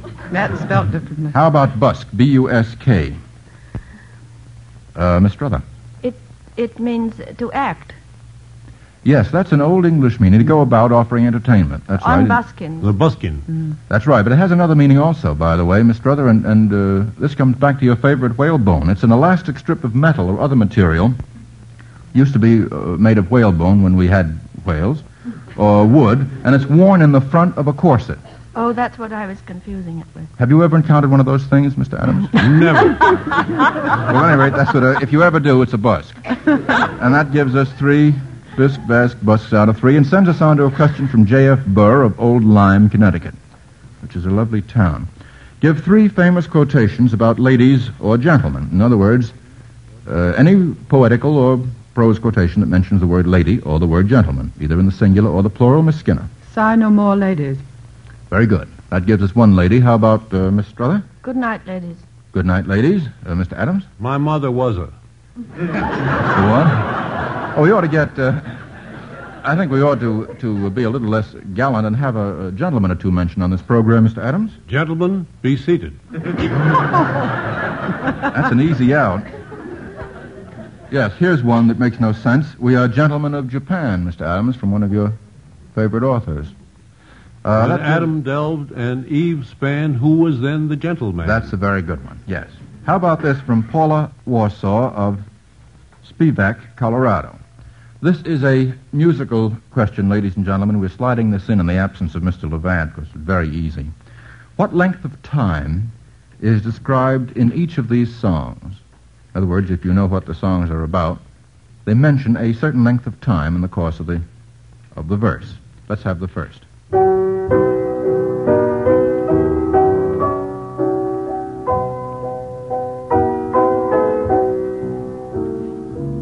Mr. Kieran, I have 3 hands. Mr. Kieran? 3 o'clock in the morning. Now, that is not a length of time. That is a time, a length of time mentioned in the song. you go on to the next line, you'll get it.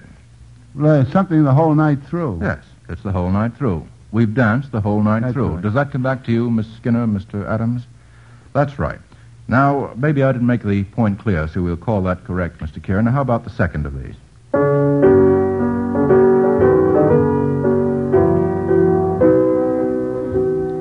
Miss Skinner? All the livelong day. Yes, it's what is the I've been song. working on the railroad. Very good. And now the third and last.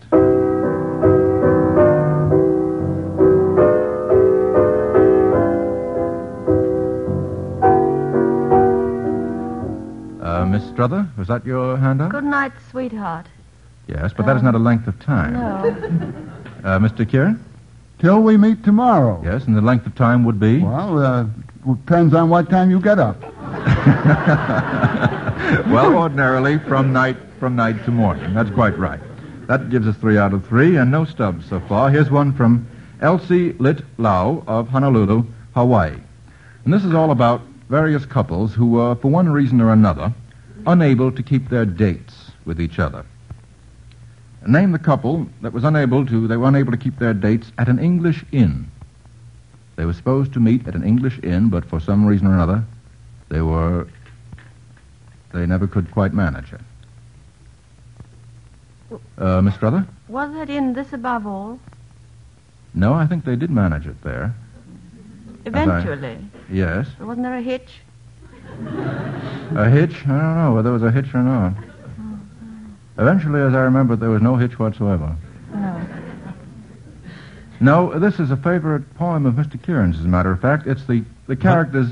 And the landlady's daughter. Atta boy, Mr. Adams. Very good. I know he knows that one.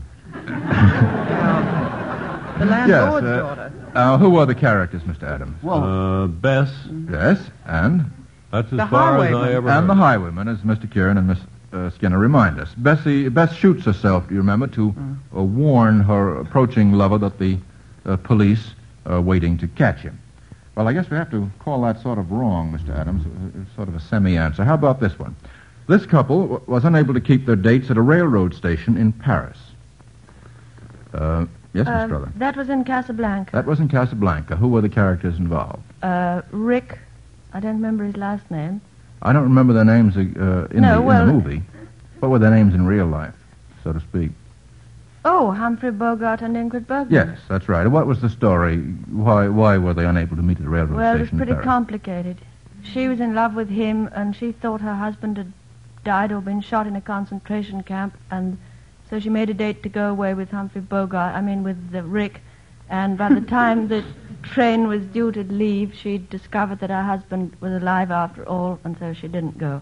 Anybody care to contradict Miss Struther? That seems right. How about a couple that didn't keep their date at Ninus's tomb? Ninus's tomb, Mr. Kieran?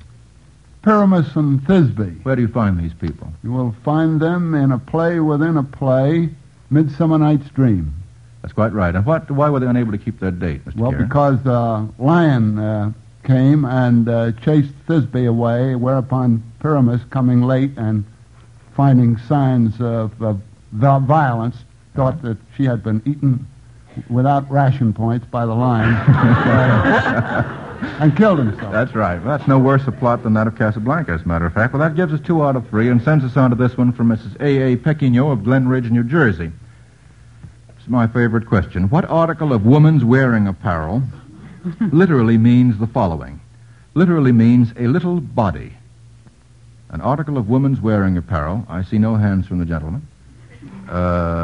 Miss Skinner? Wouldn't it be bodice? No. Yeah. Bodice, I think, is simply an old plural for body. Miss Struther? Corset, I should say. Why? What makes Corset. you say that? Well, a little body. Yes, from what word? Well, corpse. Corpse, Core, yeah. core in French. Core in French. It is corselet. puzzling because it usually encompasses something which is far from a little body, but that's the general idea, yes. Corset is right. And what article literally means neglected? Neglected. Mr. Adams. Negligee. And why do you suppose it's called that, Mr. Adams? Because it's kind of careless-like. Well, you've had luck. Yes, would that be the reason, Miss Skinner? I think so. Yes, Easily neglected, too. Well, informal perhaps Yeah. would be a nicer word, Mr. Adams. And what article literally means encircle? To encircle. Miss Strother? Mr. Kieran? Girdle. Yes, girdle, sure.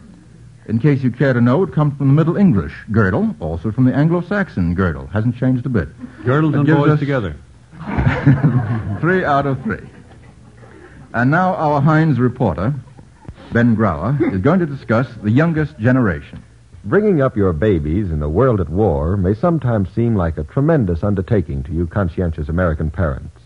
But when you stop to consider all the reliable institutions, all the trained experts who stand back of you ready to help, you can be greatly reassured.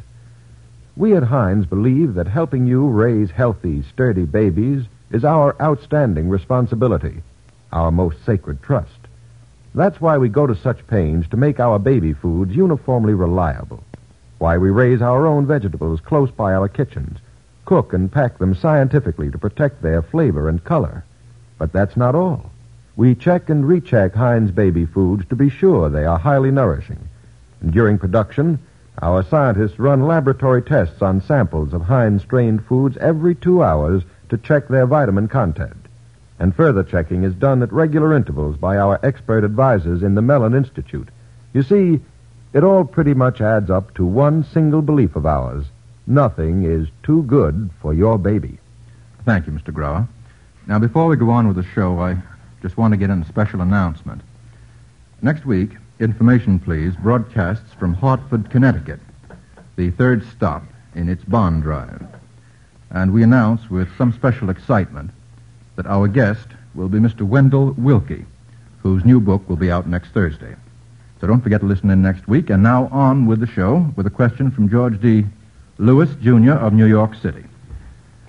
Ladies and gentlemen, who lived in a house made of the following materials? The first set of materials, or rather single material, was gopher wood. Who lived in a house made of gopher wood? Miss Strother? Noah. Yes. Anybody else? Oh, yeah, a lot of other people and animals. Yes, practically everybody. It was a full house. Yeah. Wives, sons, wives, 2 of each. Weren't there, Mr. Adams? Or don't you remember? Yes, sir, and that's Gophir. Is it different from our kind of gopher, which is sort of a little... Oh, very. Is it, Mr. Kieran? You would know. Sure, they have no trees named after the rodent. It is spelled differently. What sort of wood is it? Do we have any gopher trees in this country? Not that I know. No. All right, how about this one? Who lived in a house made of a gourd? A house made of a gourd. Does it come to you, Mr. Kieran? Mr. Kieran is looking off into space. Space is winking back at him. Miss Strother? It has to be a house and not a vehicle, does it? A house, yeah. You were thinking of Cinderella? Yeah. That was the pumpkin. Yes. Keep going, gals. You're on the right track. Do I have to throw this in your faces? Yes. Well, it's Mrs. Peter Peter, the wife of Mr. Peter Peter, the pumpkin eater. He put her in a... Pumpkin show. Yes, and there he... Kept her very well. Yes, well, that's one wrong. Well, a that was a pumpkin gourd. isn't the same as a gourd. Isn't it? No. Why not? Well, because they're different vegetable, aren't they? Or Oh, I don't think so. Mr. Kieran, you better get me out of this one. Is it? Well, it belongs to the... falls in that general category, although we make some distinctions. Not scientific. We don't make any distinction on this program. No, sir. They don't look alike. I think it is a gourd, Miss Skinner. Right. Belongs to the... Is it the Cucurbitaceae family? Yes. Mr. Kieran? Yep. How about this? Who lived in a house made of bread, cake, and sugar? Lovely notion. Miss Skinner? The old witch in Hansel and Gretel. Quite right. That gives us 3 out of 3. Here's one from Irma Hall of Santa Cruz, California. And this, again, is a non-Levant musical question. What is the rank of the singer of each of these songs? His rank is what we're interested in getting. Let's have the first.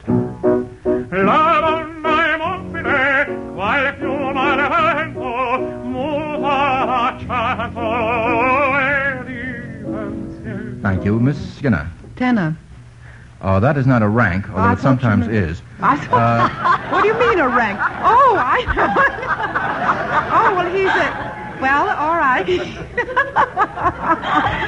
He's a count. In Rigoletto. Yes, He's but is he a count? He's a very high up. Oh, he's bigger than a count. Keep going. Just keep going up. What do you get above Prince, counts? a count? No. Princes come dime a dozen. Mr. Kieran? King. Duke. Yeah, Dukes are the real thing, Miss Skinner. That's right. The Duke in Rigoletto. But no, it seems to me you have to count that wrong. It's Duke or nothing. Thank you for coming in, but coming in late, Mr. Kieran. And now the second. I left my heart at the stage door canteen. Miss Skinner, would you like to retrieve yourself? Yes, that's a private. It is a private, yes. And I left my heart at the stage door canteen. Very good. And now the third and last. To thee I sing, bright regent of the heavens. I have two hands. Mr. Adams? That is a captain. Yes, captain where? Captain Corcoran and HMS Pinafore, but he wasn't a captain when the play was over. What was he when the play was over? He was Rafe Rackstraw. Demoted? And what were you going to say, Miss Skinner? I was going to say it was the captain. I knew you were going to say that, Miss Skinner, all along. He was a captain when he sang. That's right. He was also a baritone, I think. And now here's one from Ruth W. Keith of northeastern Massachusetts. This is a very easy question. Identify the source of these quotations and tell what each describes. And each of these quotations has the word fit, F-I-T, in it. The first is fit for the gods. Tell me what it's from and what it describes, Mr. Kieran.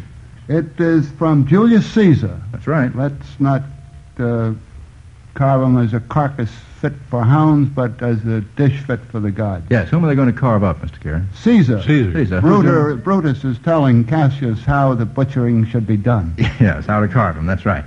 Now the second fit is fit as a fiddle. Fit as a fiddle. Miss Strother.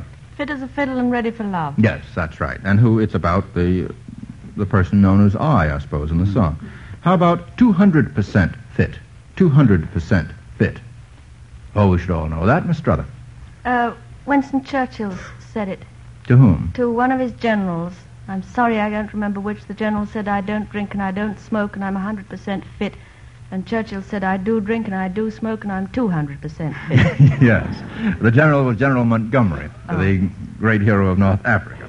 Well, that gives us 3 fits. 3 fits. Matter of fact, what isn't fit the first? Isn't fit an old word for stanza, Mr. Adams, yes, or something sir. in a poem? Part Usually of a poem? F-Y-T-T-E. F-Y-T-T, fitty. Yes, well, that gives us 3 fitties and sends us on to this one from Harry Stern in New York City. Whose career passed through these stages? Correspondent, prisoner, prime minister. Who is that, Mr. Kieran? Winston Churchill. Yes, can you tell us He a was little more? correspondent in the Boer War, I believe. And what's the next one? A prisoner. Oh, he was captured out there. Yes, and made a miraculous escape, Yes, didn't he? and there's a rumor that he's still prime minister. It's more than a rumor. How about this one? Military student, prisoner, generalissimo. Apparently being a prisoner is a sine qua non. Mr. Adams? That was probably the generalissimo of China. Yes. Name? In your best Chinese, Mr. Adams. Oh, give us your worst. Mr. Kieran? Chiang Kai-shek. Chiang Kai-shek. He was a military student in his early days. And when was he a prisoner? Mr. Adams, do you remember? He Mr. was Kieran? a prisoner when he was captured and held to see. It was sort of political deal. They wanted to see what answer he would give under certain stress, and he stood out. That's right. And they turned him loose and joined up with him. Yes, it was a sort of a non-violent kidnapping. Yes. It took place at a place called Shan, I think, S-I-A-N. Here's another career, in brief. Student at a seminary, prisoner, which does seem a shame, and field marshal. Who is that? Student at a seminary? Student at a seminary, a religious seminary, prisoner, and field marshal. Miss Strother? Well, I think it was Rommel. Rommel? Was Yes. he ever a student at a seminary? I don't know, it's just a guess. He's been badly trained, if he was. No, it isn't Rommel. And Rommel, I regret to say, has never been a prisoner, at least not in this war. Who, Mr. Kieran? How about Giraud? No, the answer is Stalin. Stalin, at one time, was a student. At a religious seminary, he studied to become a priest. He was, of course, a prisoner like many of the Bolsheviks, and then he is now, among his other titles, Field Marshal. That gives us 2 out of 3. Now, our Heinz reporter has a word or two about cookery, that art, that noble science. If you please, Ben Grauer. Paying a lot of attention to a host of little details has always been a must with Heinz chefs. They've always taken great pains to make sure that the perfect amount of seasoning goes into a tasty sauce or a pudding, that a soup gets the proper degree of simmering and stirring to make it just right. Perhaps that's one reason why so many people have looked to Heinz since 1869 for the tempting dishes that make a meal an adventure in good eating. Of course, there are not as many of the 57 varieties available today. We've been doing a lot of cooking and canning so that the boys in the Army and Navy will have home-flavored food. But you can be sure every 57 labeled can or bottle you find on your grocer's shelf is a mighty tasty food delight with all the old-fashioned home-style flavor you like. War has made food rationing necessary, but you can depend on it. We'll do our utmost to see that Heinz flavor will never be rationed. Thank you, Mr. Grauer. I think you ladies and gentlemen are doing remarkably well. We have no stumps so far. Let's see whether we can trip you up from this time on. Here's one from Miss Kay Morrison of Vineland, Ontario, Canada. According to the poems, what was the marital status of the ladies who lived in the following places? The marital status of the lady who lived in the By Street. Mr. Kieran. She was a widow, like John Maysfield. Yes. And what's the title of the poem? The Widow in By Street. Widow in the By Street, yes. What was the marital status of the lady who lived in Bath? Mr. Adams? She was a wife. She was a wife, yes. Where do you find this wife? In Chaucer. In Chaucer. Chaucer's poem called? The Wife of Bath. The Wife of Bath, yes. Had she been married before we hear of her in Chaucer's tale of the Wife of Bath? She had. How many times? I forget, but many. 5. And where had she left her 5 husbands, does Mr. Chaucer say? Husbands at church-a-door, she had a 5. Presumably she had left them in the cemetery. Well, that would be what you think, Yes, Kieran? they buried them in the churches in those old days. What was the marital status of the lady who lived in Astolat? Miss Strother. She was a lily maid. Yes. Where do you find her? Tennyson. In Tennyson, yes, an odd address. Elaine, the Lily Maid of Astolat, from Launcelot and Elaine, Tennyson's famous poem. That gives us 3 ladies. How about this one from Mrs. F.J. Miller of Spokane, Washington? This, again, is a literary question, and this is all about famous courtships. Who courted the older sister, but married the younger? Courted the older, but married the younger. It's in a very famous book that I think all of us have read. Miss Strother? It's in The Old Wives' Tale by Arnold Bennett, I think, but... You have me there. I've read it, but don't remember it. I don't think that's true. I think there were 2 sisters... I think it is, but I don't know the names of the people. Well, you may be right. If so, we'll receive our apologies in the mail. Are there any... Mr. Adams, do you have a guess on that? No. It's Laurie, the character in Little Women, who courted Joe, remember, for many years, but later married Amy. Did you ever read it, Mr. Adams? No, sir. Haven't you any child's literature at all, Mr. Adams? Yes, but not girls' literature. How about this one? Who courted the younger sister and married the older? Courted the younger and married the older. See, it's the reverse of the first case. It is not to be found in Little Women. Mr. Kieran? Miss Strother? Well, perhaps that was The Old Wives' Tale. Are you going to continue on this line that it takes all evening? No, I don't think so. It's in the Bible. Remember Jacob? He didn't do it intentionally. I didn't say that he did. He had the older sister palmed off on him, and he had to work another 7 years to get the younger sister. That's true, but he did court the younger one and marry the older, who was Leah, nevertheless. Later on, he got Rachel back, didn't he? After 7 more years After later. 7 more years. Well, listen, what's the sense of being indignant about it this late day? That was a drop in the bucket for those boys, anyway. Got 2 wrong on this one. How about this one? Here is a character who courted the girl, but married the mother. Courted the girl, but married the mother. Miss Strother? No, it is not in the Old Wives' Tale. I never known Arnold Bennett get more plugs. Henry Esmond, isn't it? Henry Esmond is right, yes. Very good, Miss Skinner. Henry Esmond, he courted Beatrix, but married Rachel. Well, I think that sends $57 in war bonds and stamps to Mrs. Miller and a set of the Encyclopedia Britannica, courtesy of the H.J. Heinz Company. Here's a question from Mary V. Robbins of Cleveland. Who was responsible for the separation of these lovers? I think this is a rather hard one. Who is responsible for the separation of Alfredo and Camille? Of course, you have to know who Alfredo and Camille are, Mr. Kieran. Why, the father was the one who was responsible for it, because he went down to that little town outside Paris where Alfredo and Camille were living, and he persuaded Camille to abandon Alfred. Yes, whose father was he? The father of which of them? It was Alfredo's father. Oh, you didn't say that. Adamo Camelia. Yes. Or Camille. Her name wasn't Camille. By Dumas fils. Her name was Marguerite. Marguerite Gautier, yes. Her name wasn't Camille.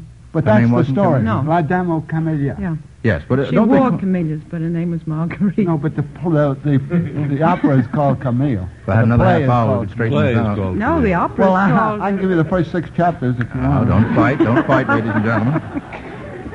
The answer, at any rate, is right, as Mr. Kieran reminds us. It was Alfredo's father. And how about this one? Who is responsible for... Excuse me, please. All right. In the book, it's Armand. It is not Alfredo. Yeah. In the play or the opera, whatever it is, it's Alfredo. Maybe we better just tear this question up. Maybe it was just 2 other guys. Yeah, I think it was, yes. Just a couple of other guys. How about this one? Who separated Kathy Earnshaw and Edgar Linton? Who separated Kathy Earnshaw and Edgar Linton, Miss Struther? Heathcliff. Heathcliff is right. How about this one? Who separated Frankie and Johnny? Mr. Adams? Well, supposed to be somebody named Nellie Bly. You mean you don't believe that rumor? I'm doubtful about it. But well, in the song about Nellie Frankie, Bly. It was a girl named Nellie Bly. That's quite right. Well, that gives us 2 out of 3. Now let's see. The score is. Let's see. Miss Skinner and Miss Struther got 15 right. Mr. Kieran and Mr. Adams only got 13 right. Licked again, boys. The H.J. Heinz Company tonight has paid out just $57 in war bonds and stamps, and that means 1 set of the Encyclopedia Britannica. Miss Struther and Miss Skinner, our best thanks for your visit this evening. Now, next week, as I've already remarked, Information Please will continue its bond drive. You may remember that we've already stopped at Boston and Philadelphia. But next week, we're going to broadcast from the Bushnell Memorial Hall in Hartford, Connecticut. Our 3 regulars will be on hand: John Kieran, Franklin P. Adams, and Oscar Levant. And our guest will be Mr. Wendell Wilkie, whose new book, One World, will be out on Thursday. Remember, listeners, to send your questions and the correct answers. Don't forget to send the answers. Some of you do forget. Send them to Information Please at 570 Lexington Avenue, New York City.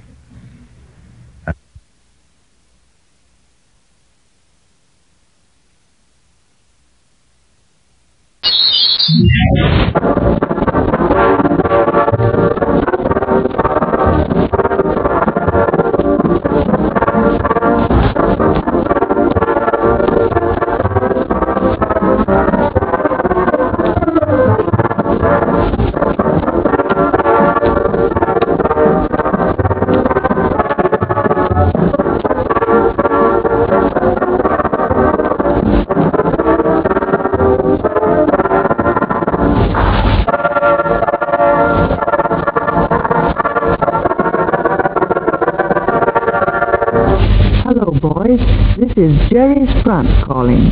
This program is specially dedicated to you men of the British Fighting Forces. Goes on the air every night from 10:15 p.m. to 11 p.m. on the medium wave 391 and 449.1 meters and short wave 28, 31 and 39.6 meters.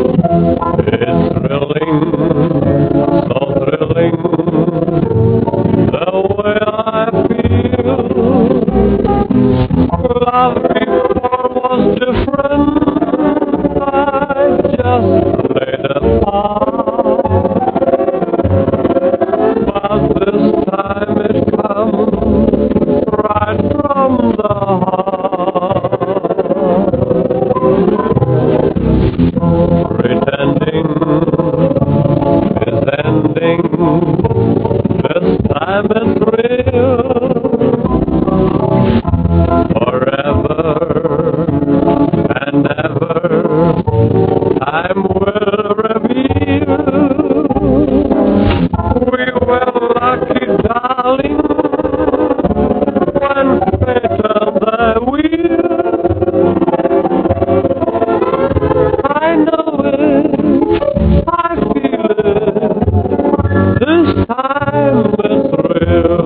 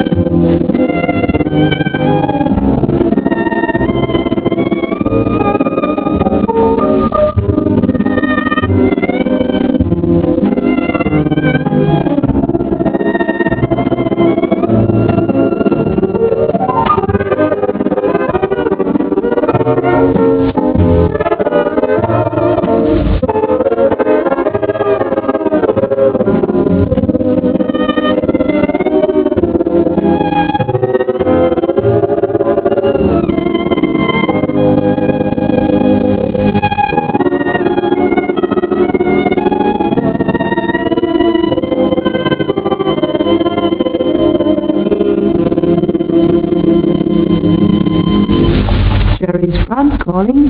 Here are the names of some British soldiers taken prisoner on the fighting front in Italy. Private Reginald Annetts, Annetts. Service number 5510392. His wife, Mrs. R. Annetts, lives at Hazley Down, Twyford near Winchester, Hampshire. Private Donald Coles, Coles. Service number 6144095. His parents, Mr. and Mrs. Cyborn, live at Belmont 202 Gunnersbury Avenue, Acton, London W3. Lance Corporal Alfred John Philpott, PHILPOTT.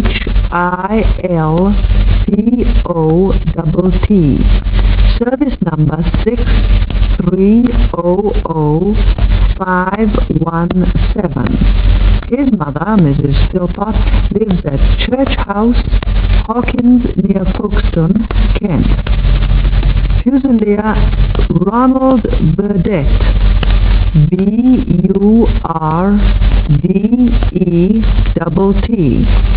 Service number 6468300. His uncle, Mr. H. Cason, lives at 36 Woodlands Road, Epsom, Surrey. And Fusilier John Towler,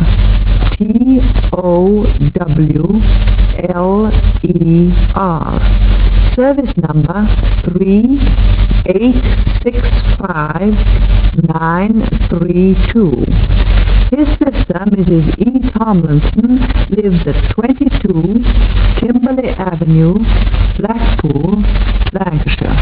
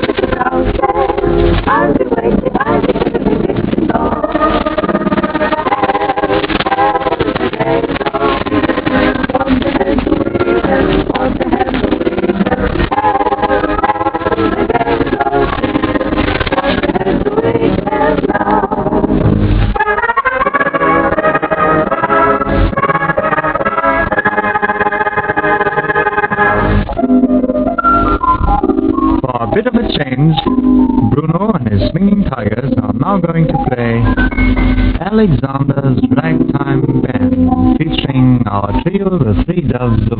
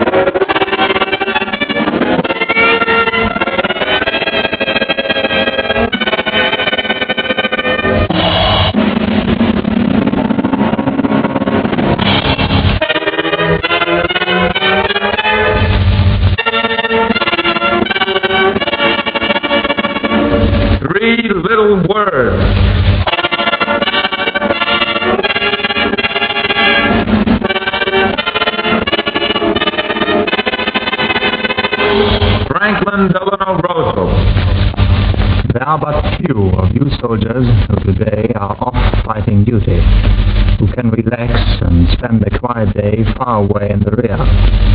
So privileged, your pals can devote a few minutes to sober reflection, to a review of what prompted you to come over here to Italy, to a foreign land. Our motto is service for servicemen. Consequently, we should like to help those in a reflective mood to reconstruct the prehistory of the coming of the American forces to Italy, to this continent.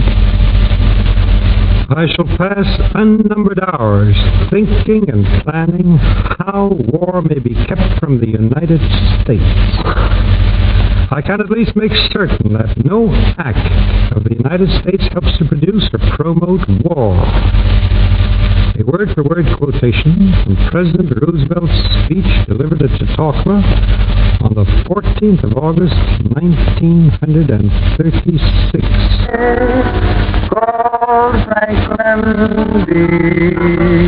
Franklin D. Roosevelt, D. Roosevelt, Franklin D.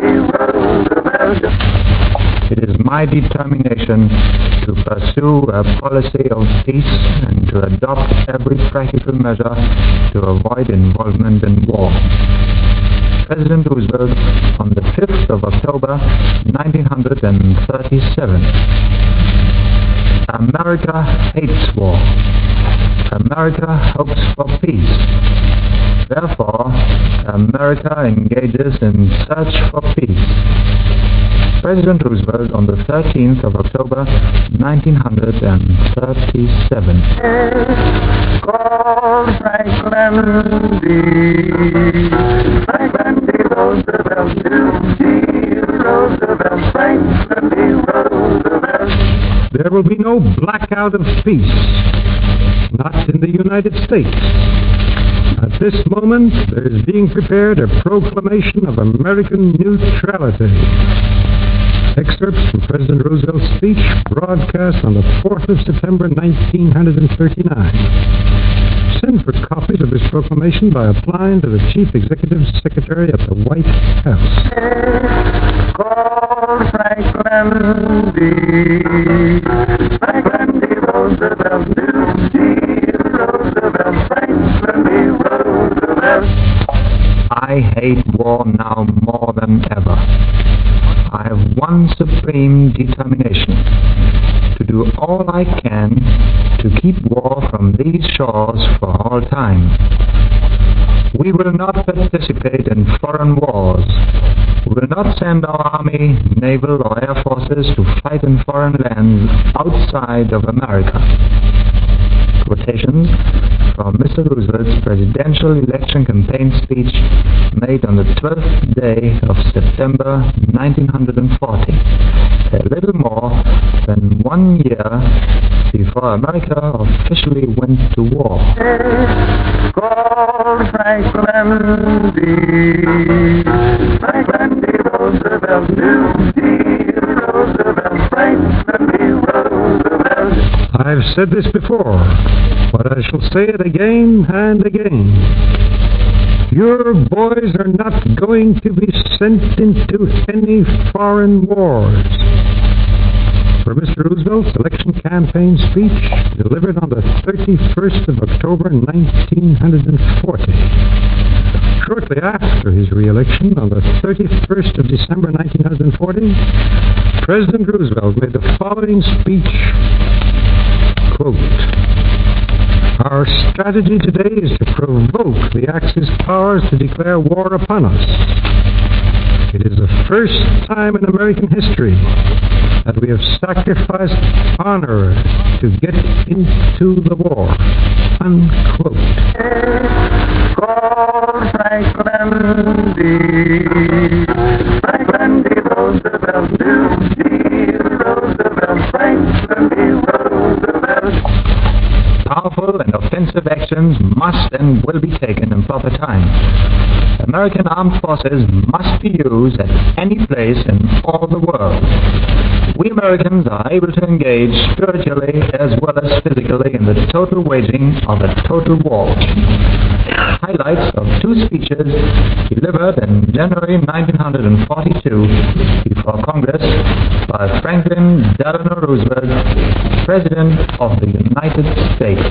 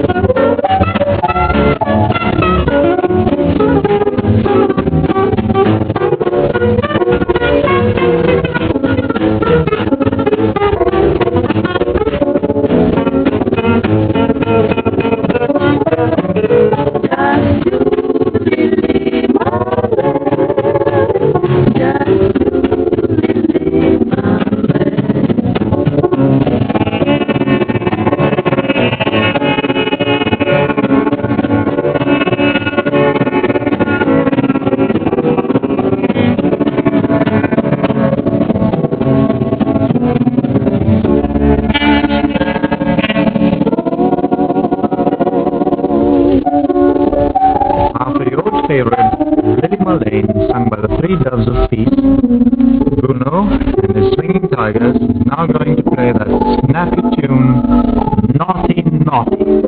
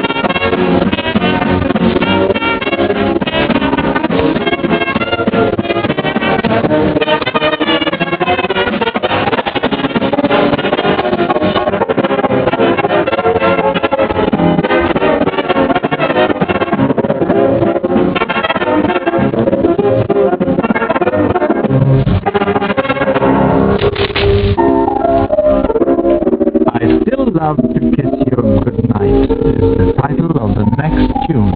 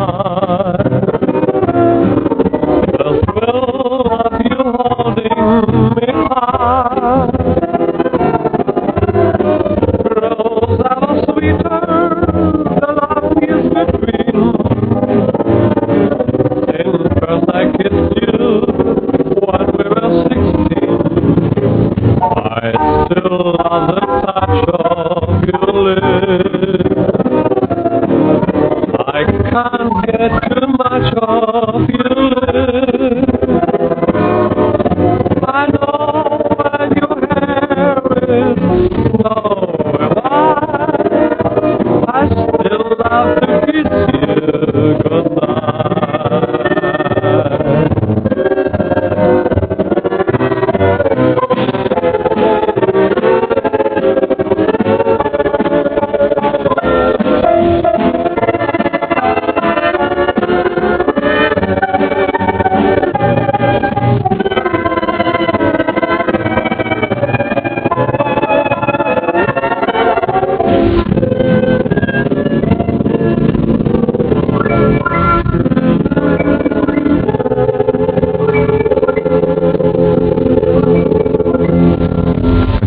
Attention! This is Jerry's Front calling. As another feature of our program, we'll give you messages from men taken prisoner during the fighting of the last few days in Italy. We want you to write down these messages and ask you to send them on to the families of these men to let them know that they are safe and sound and that for them the war is over. The first message is from Private F.H. Miller, M-I-L-L-E-R. Service number F57030. I repeat that. Private F.H.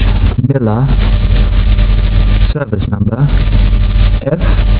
F57030. And it goes to his sister, Mrs. Herbert Burgess, Corbeil, Ontario, Canada. Dear sister, I am quite all right. Don't worry. I am unhurt. Best wishes to all at home. That was a message from Private F.H. Miller. Service number F57030. The next message is from Lance Corporal John Charles Sharkey. S-H-A-R-K-E-Y.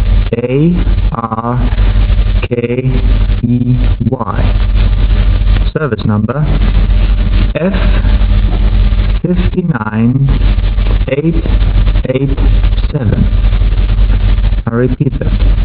Lance Corporal John Charles Sharkey. Service number F59887. His message goes to Mrs. John Charles Sharkey, 50 Afton Avenue, Toronto, Ontario, Canada. I am fit and well. Please let Mom and Dad know. Love to all. John. John is Lance Corporal John Charles Sharkey. Service number F59887. The next message is from Private S. Pepper, H-E-P-P-E-R.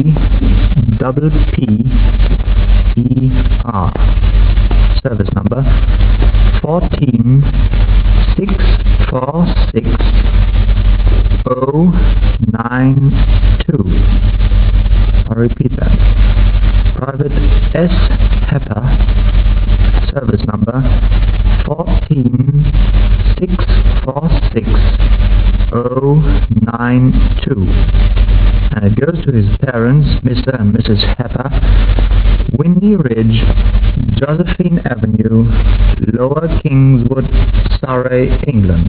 I am in the very best of health, so do not worry. Hope you are all well at home. This message was from Private S. Hepper, service number 14646-092. Now don't forget that in our later broadcast you'll hear more messages of men taken prisoner on the fighting fronts in Italy.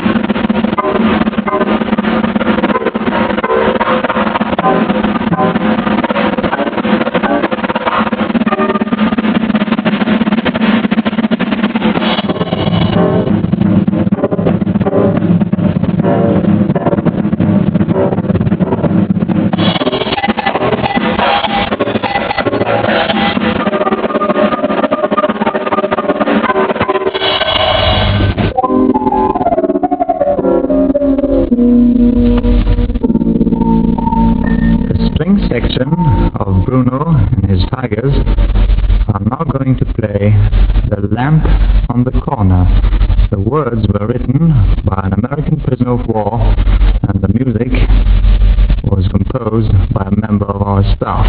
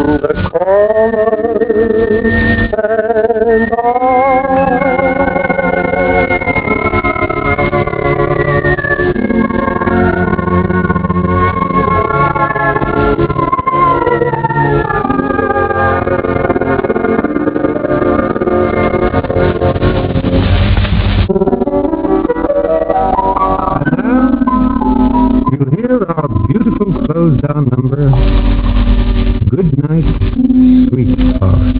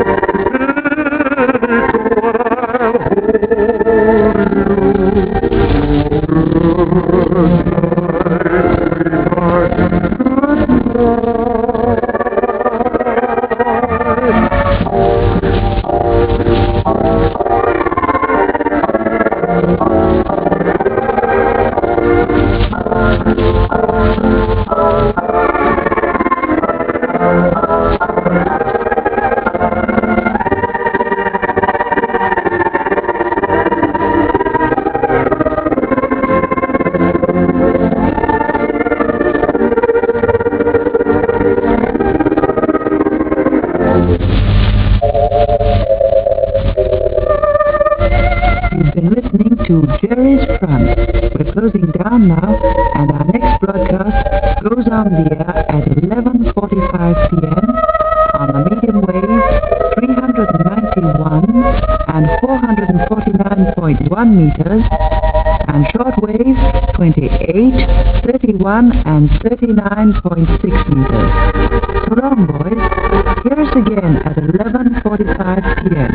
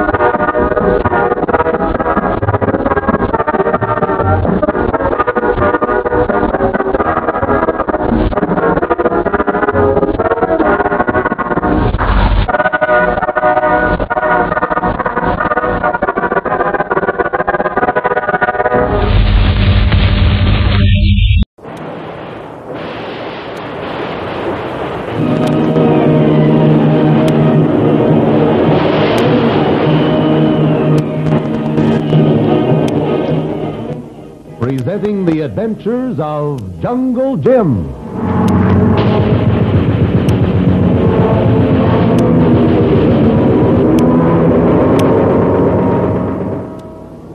The adventures of Jungle Jim, broadcast weekly over this station, are based on the characters from the full color action pictures to be found in the Comic Weekly, the world's greatest comic supplement.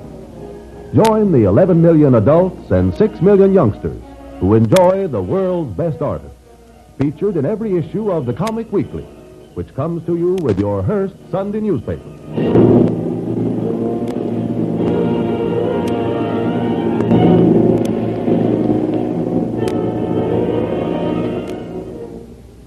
When last we saw Jungle Jim Bradley, he had just rescued Lil DeVril from Japanese spies. Jim went back to the airport at Panama to find that his flight had been canceled without warning. No explanations given. All Colonel Barrett could tell him was that he was to go back to his rooms and await further orders.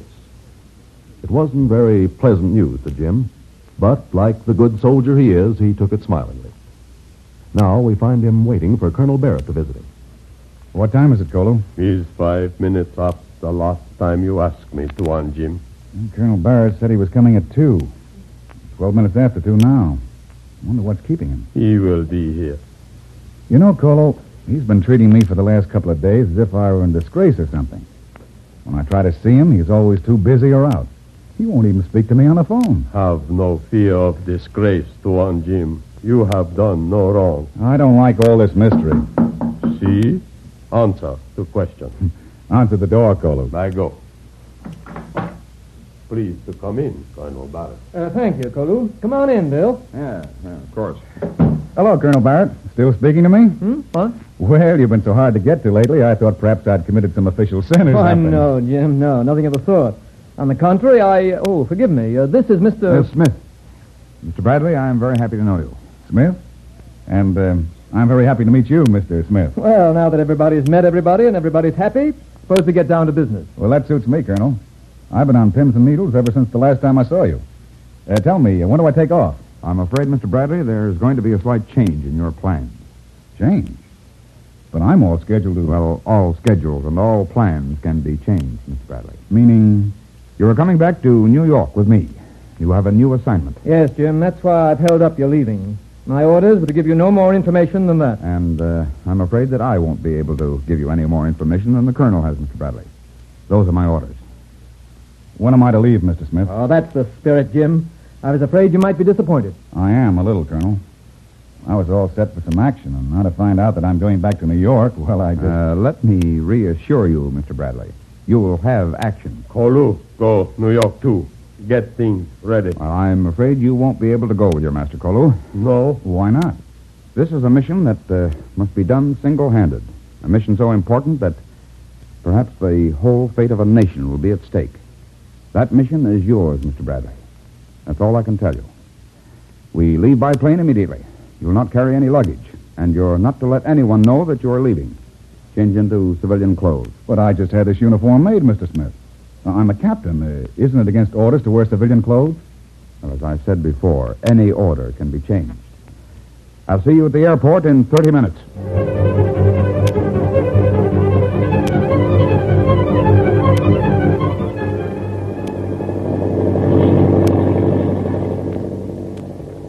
Why the thoughtful look, Jim? Oh, I was just thinking. Wonder what all my friends will say when they find out I've disappeared. Oh. Yeah, they'll probably say you deserted the army. Say, that's not funny. No, perhaps not. But that's exactly the impression we want to get around. I don't like that. Well, it's necessary for your mission. You're still not saying what that mission is. I'm sorry, Jim, but that's still a secret. It must remain so till we get to New York. Well, never a dull moment. Here I am with you on a chartered transport plane. One of its 2 passengers. Winging about 250 miles an hour toward New York. No luggage, no idea why I'm here. You'll find that out soon enough. How about something to eat? I had a lunch packed for us. Sandwiches, hot coffee, and a thermos jug. Not hungry, thank you. Mind if I go up front and talk to the pilot? That also is against orders. You're to talk to no one but me. Sorry, I'm not more amusing. Oh, it isn't that, Mr. Smith. It's only that I'm restless. Well, how about some cards? No, thanks. Say, I think I'll break out that lunch after all. All right. I'm a little hungry myself. Where'd you say it was? Back in the luggage compartment. Okay. I'll be back in a flash with a fish. All right. There's not much light back here. Well, there's a switch right there to your right. Okay, I got it. Put up your hands, Mr. Bradley. What? Up with your hands, over your head. Now, look here. One move from you, and I fire. Okay. Now, what's your game? Strange that you should ask me that, Mr. Bradley. For that is the information I want from you. Sorry, I can't oblige, old man.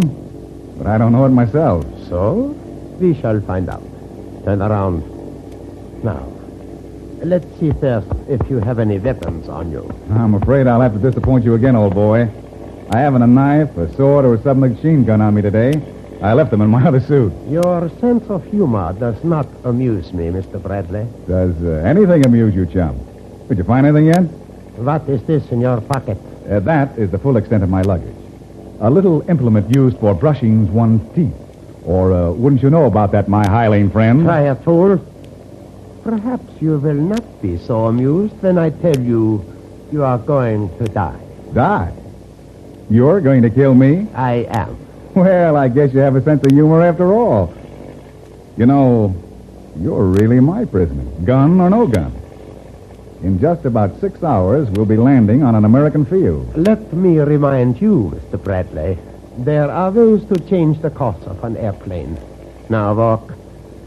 We are going back into the cabin. Okay. You're the boss for the moment. Well, what took you so long, Jim? What does this mean? It means that you are my prisoner, Mr. Smith. You, too, will kindly put up your hands while I search you for weapons. Why, you better do what he says, Mr. Smith. He has us at a slight disadvantage at the moment. Mr. Bradley, I agree with you for the first time. Let's hope, pal, that it's the last time. I see that you, too, are unprepared. You Americans are very complacent. Well, we don't expect a stab in the back, Fritz. But once we get a dirty deal, watch out. What are you going to do with us? I am afraid that question must go unanswered. Now, I shall leave you two here in the cabin together. I must talk to our pilot and see if I can persuade him to change his mind about our destination. Put up your hands. What? Why, you dirty swine! He's killed the pilot. Perhaps you believe now that I am quite serious. Hey, we're falling. The plane's out of control. Do not worry, Mr. Bradley. I am as good a pilot as you are.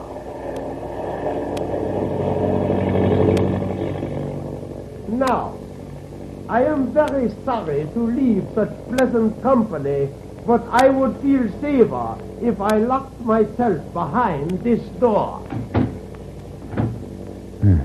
Now what are we going to do? I'm going to do a little thinking. There's always a way out of everything, except death and taxes.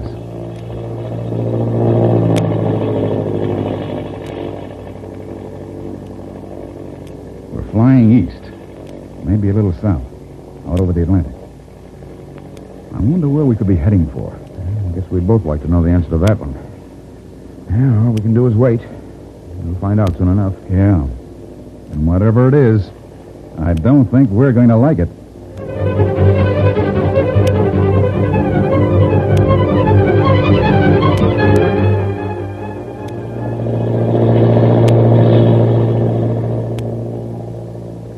Well, we've been flying for quite a while, Jim. He's got to land soon or we'll run out of gas. Well, maybe he's going to contact some Nazi radar. I don't know where he could put us down out here. Yeah, there must be some way of getting that, Heine. I don't know. Whatever you know, Jim, whatever they think they both know, they're going to do their best to get it out of us. I'm afraid their best can be mighty bad for us. Tell me, how can we get into that pilot room? We've got to somehow. Yes, we have, Jim. You don't realize how important it is to our country that you and I get to New York. Hey, wait a minute. I think I've got something. What? The fire extinguishers. There are two of them in here. Yeah, but what good are those? The chemicals in fire extinguishers. How do they work? I believe they give off carbon dioxide gas, which extinguishes the flame. That's right. And how does the carbon dioxide do that? By shutting out the oxygen around the flame, smothering it. And what can be done with a flame can be done with a man. We'll smother it. But he's behind a locked door. See that little ventilation grill at the top of the door frame? Yes. The pilot gets all his ventilation through there. I get it. We shoot carbon dioxide gas from the fire extinguishers through that vent. Our Nazi friend will be out like a light in just 30 seconds. What are we waiting for? Here's one. Here's the other. Let's go. Wait a minute. What? After he passes out, the plane will be without a pilot. How are we going to get inside to fly the plane? The door's locked. Break it down. Those are pretty strong doors, Jim. But if we crash, we'll at least take one more Nazi down with us. Let him have it.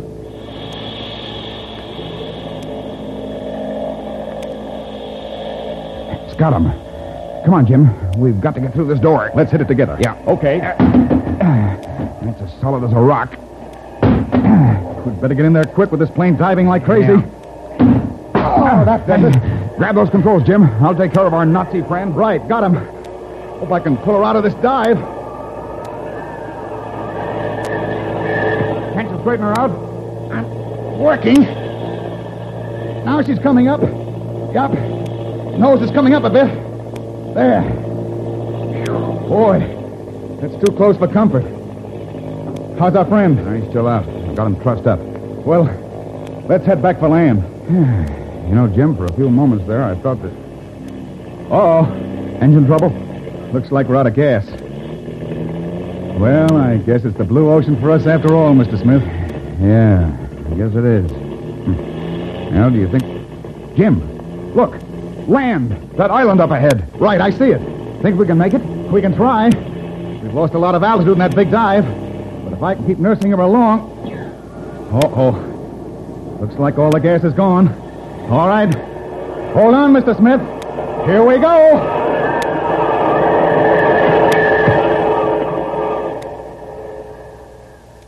Will Jungle Jim and Mr. Smith be able to make that island? And if they do, couldn't this be the island the Nazi agent was heading for? And if it is, what about the secret mission upon which Jim and the mysterious Mr. Smith are embarked? These questions are answered when next we meet Jungle Jim.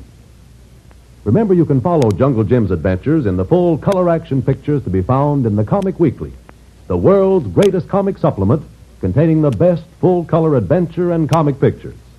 No other comic supplement can give you the top cartoonist. The whole family follows the fun and frolic of Jiggs and Maggie, the Little King, the immortal Donald Duck, and numerous other comic characters, as well as the exciting adventures of Jungle Jim and Flash Gordon. Join the millions of adults and children who every week find the greatest of home entertainment in the Comic Weekly, which comes to you with your Hearst Sunday newspaper.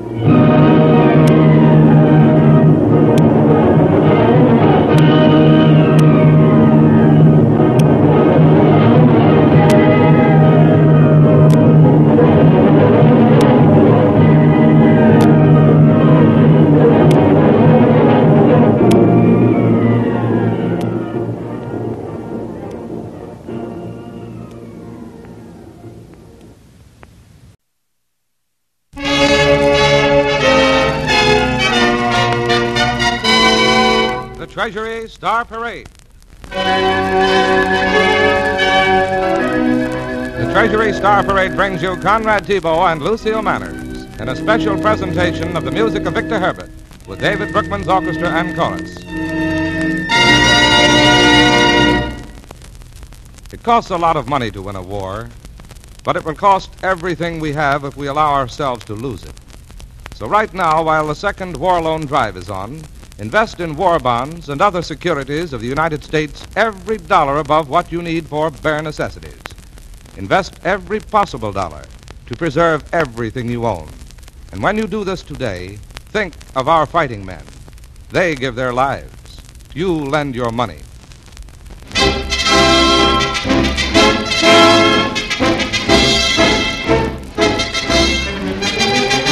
Tramp, tramp, tramp along the highway. Tramp, tramp, tramp, the road is free. Blazing trails along the byway. Courrier de bois, oui. Tramp, tramp, tramp, now clear the roadway. Roam, roam, roam, the world is free. We're planters and Canucks, Virginians and Kentucks, Captain Dick's old infantry. Captain Dick's old infantry.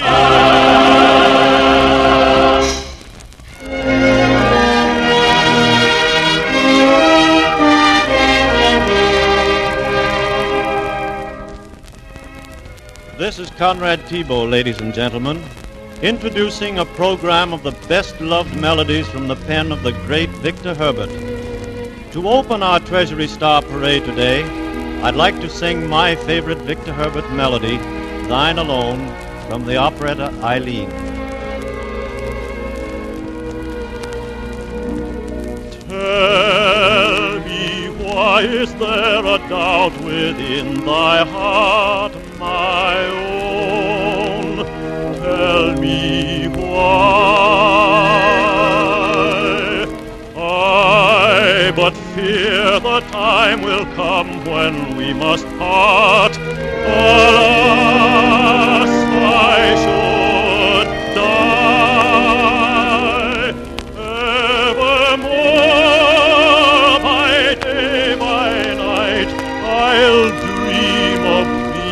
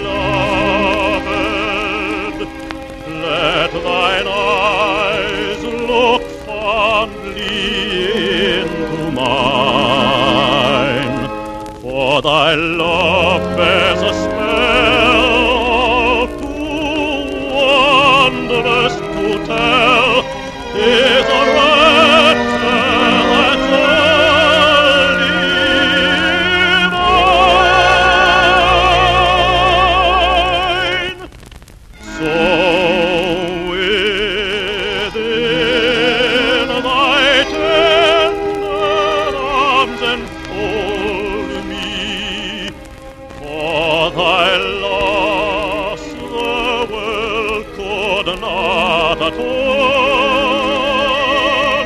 Beloved, I swear that I will end it through.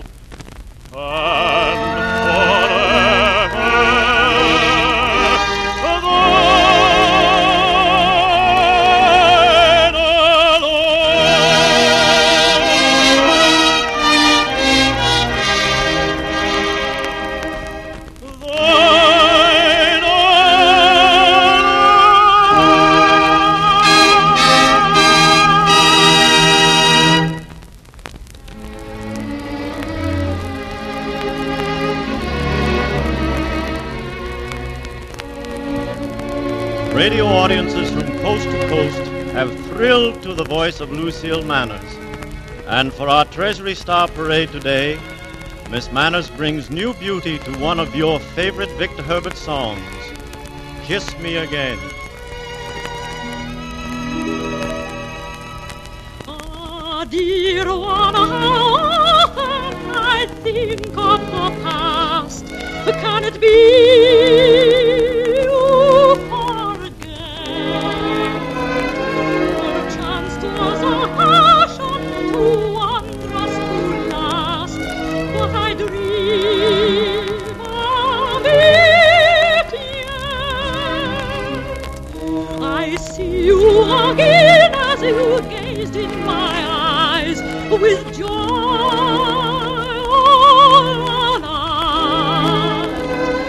So fondly you'd fold me, as softly you told me of love through the star-sprinkled night.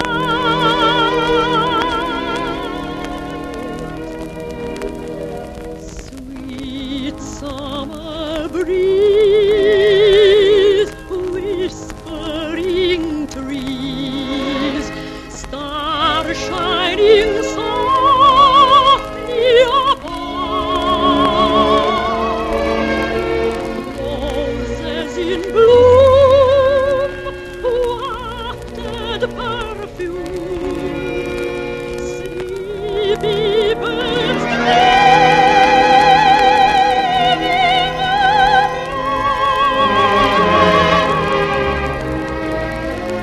safe in your arms, far from alarms. Daylight shall come, but in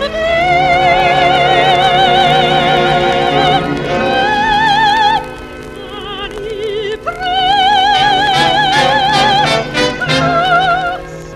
to your breast. Kiss me again.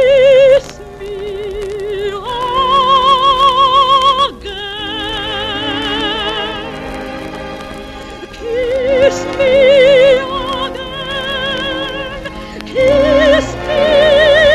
Kiss me.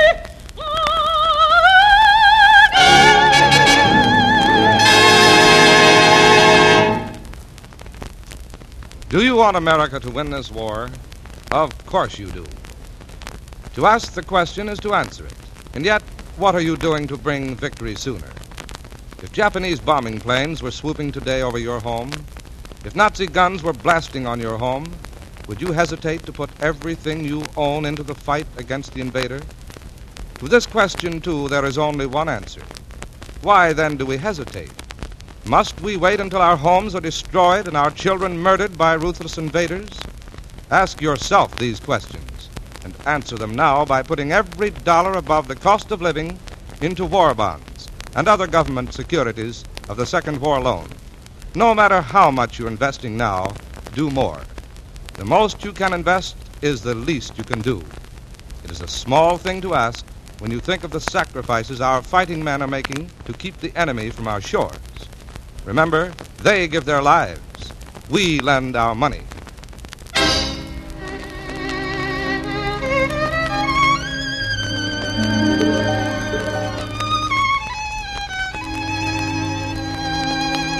This is Conrad Thibault again. Now, Lucille Manners and I join with David Brookman's orchestra and chorus to bring you a selection from one of Victor Herbert's greatest operettas, The Fortune Teller. Slumber on, my little gypsy sweetheart, dream of the field and the grove. Can you hear me in that dreamland where your fancies roam? Slumber on, my little gypsy sweetheart, wild little woodland dove.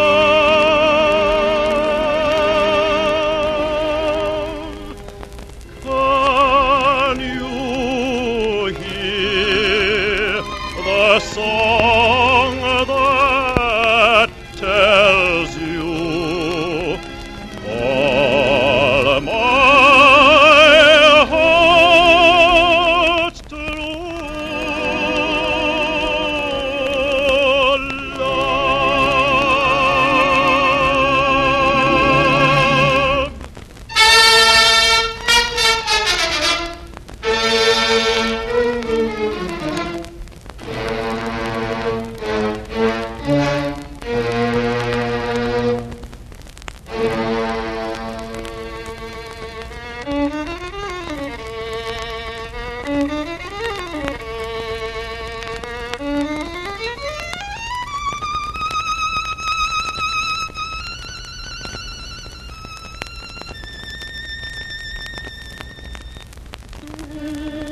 Paris, wild and free, sounds of my young melody. Heaven that lives and me, our soul and breathe, that's how we. Paris, wild, sounds of my young melody. Heaven that lives and free, our soul and breathe, that's how we. That's the music sound.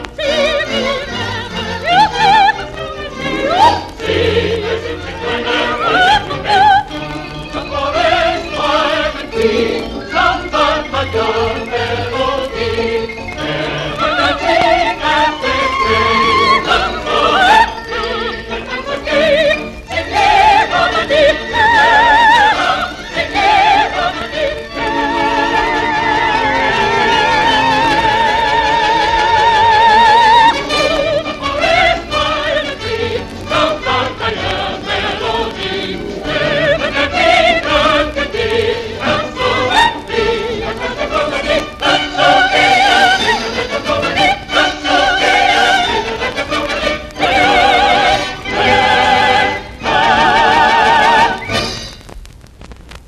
Remember, ladies and gentlemen, the second war loan drive is on. Now is the time to buy war bonds as you've never bought them before. For the more you buy, and the sooner you buy them, the sooner this war may be won and over. Don't ever forget, our sons, brothers, and husbands are giving their lives. You lend your money.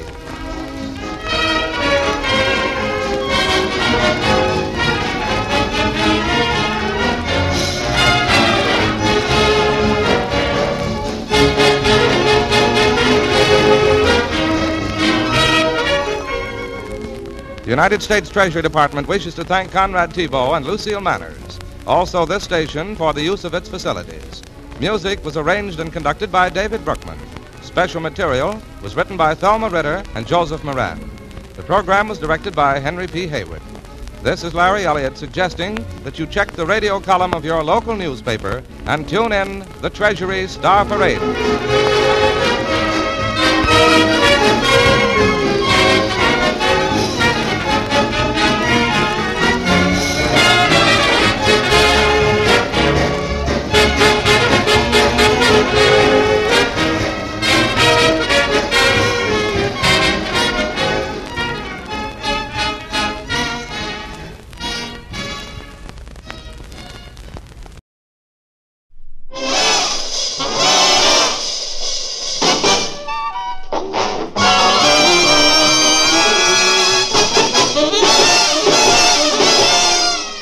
It's Downbeat.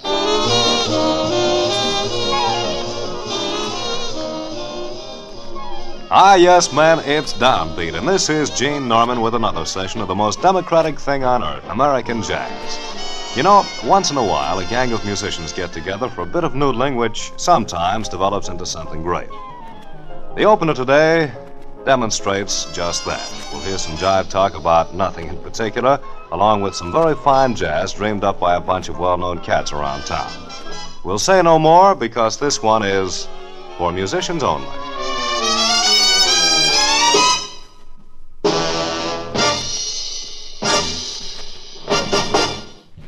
How do you do, fellas? I should like very much to introduce some new theories on the ultra-modern jazz music of today. Metaphysically speaking, you know, the basic principle of all music, especially jazz, is rhythm. For instance, I should like to make an example of my drummer, Johnny Peanut Butter. And then, of course, we have on bass, Howard Dill Pickle.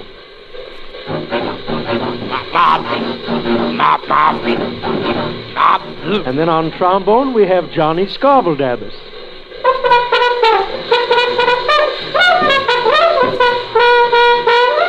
And then on tenor, we have myself, Richard Scotch and Soda.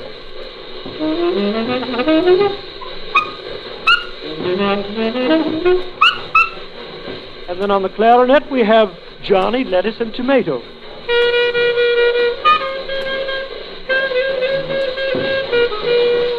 On the piano, we have Ethel Sweet.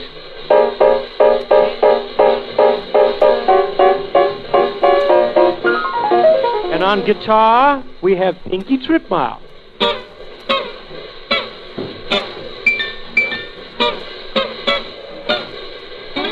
And last on the trumpet, we have Alfred Tweedsuit.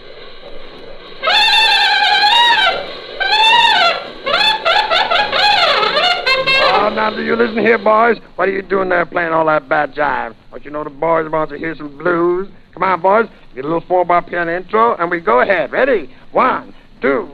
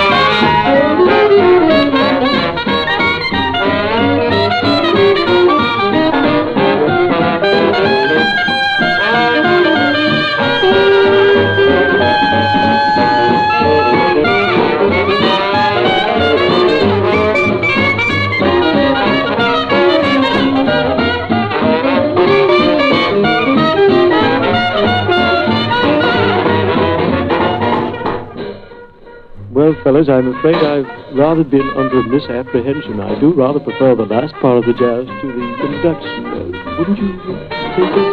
Thank you very much.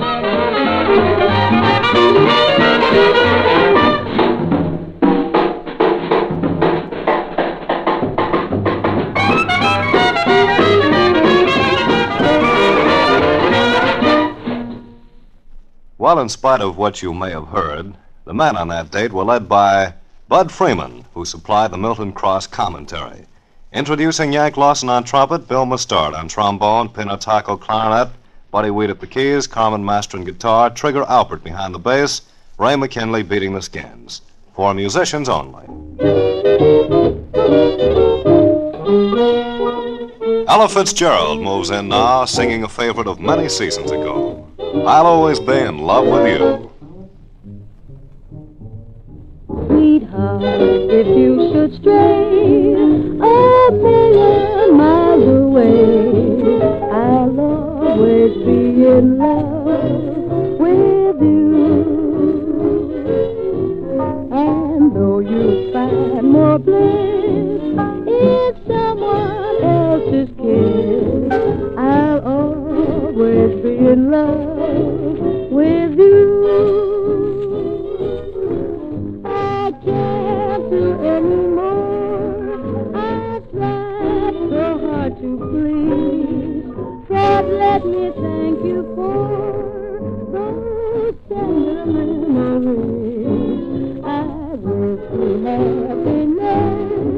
As for me, sweetheart, I guess I'll always be in love with you.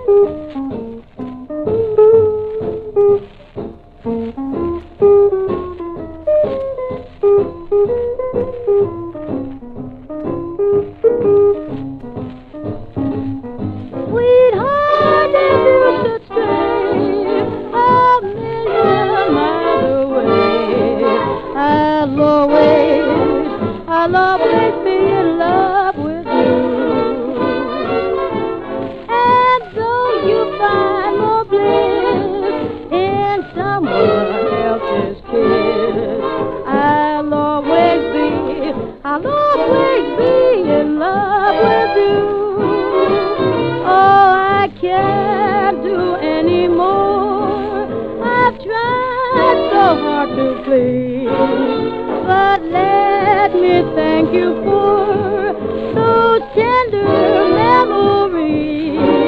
And I wish you happiness. As for me, sweetheart, I guess I'll always be in love with you.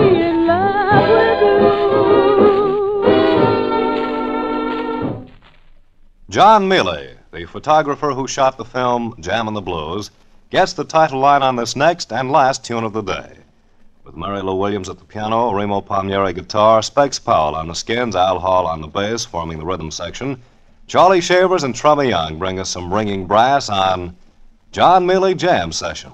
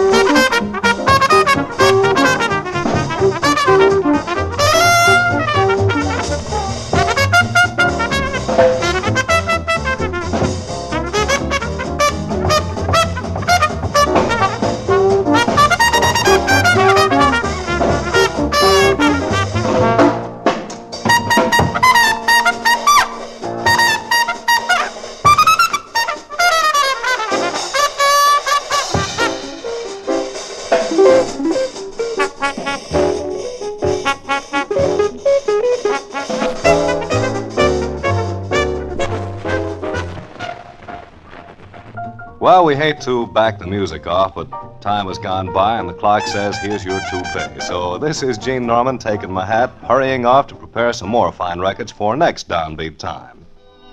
This is the Armed Forces Radio Service.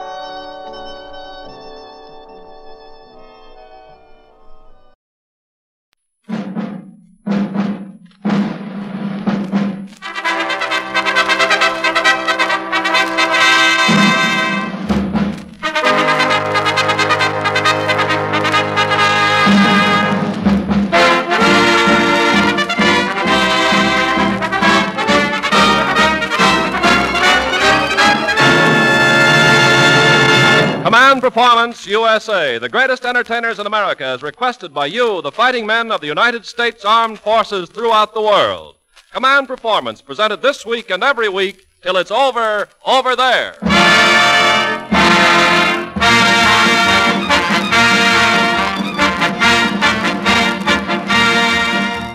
Okay there, gang, we're saddling up and hitting the old Command Performance trail that leads to all AEF battlefronts and battle stations around the earth, to spend a half hour with every one of you fighting men and women of the United Nations.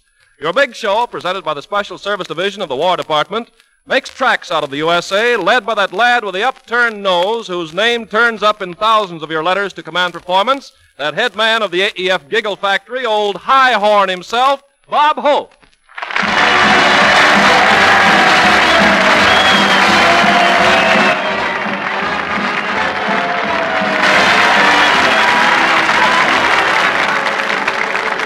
Thank you, fellas. This is Bob, Command Performance Hope, telling you guys out there that if we all dig in and plant our victory gardens, we'll soon catch the Axis with their plants down.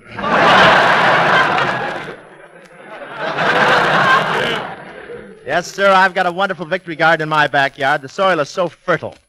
The soil is so fertile, it doesn't wait for me to plant it. Every morning knocks on my door and says, well, what have you got for me today? And I want to tell you, my garden is coming along fine. Some of the corn is almost up to the weeds. And I know I'm going to be very popular with my victory garden. I no sooner got it started than 3,000 bugs lined up with their ration books. My girl helps me with my garden. She's wonderful. She's got big buck teeth. She's the only girl I know that can carry on a conversation and hoe the garden at the same time. Well, let me tell you that spring here in Hollywood is wonderful. Ah, spring. Mother Nature has united all her children. The birds, the flowers, the bees, the trees, they're all one. Everything else is 1A.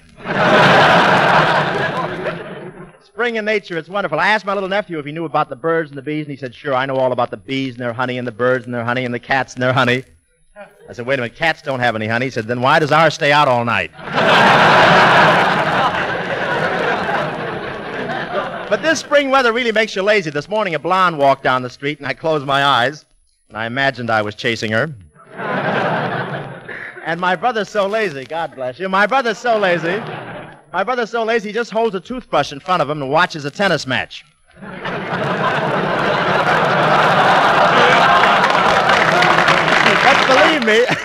But believe me, this year, with the war going on, things in Hollywood are really different. Last week there was a baby born out of Lockheed. He wanted to be near his mother. But the women out here have been wonderful. They're giving up silk stockings, long skirts. The girls are even taking the rubber out of their girdles. Now they're all out for defense. And believe me, it's no snap. But this girdle business even affects...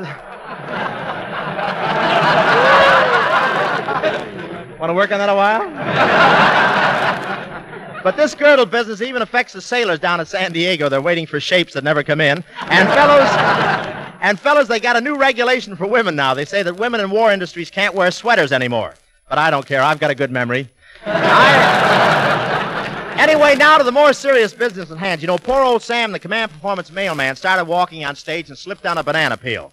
It took a load off his feet, but leaves us to pick up letters from Corporal Jimmy Lodge in North Africa, from Art Morrow at 980, from Dr. Leo Disraeli at Navy 212, the gang at 24, Don Garrett and Adolph Friedman at 927, and from Yankee Doodle Pythian over there in Bristol, England. Tucked into all this mail like a notice from Morgenthau is a note from an Australian on Lord Howe Island. And he says, Lord, how you Americans have murdered that lovely song, The Curse of an Aching Heart. Please get your best baritone to sing it for us, and with no monkey business either. Okay, Aussie, here's one of America's finest baritones, Lee Sweetland, and The Curse of an Aching Heart. No monkey business, Lee. There you are, Lee.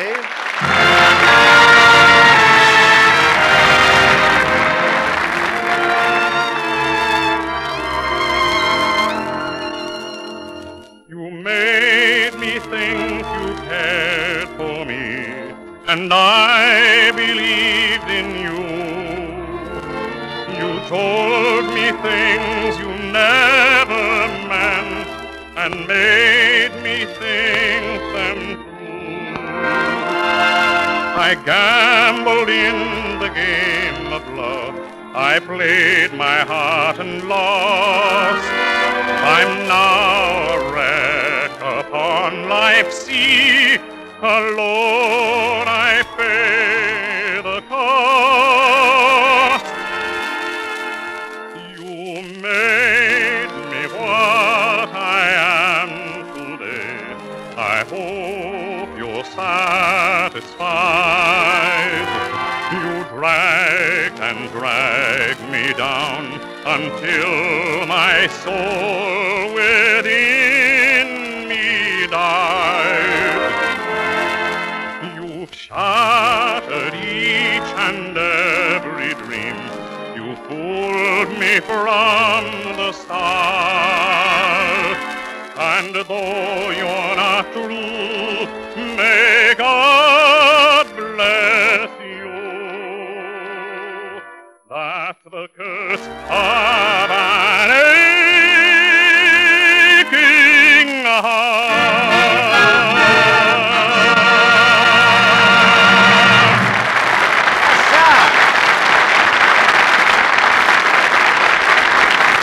Thank you. Thank you, Lee Sweetland. You know, Jerry Colonna sings that number, too. The only difference is when you sing it, a lot of you goes into it, and when Colonna sings it, it takes a lot out of you. But, fellas, get a load of this next letter, signed by Private Speed Tinsley and the artillery gang at 948. Dear Command, we have been beating our widow heads against the wall. Who wrote this, Tinsley or Red Skelton? Who did that? Anyway, we've been beating our widow heads and hoping you'd give us that crack train, the daylight, highballing through Glendale, California, with that big electric horn wide open. Okay, Speed, and you guys at 948, here's the daylight, rolling through Glendale and heading for Los Angeles.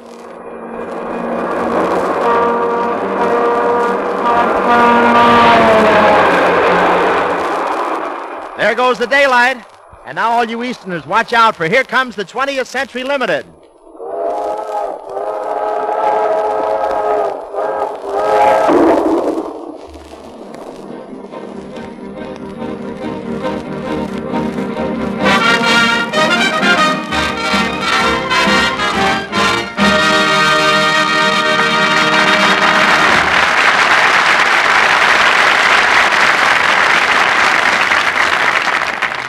Speed also asked us to imitate the call of the gray sea otter during the molting season, but Out of the Otter has the no disturb sign out. Well, gang, a lot of you ask Command Performance for your favorite songs, and I know I really should sing more than I do. But you know how it is. They make me introduce train whistles and tell jokes. Fundamentally, I'm not a comedian. I took up comedy as a hobby and because I like to eat, too. But my real talent lies in the field of music, and tonight I go back to the field. What a thrill. All over the world, the radio is turned on, Hope turns on the voice, and Crosby turns off the radio. As I begin my concert tonight, I will be assisted by a fellow who writes songs, Johnny Mercer, and a little girl who sings, Judy Garland.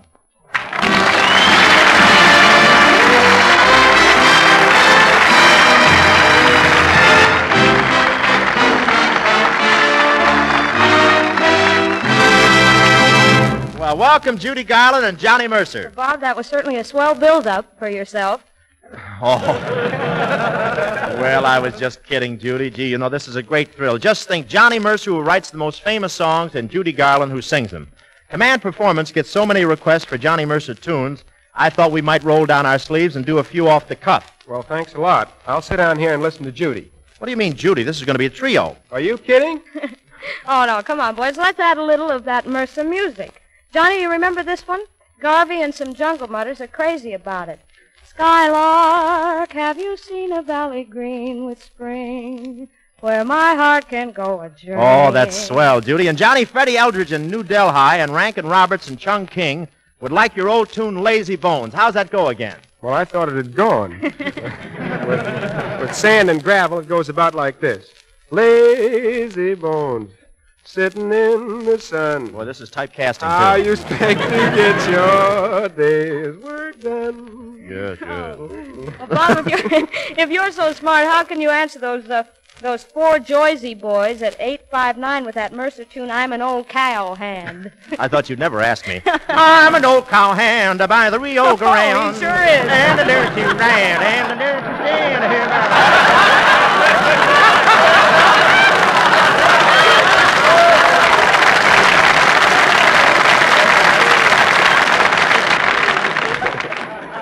Sorry, I wrote that number. Yeah. So much jealousy in every racket. All right, Judy. Another Mercer hit, a hit with Watkins of Italian Oaks in 867. Dearly Beloved. Dig a bit of that one for us, will you? All right.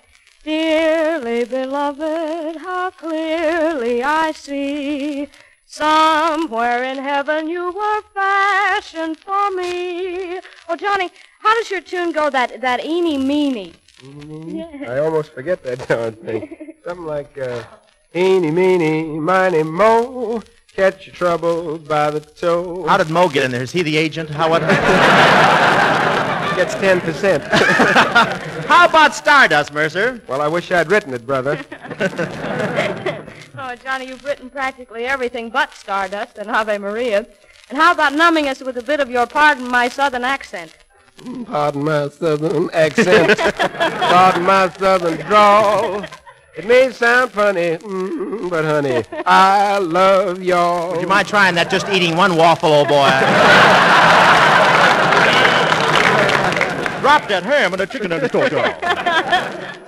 Oh, well, why don't you do a Mercer Hope duet and take a favorite of Harold Bogan in the U.S. Naval Hospital? You must have been a beautiful baby. Oh, you must have been a beautiful baby, baby. Oh, baby, look at you now. Drop the net. And Judy. Ow. And Judy, how about that Mercer tune for Corporal Larry Ovington at 957 and his girl Betty in South Orange? I'll remember you. All right. I'll remember you. You're the one who made my dreams come true a few kisses ago. You know, I begin to feel the lack of an orchestra. I know, but we shouldn't break this up until we get together on one of Johnny's most famous numbers. You can't ruin nothing but my reputation. Well, what's the tune, Judy? Strip polka. 1, 2, 3. There's a burlesque theater where the gang loves to go to see Queenie, the cutie of the burlesque show. And the thrill of the evening is when out Queenie skips, and the band plays the polka while she strips. Take it off, my boy. Get him off! Get him off! Get him off! Get him off! Grab them man, Johnny, look, while you... Wait a minute. While you and I take out across the alley for a quick one, Judy Garland will get command performance back into the convoy. The orchestra and Judy, and I never knew I could love anybody, honey, the way I'm loving you. Do it, Judy.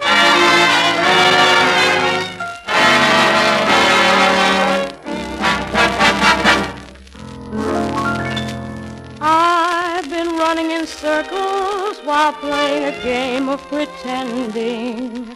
I didn't realize I wasn't wise what love could do. Now I'm facing a future that hasn't that one happy ending. And I'm a fool, I guess, to confess it all to you. I never knew I could love anybody, honey, like I'm loving you. I didn't realize what a pair of eyes and a baby smile could do. I can't sleep, I can't eat, I never knew a single soul could be so sweet, 'cause I never knew I could love anybody, honey, like I'm loving you. I can't sleep and I can't eat, I never knew a single soul could be so sweet, 'cause I never knew I could love anybody, honey, like I'm loving you. Honey, like I'm loving you.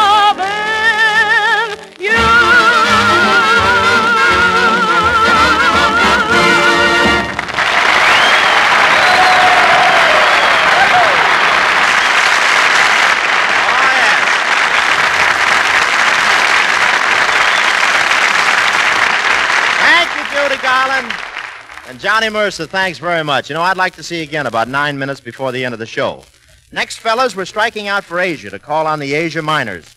And moving on to Mel Inners with an aircraft company at APO 824 and calling Mr. 5x5 Benton at 650.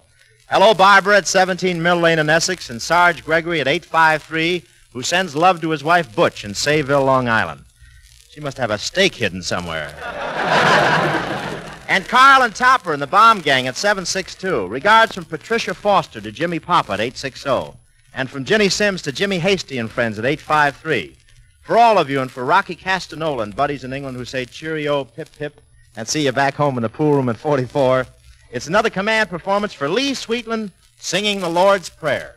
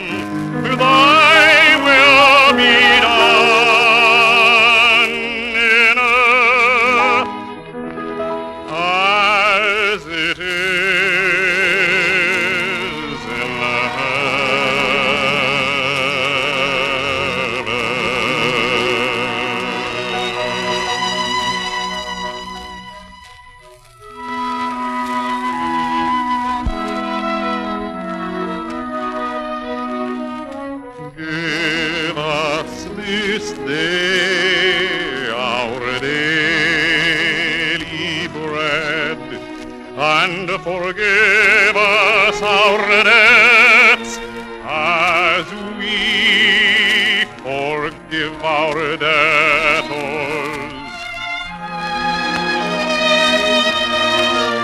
And lead us not into temptation, but deliver us from evil. For thine is the kingdom and the power and the glory forever.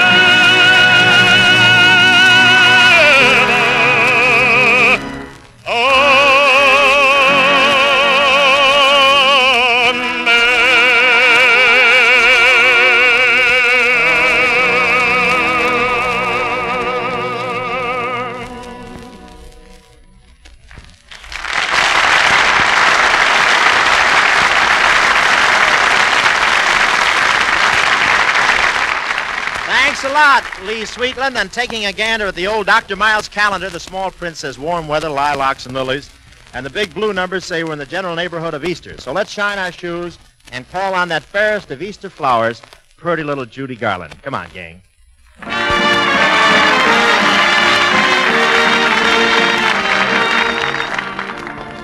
Tonight, Bob Hope and Judy Garland present a stirring one-act playlet about Easter entitled, With Meat Rationing, It's Very Tough to Get Easter Rabbits, but with Hope around, you don't have to worry about the eggs. As our play opens, we go back to Mr. Hope's youth, where we find young Robert on the way to his girl's house on Easter morning to go walking in the Easter parade.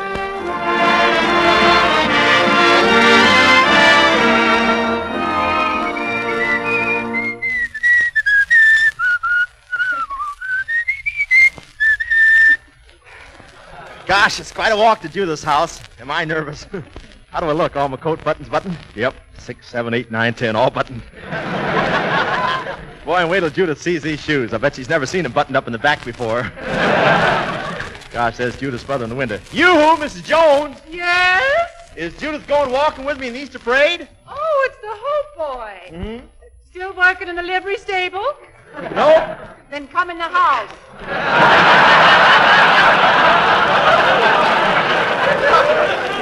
Just a minute, I'll open the front door. Well, Easter parade, how do we look? Are you...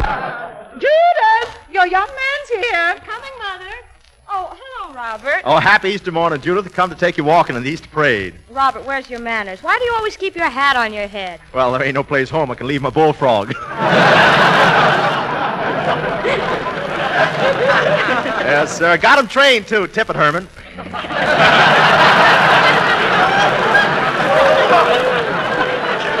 See? Oh, Robert, you're so clever. Yeah. Say, I got a surprise for you. I brought you a real live rabbit. Got it right here in my shirt. A rabbit? Oh, let me see him. All right. Whoops. Missed him that time. Get him the next time around. Well, come on, let's get started, Robert, if we're going for a walk. I want to show off my new clothes. We're going, Mother. All right, dear, go ahead. But listen, young man, if you take my daughter into the park to pick flowers, Yes, ma'am. pick 'em.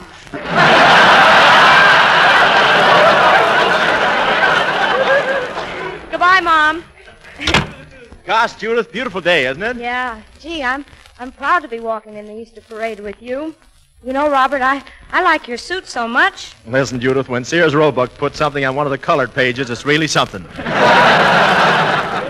You got some kind of new stickum on your hair, haven't you, Robert? Yep, keeps every hair in place. It's called Stay Good. You just put it on and let it gel. Is it much trouble? Only night's getting it back in the jar. Gosh, kind of warm walking in the Easter parade. Well, why don't you take off your mackinaw? Oh, the earmuffs and mittens come off with it. Oh, Robert, jump over that fence and get me that sunflower. Okay. That's it. Now come back. Oops, ripped my pants. Better keep the sunflower myself.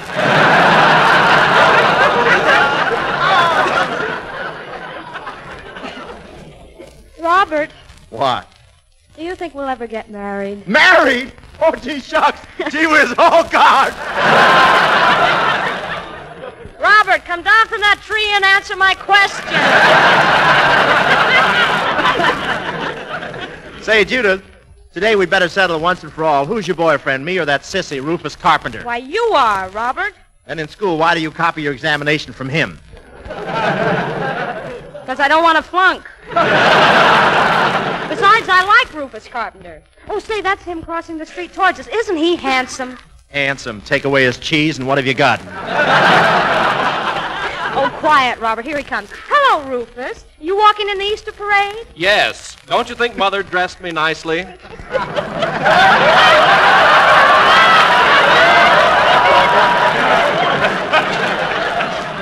We may be wrong about him, you know.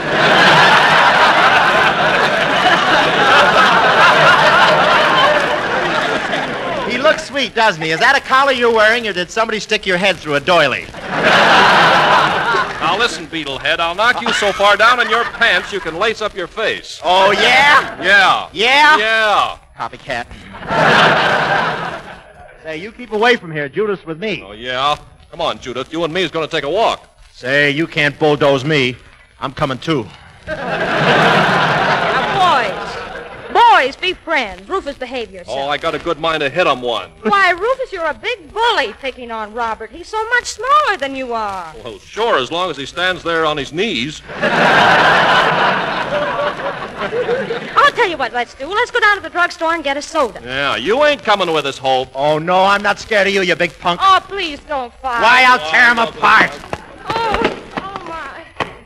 All over, and he never laid a hand on me. That's right, Robert. Come down from that tree.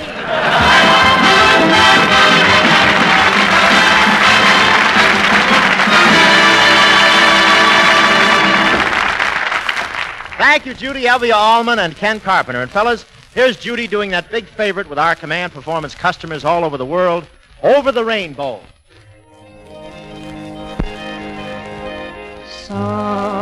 Somewhere over the rainbow, way high, there's a land that I heard of once in a lullaby. Somewhere over the rainbow,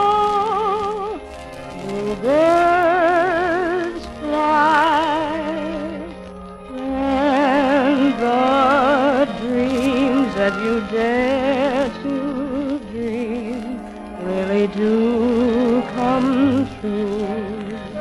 Someday I'll wish upon a star and wake up where the clouds are far behind me. Troubles melt like lemon drops away above the chimney tops.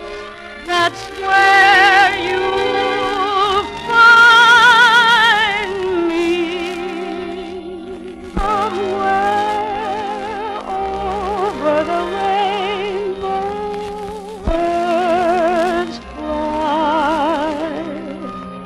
Birds fly over the rainbow. Why can't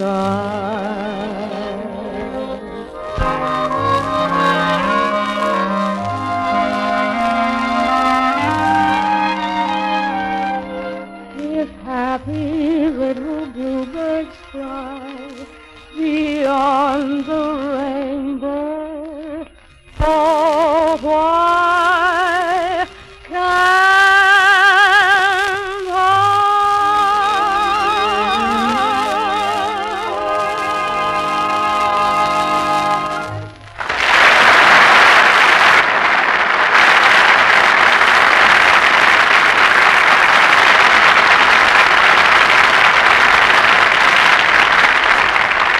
Thank you, Judy Garland.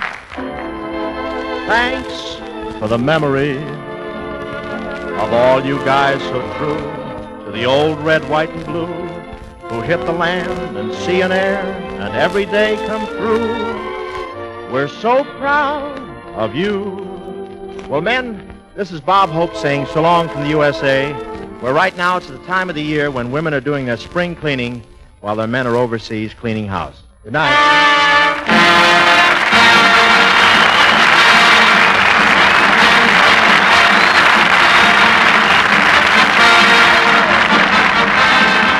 This is Ken Carpenter making a final entry to the effect that this program was arranged with the cooperation of the Hollywood Victory Committee. Command Performance is produced for you men of the Armed Forces of the United Nations by the Special Service Division of the War Department of the United States of America.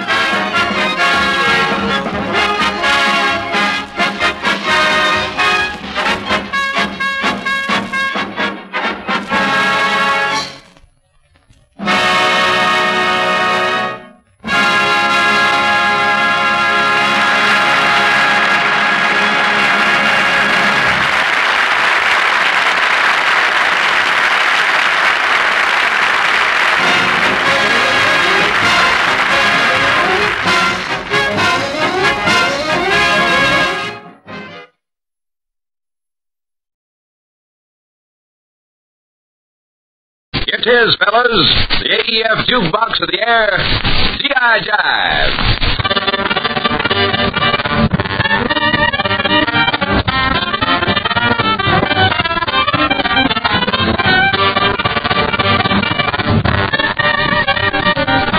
And once more, we're calling together the regular meeting of the Sharp Characters Club. We're all gathered here at headquarters to determine who will be elected to the presidency of the I Will Arise and then sit down again when I get through jumping society. Only Blue Jackets are entitled to vote on this here occasion, however, since this is a jukebox jamboree strictly for the Navy. Okay, well, the first candidate for election this time is Mr. T of the Dorsey clan. He ought to pull a lot of votes as he throws his hat into the ring with Boogie Woogie. This one ought to make you flip your ballots.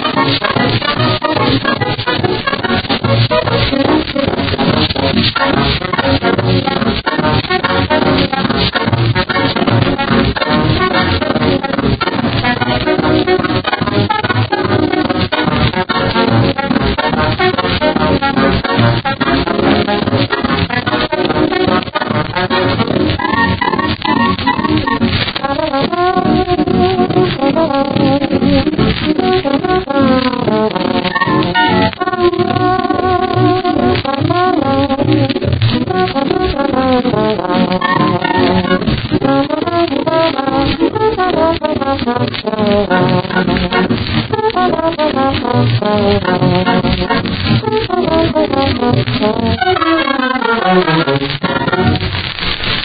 that one got the votes of Eddie Marino and David Watts of Navy 230, also Sailor Billy Turpin. They all wrote in and asked for Tommy Dorsey's Boogie Woogie. Now we come to a candidate whose fame has spread far and wide as a leader who feels it his civic duty to see the public is supplied with the most of the best in sweet solid swing. And rumba, too, because it's Freddie Martin, and right now he's campaigning with a bit of propaganda here called Take It Easy. So, constituents, if you like his rhythm, get with him.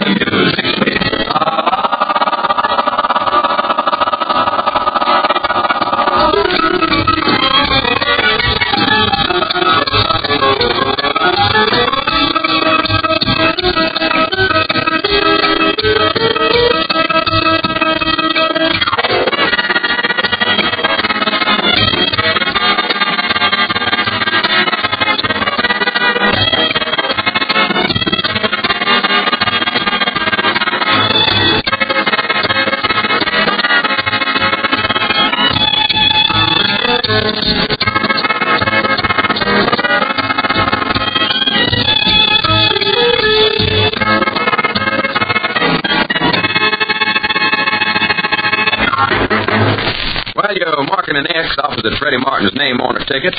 Let's read a vote that was sent in by machinist mate second class Harvey Jenkins of Navy 134. He wants to nominate a gal called Ice Cold Katie, who he thinks is entitled to the support of a few Blue Jackets. And while we're on that subject, man, don't forget, if you want to hear your favorite band leader on this here shindig, well, just drop us a card or a letter to Armed Forces Radio, Los Angeles, USA, will you?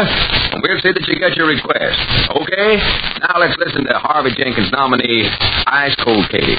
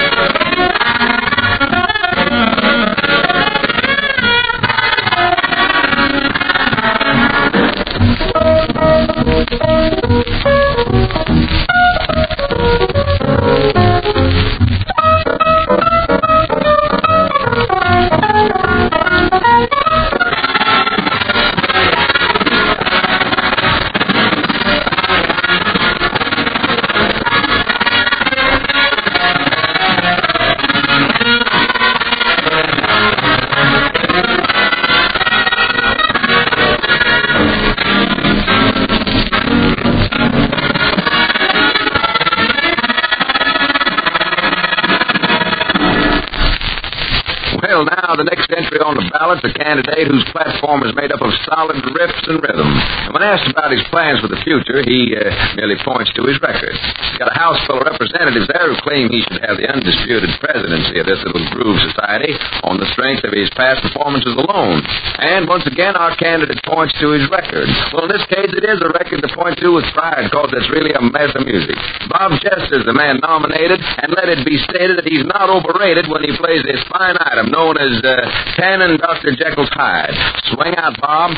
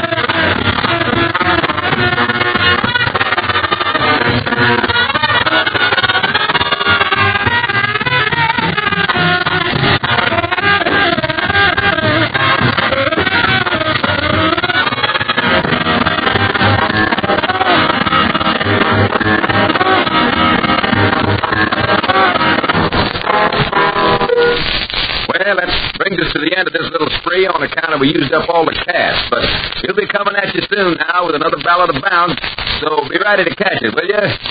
This program was produced by the Armed Forces Radio Service.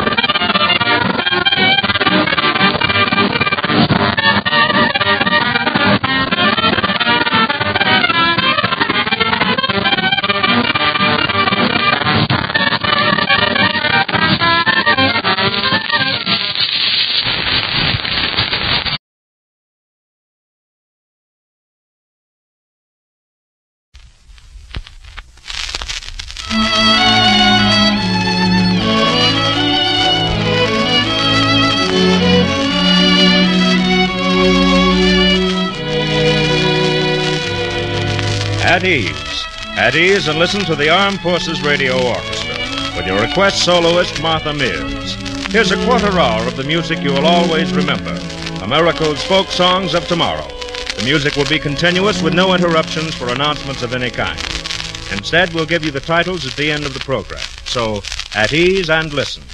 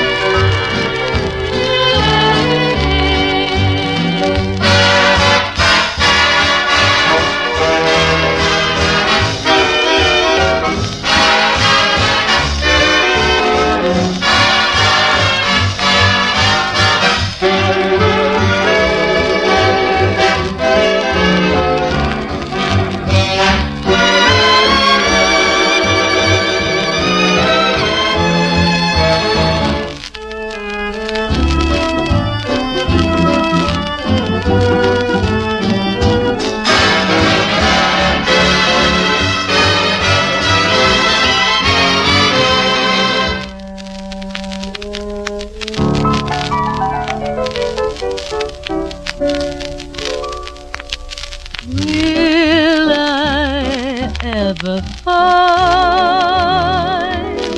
the boy in my mind, the one who is mine? I tease. Maybe he's a dream, and yet he might be just around the corner, waiting for me.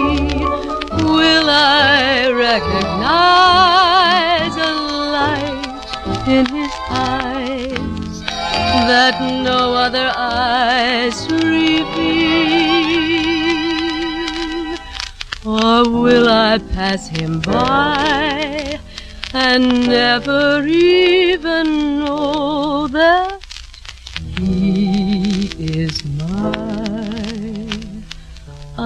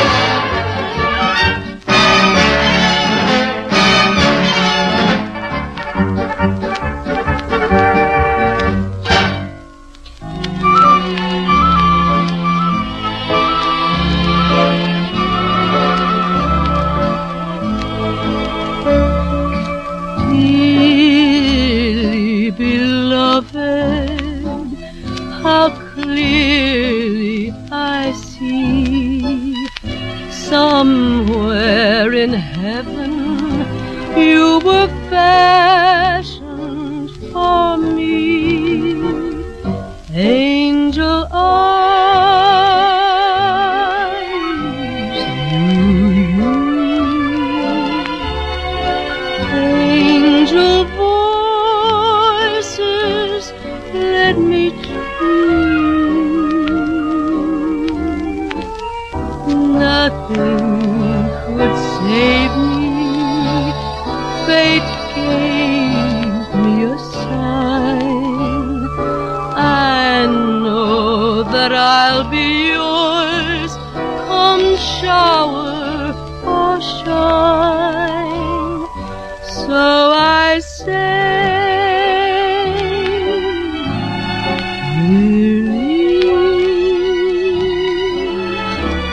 dearly beloved, dearly beloved,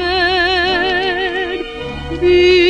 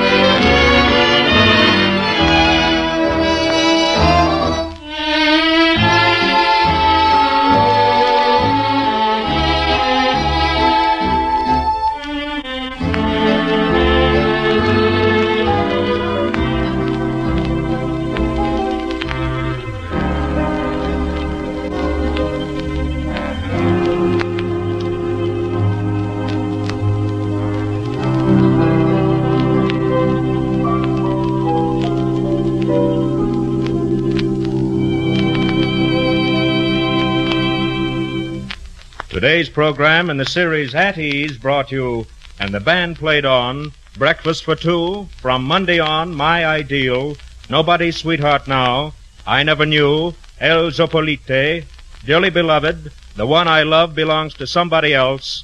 For me and my gal and the roses of Picardy. The Armed Forces Radio Orchestra was under the direction of Major Meredith Wilson. Your featured soloist was Martha Mears. On the electric guitar, Les Paul. This is the Armed Forces Radio Service.